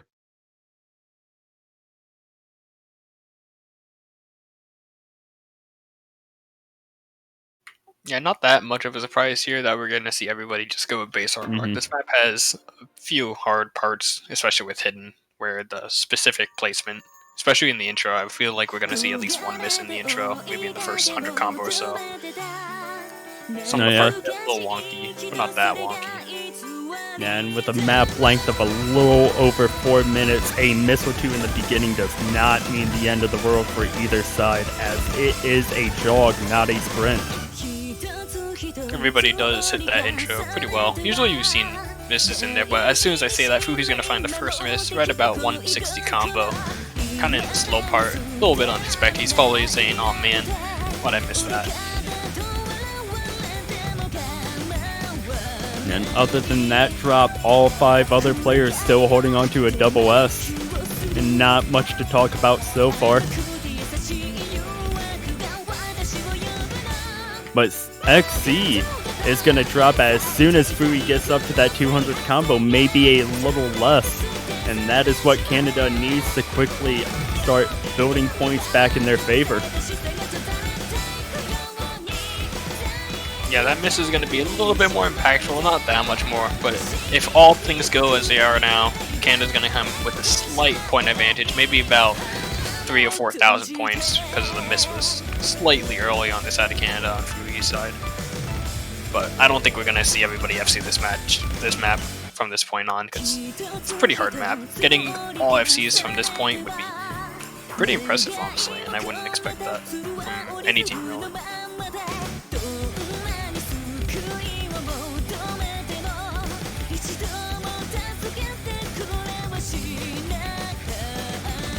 And aside from those 1 or 2 misses as we're approaching the halfway point, Canada with the slight score advantage. Yoshi Green, Henrik still holding on to a double S. Sanemi and Dodo Epi still holding on to a full combo on the side of Taiwan.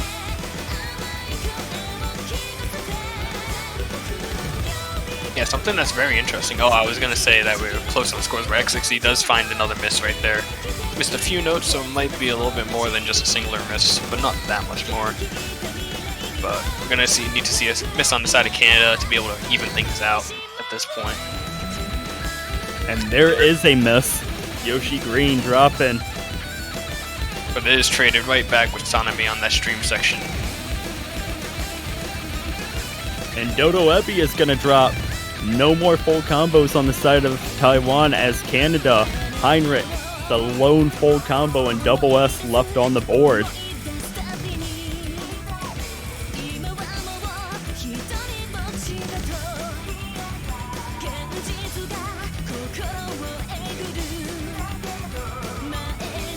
And a pick that you would think would be slightly in favor of Taiwan, as we see a double miss from Sanemi and Dodo Epi. It's also traded by Henrik too. Yeah. Is going in Canada's favor.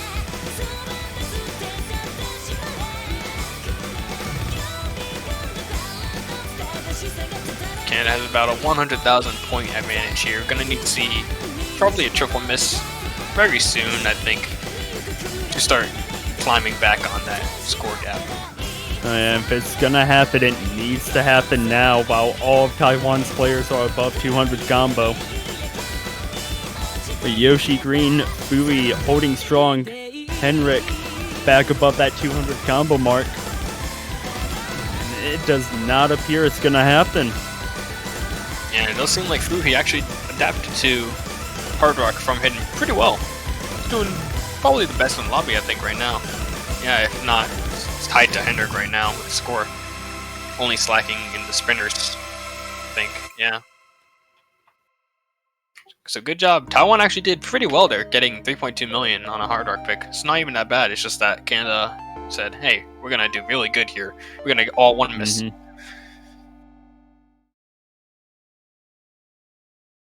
And just like that, it's 3-0 in favor of Canada with their pick. And Taiwan is needing to answer back fast. Otherwise, this match is going to start going further and further away.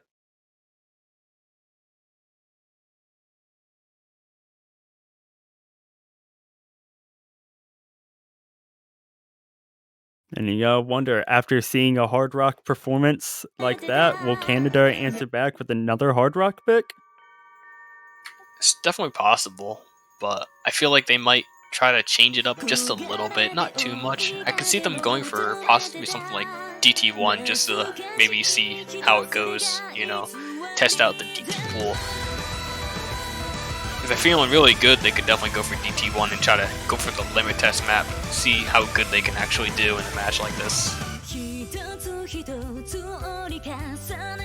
Yeah, as we see, they're taking a little bit of time to come up with that pick.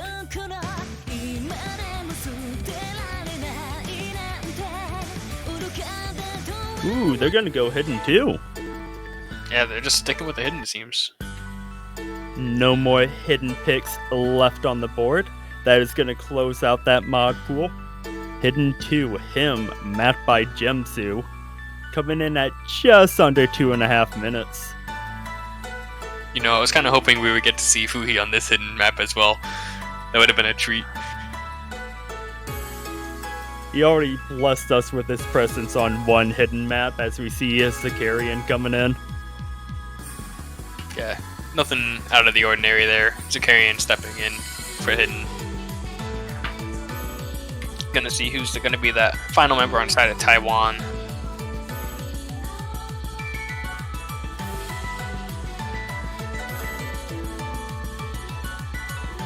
And it's going to be ZX.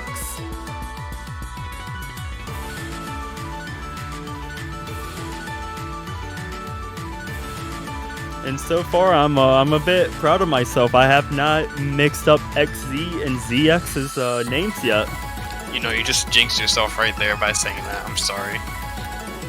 You're gonna do it now, and you're gonna feel so bad about it. Don't wish that black magic on me, Sekre. You just wish it upon yourself. The start command is in. The good lucks are in the chat. Henrik, Yoshi Green, Sakarian wanting to make this a 4-0 match. Sanami, Bipu, and ZX wanting to get a point on the board for their team. Yeah, and I think honestly, if there's any map that Taiwan can take as a breakpoint from Canada, it's this one. This map has a lot of variance in how you can get the score. You can either get like a 950k, you could even get like a 700k.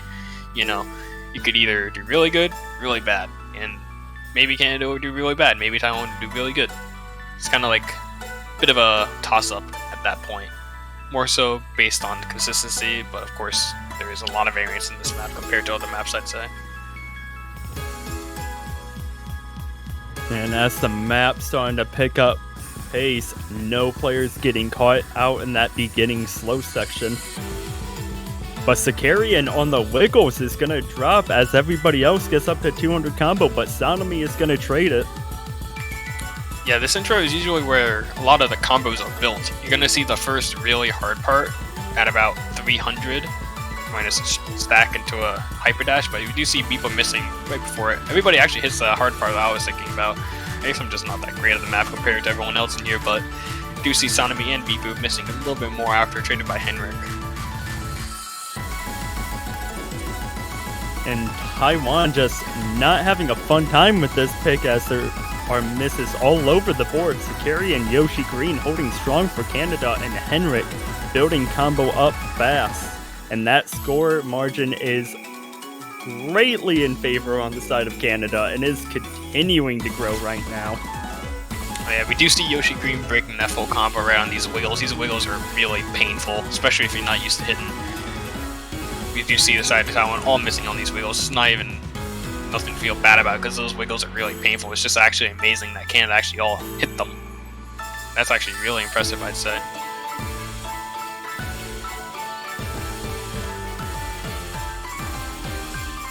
And Taiwan's going to need an absolute miracle to come back in this map. Sakarian dropping, but Sanami is going to trade it. And that score margin is continuing to grow. Yeah, ZX and Beeper are finding their way to that 200 combo mark, but it's just not enough at this point. We do have bigger combos on the side of Canada, but map's over already. It's a pretty fast one, only 2 minutes and a half.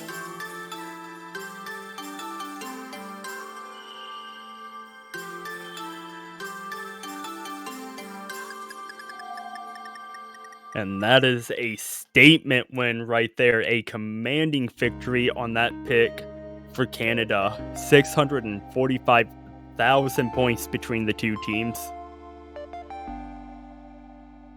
And if you're Taiwan, the only thing that you gotta be thinking about is, thank goodness there are no hidden maps left to pick. Honestly, yeah, if there's any saving grace, that is one. You know, you gotta think, what are they gonna go for now? I'm pretty sure they lost on the Hard Rock, lost on Hidden. What else do you think they can go here, Elux? Nomad, go on the safer Nomad picks, try and get a point on the board with those. Could do that. Either that or possibly go for double time. But then again, Canada has shown in earlier stages that they were actually picking double time, I believe, in group stage. So it's also really rough to pick double time against a team that's picked it before. Now all 3 double time maps left untouched so far in this matchup.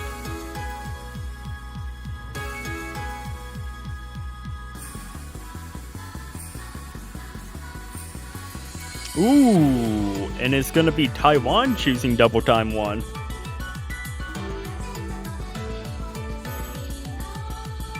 And that is a curveball if I've ever seen one.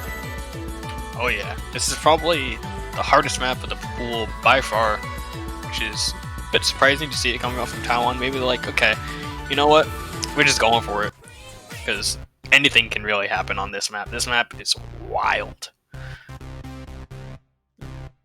Oh yeah, I like to call this map the specific that plays slightly like a convert. A lot of really interesting spacing on this one.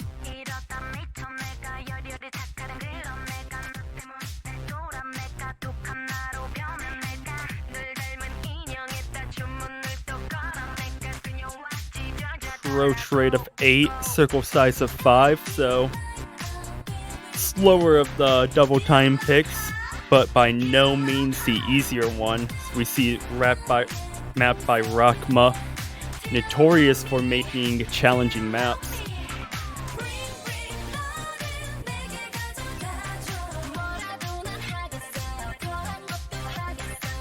So Sekre, what do you think about Taiwan being the team to pick this? You know, it's a bit surprising, but I could definitely see it coming out, you know, as like sort of a last-ditch effort, you know. Why not just try it out, see how it goes? They could do really bad on it for all we know, side of Canada. Maybe Taiwan's banking on that. They don't do that great on it, and maybe they can get some pretty lucky runs out, get some good scores.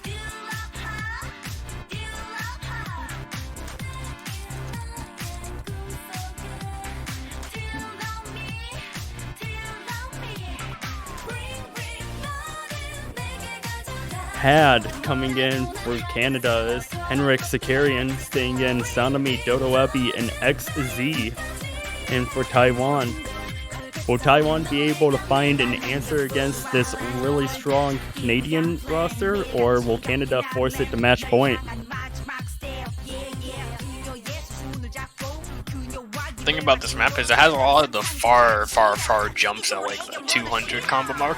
And if you hit those, you're kind of looking pretty well, because this map doesn't have that big of a combo, even though it is 3 minutes long. Combo is really short compared to most of the maps in the pool. So if you miss, it's going to be a bit more punishing than other maps at this length.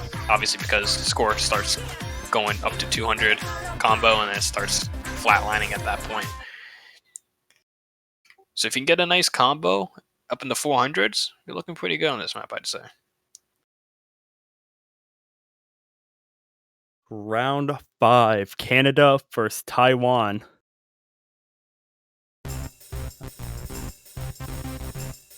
If Taiwan cannot answer with this pick, we may very well be looking at a clean sweep.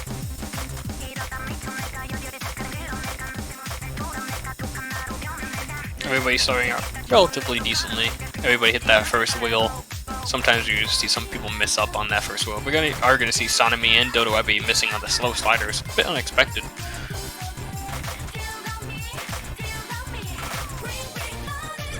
Here comes the very far jumps. We're going to see Had being the first victim to the far jumps. Followed Sanami, XZ, Zakarian, and Had all dropping at the same point. Henrik dropping, and now it is combo advantage very slightly in favor of Taiwan. Yeah, it's actually going to be, I think, enough to bring it back here with the combo, especially with Henrik missing right there on that little repeat slider. And the jump right after it. So this is going to be actually on the side of Taiwan advantage right here.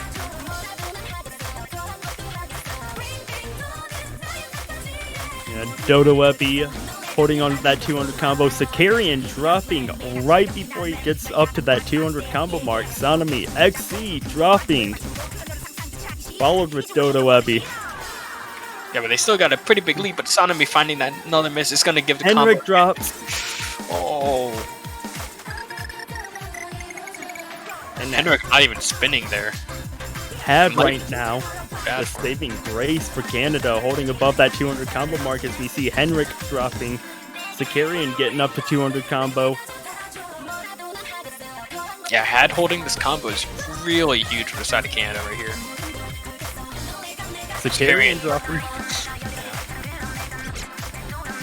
Had drops, and that is huge for Taiwan at the very end. There it is. Ooh, Taiwan steals a point when it just looked like Canada was about to win at the very end of the pick. Yeah, pretty decent scores all on the side of Taiwan. 2 miss, 3 miss, and 4 miss. Very decent. Very, very good. Think they're gonna be able to get a few more Elix? I think they can. I think so too. It's possible, and this is definitely a morale boost for Taiwan. If they ever needed one, it needed to be there, as they prevented match point. So it is Canada's pick. They don't have a hidden pick to fall back on here either. Nothing to really change up the pace of the match. All these rest of the maps are going to be kind of similar to Double Time. Not that similar, obviously, but it's not going to be as big of a swing as going from Double Time to hidden. Oh yeah, because you have Hard Rock 2, which is really fast-paced and matches about the same pacing as a Double Time map, and then you have no mods left on the board. Ooh, Sakarian wanting a timeout.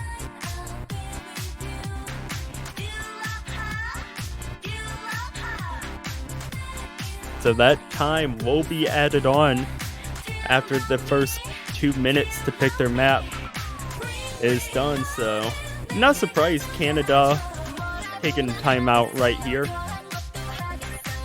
Yeah, might as well take the timeout while you have a chance to, you know? Just lost their first point, so they might want to try to get it all together before they go into the rest of the match.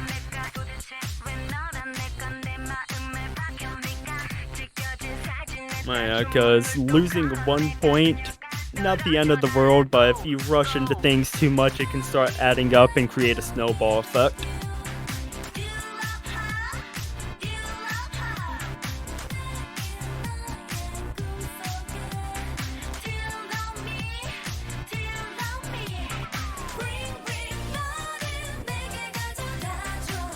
Wouldn't be surprised if we do see them go with that Hard Rock pick. They did win Hard Rock 1.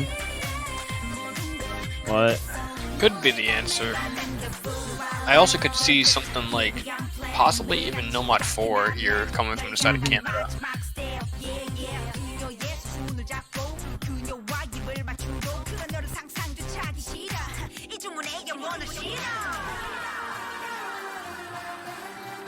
Yeah, I don't think they'd be too deterred from Double Time. But as you said before, Canada was picking Double Time quite often earlier stages of this tournament, and them losing the first Double Time pick of the match might deter them. And it will, as they're going to go with Nomad 2. Back-to-back Rockmo maps being picked.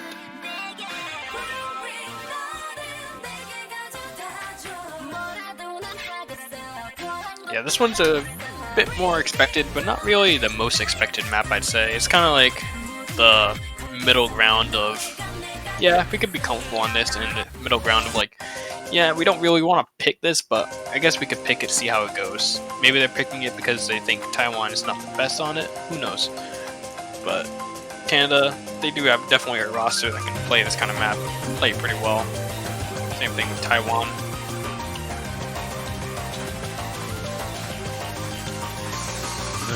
Coming in at a little under 2 minutes. It's going to be a fast-paced map indeed.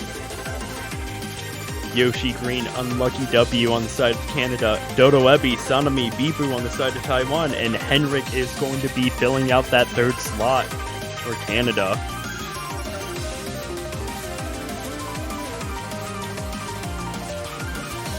But we've seen some consistency picks coming from these two teams, some not so consistent picks, and this is one of those shorter maps. A miss or two in the beginning could mean the difference with how short it is. Yeah, this map has quite a bit harder second half than first half, I'd say. Second half is, in my opinion, much harder than the first half. You're not going to see many misses in the first half, but the second half you're going to see quite a few misses on probably the horizontal 4-note streams.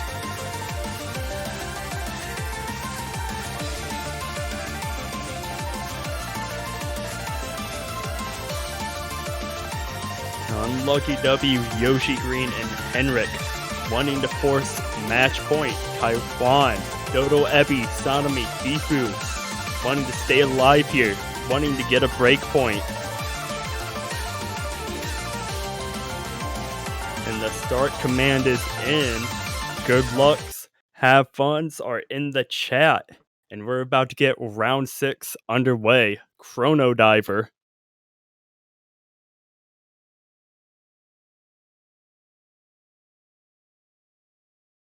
Yeah, a bit interesting that we're not seeing Zerkarian on the side of Canada. They had Zerkarian instead of Yoshi Green on the last Nomad pick. So, usually Zerkarian does play these Nomad maps for the side of Canada, but I guess they're feeling a little bit spicy this time, bringing in Yoshi Green.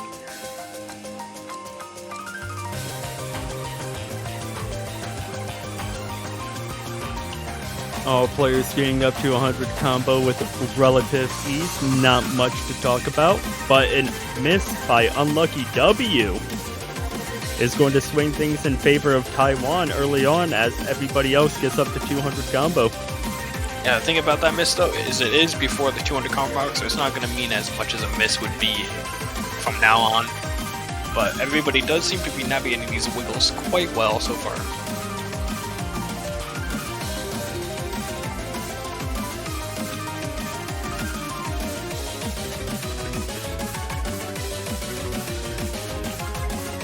Approaching the halfway point as we see Bifu dropping, and that miss is going to be favorable for Canada. As we're going to see the scores start slowly going into their favor. Yep, and we're going to get right into this 4-note horizontal stream section right after this little part right here. This is where you see most of the misses coming in. Everybody's still holding pretty strong on this part so far. But Dodo Ebi and Bifu are going to be dropping on the side of Taiwan. Followed with Sanami, Yoshi Green, Henrik, Unlucky W holding strong for Canada, building that score up. Henrik drop.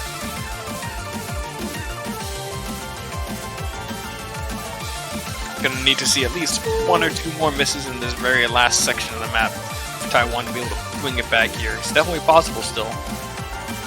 But everybody's not missing. Nobody's missing at this point. Everybody kind of got used to this section as they played it a bit more. And that's going to be another point for Canada going on to match point. And with everybody dropping around him, Unlucky W with the 1 miss, holding through that entire second half. Yeah, a little nice reverse choke there. Usually you don't miss in the intro of the map on this one in particular. 5-1 match point. It is Taiwan's pick, though. Think they go right back to double time? Possibly. I mean, it is what they want to point on. The other 2 double time maps are quite a bit easier than the first one, I'd say. So maybe it's not going to work out as well. I can definitely see them picking possibly something like DT3.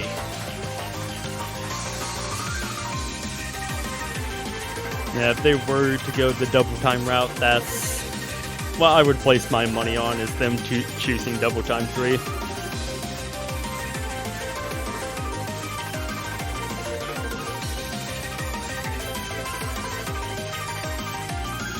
Taiwan taking a little bit of time with this pick, and I do not blame them. Oh, there it is. Double time 3. No surprise there. Sticking with double time, they won a point off of it, so why fix something that so far is not broken? Gotta hope it doesn't break, because this is relying on their CWC time for this year.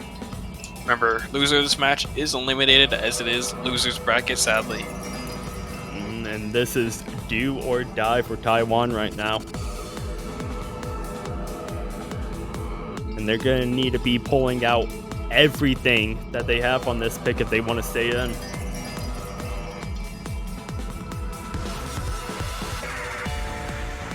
We do see Caesar carrying coming in the side of Canada, as well as XXZ on the side of Taiwan. 2 replacements. Maybe see one more replacement on the side of Canada at the last second.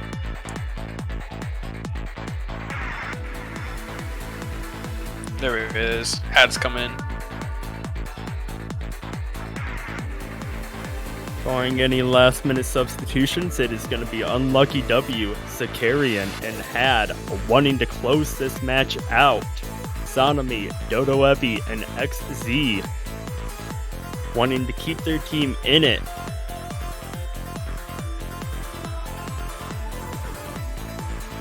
And if there is a map to keep Taiwan in this matchup, it will be Double Time 3. Oh yeah, the hard part after this though is how do you get back those last 4 points even if you do win this? There's still so many more maps and you're not going to be able to pick all of them. You only have 2 more picks left even if you keep winning. So that's going to be the really hard part of this comeback, is seeing how many points they can get, how many break points they can get off the side of Canada. Oh yeah. And even if you go all that way, you still got the tiebreaker. Man, I don't think we have seen a tiebreaker yet. It's definitely not. So not yet. It'd be exciting, but it is quite a far away. It's away, so shouldn't be really thinking about it, but you can always have a dream. The TB dream indeed, as we see no players opting to choose that hidden modifier, all sticking with base double time, and here we go. Round 7, double time 3, resurrected replayer. Will Taiwan be able to keep their CWC dreams alive, or will Canada get the 6-1 victory?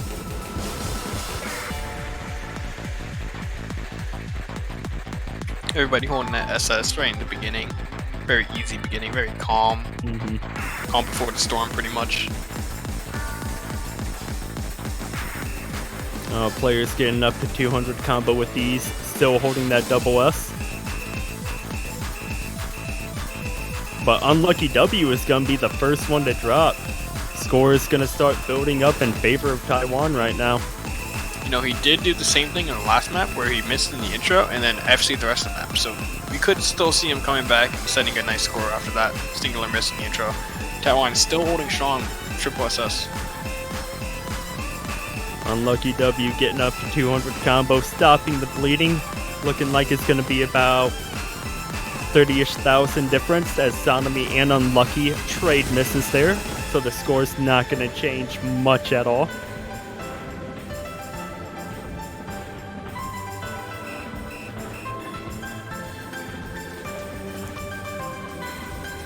And other than those 2 players, we're still seeing a 4-way double S right now. Yeah, no misses yet in the slow part. Slow part can be a little bit nerving because it's just a bunch of tiny micro movements. Sanami, Unlucky W back up to 200 combo. And as we're approaching the last quarter of the map, Dodo Ebi drops, and that might be the difference maker. Yeah, it definitely could be, but I think Taiwan might have had just a slightly better spin. I was trying to think about who did better by looking at their scores. It was pretty close. Sanami drops, though. Spins don't matter if you keep missing, though. That's unfortunate. This map is getting closer and closer to the end, and unless we see a triple miss on the side of Canada, Taiwan is going to be getting sent home. Yeah, the center of the map is pretty dense. Oh, we do see a double miss. It's going to be close. Oh. At the last minute. There it is. Taiwan at the last minute keeps their CWC hopes alive. Carrying an unlucky W, just dropping at the end. Talk about a lucky break for Taiwan right there. Dude, Taiwan was like, oh, we got this. We got this. As long as they keep holding, they're going to get it. And hey, they got that point. Now they just got to get 3 more and the tiebreaker. Still doable, honestly. But very nice score. SS from XSXC and had good scores, good scores. That was a pretty last second comeback, too. I believe that was like in the last, 50 combo, probably? Something close to that.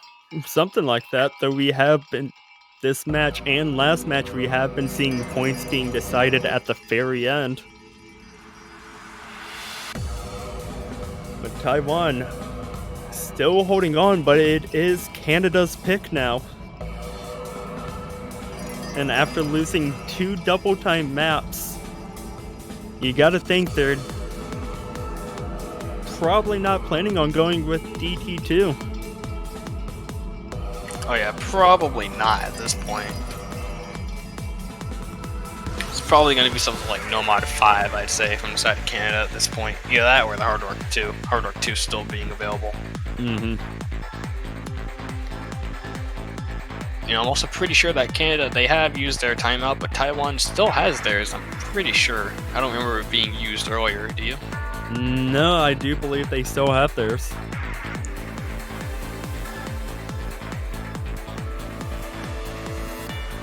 Hard Rock 2, Double Time 2, or any of the 3 no mods left, and it's gonna be Hard Rock 2. Night of Nights coming in. Been kind of waiting for this last Hard Rock pick to get picked up, because Canada did win the other Hard Rocks, or the other Hard Rock, I should say. The other one was banned. You know, it was pretty convincing, I'd say. It was not that convincing, but close enough to the point where you can say, okay, Canada's got a slight edge on Hard Rock. Oh yeah. We see at least one substitution, Bowie coming in for Canada, Unlucky W and Had staying in, Dodo Epi, Sanami, and XZ staying in for Taiwan. Comeback, not impossible, still looking improbable though, but anything can happen.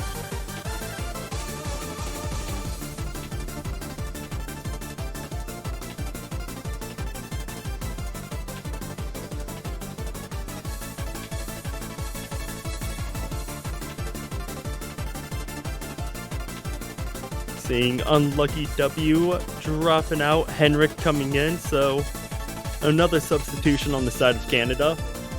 Does not appear there are going to be any, though, for Taiwan.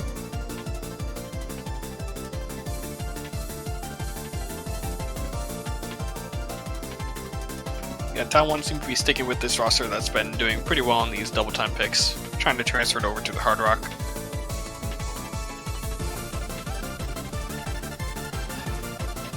And the start command is in. Will Taiwan be able to get another point? Or will Canada be able to seal the match?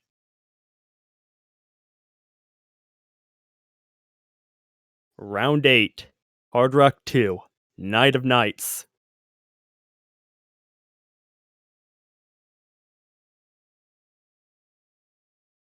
Just waiting for the client to catch up with everybody. And there it is.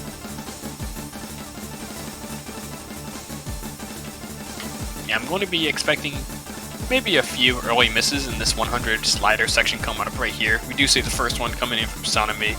Section very, very painful for some players. Depends on how you play. Seems like we're only going to be seeing the singular miss from Sanami on that section though. All other players getting up to 200 combo. Sanami close behind though. XZ though is going to be dropping, and that is going to be a more crucial miss as we're going to start seeing the score build up more for the side of the Canadians.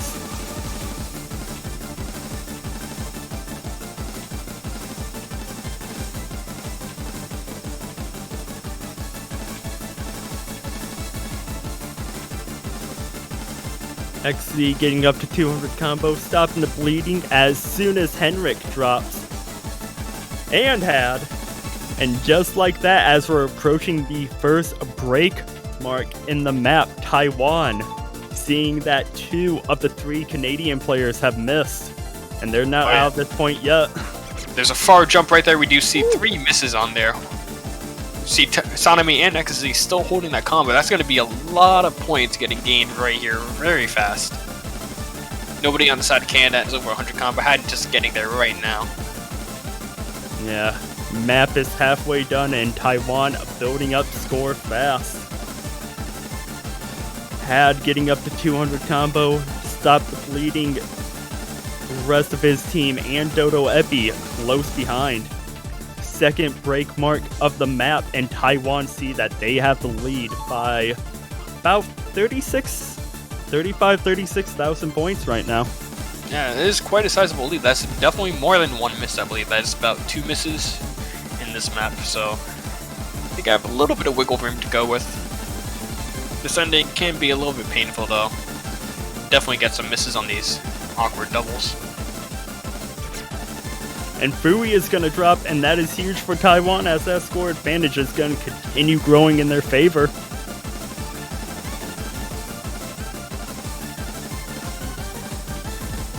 Do see Sanami and Ecstasy breaking there, though. Could be a little bit too soon to get excited for the side of Canada, though. There is closing very fast. And we're going to start seeing the score flicker over in favor of the Canadians.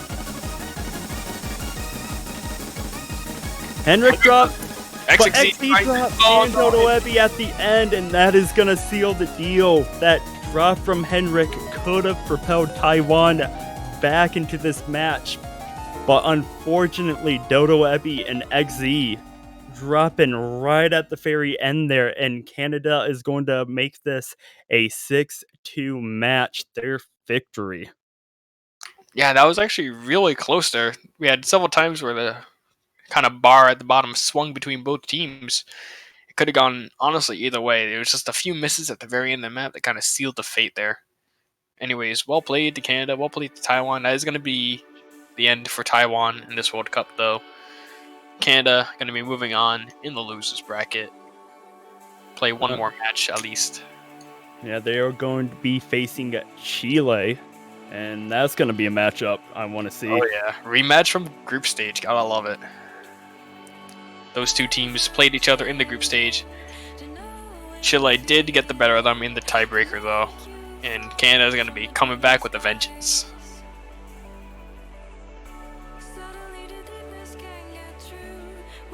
And that is going to be a matchup that you are not going to want to miss. And there are your winners, the Canadians. Here's our bracket for the rest of the tournament. We see that the United States, France still have yet to play, followed with Philippines, Russia, Australia, and Germany all having to play yet. Some really good matches still have yet to be had. However, you do see right there Australia, Germany, 7 hours until that match happens. And as much as I want to root for our fellow commentator Kuijibo, I'm gonna have to give it to Germany on this one. Honestly, I voted for Australia to win this pretty handily. I think I had 6-2 Australia, so I can definitely see some spicy stuff coming out from the side of the Australians. Yeah, I'm gonna predict a 6-3 in favor of Germany on that one. But 3 more matches left to be played, and you are not going to be wanting to miss those. Some really good matchups. And if you haven't yet, swing by the Oz store, pick up a banner, root for your favorite country, whoever you want to win. They're relatively cheap. I myself am proud owner of a United States banner. It looks pretty fancy on your profile there. Oh yeah, it definitely does. One of the best looking banners, if I do say so myself. Totally not sellout. You know. No United States bias there at all, I assume. Definitely not. With that being said, we will see you in 7 hours from now. Have a good night and take care.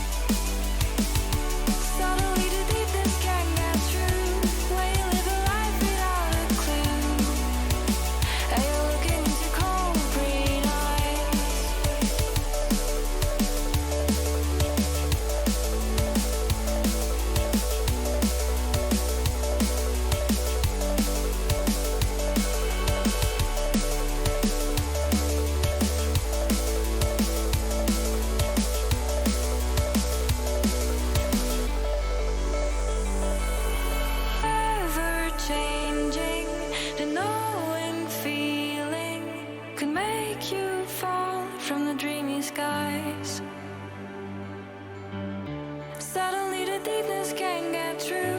Realize I fall along with you, and we're looking into gold.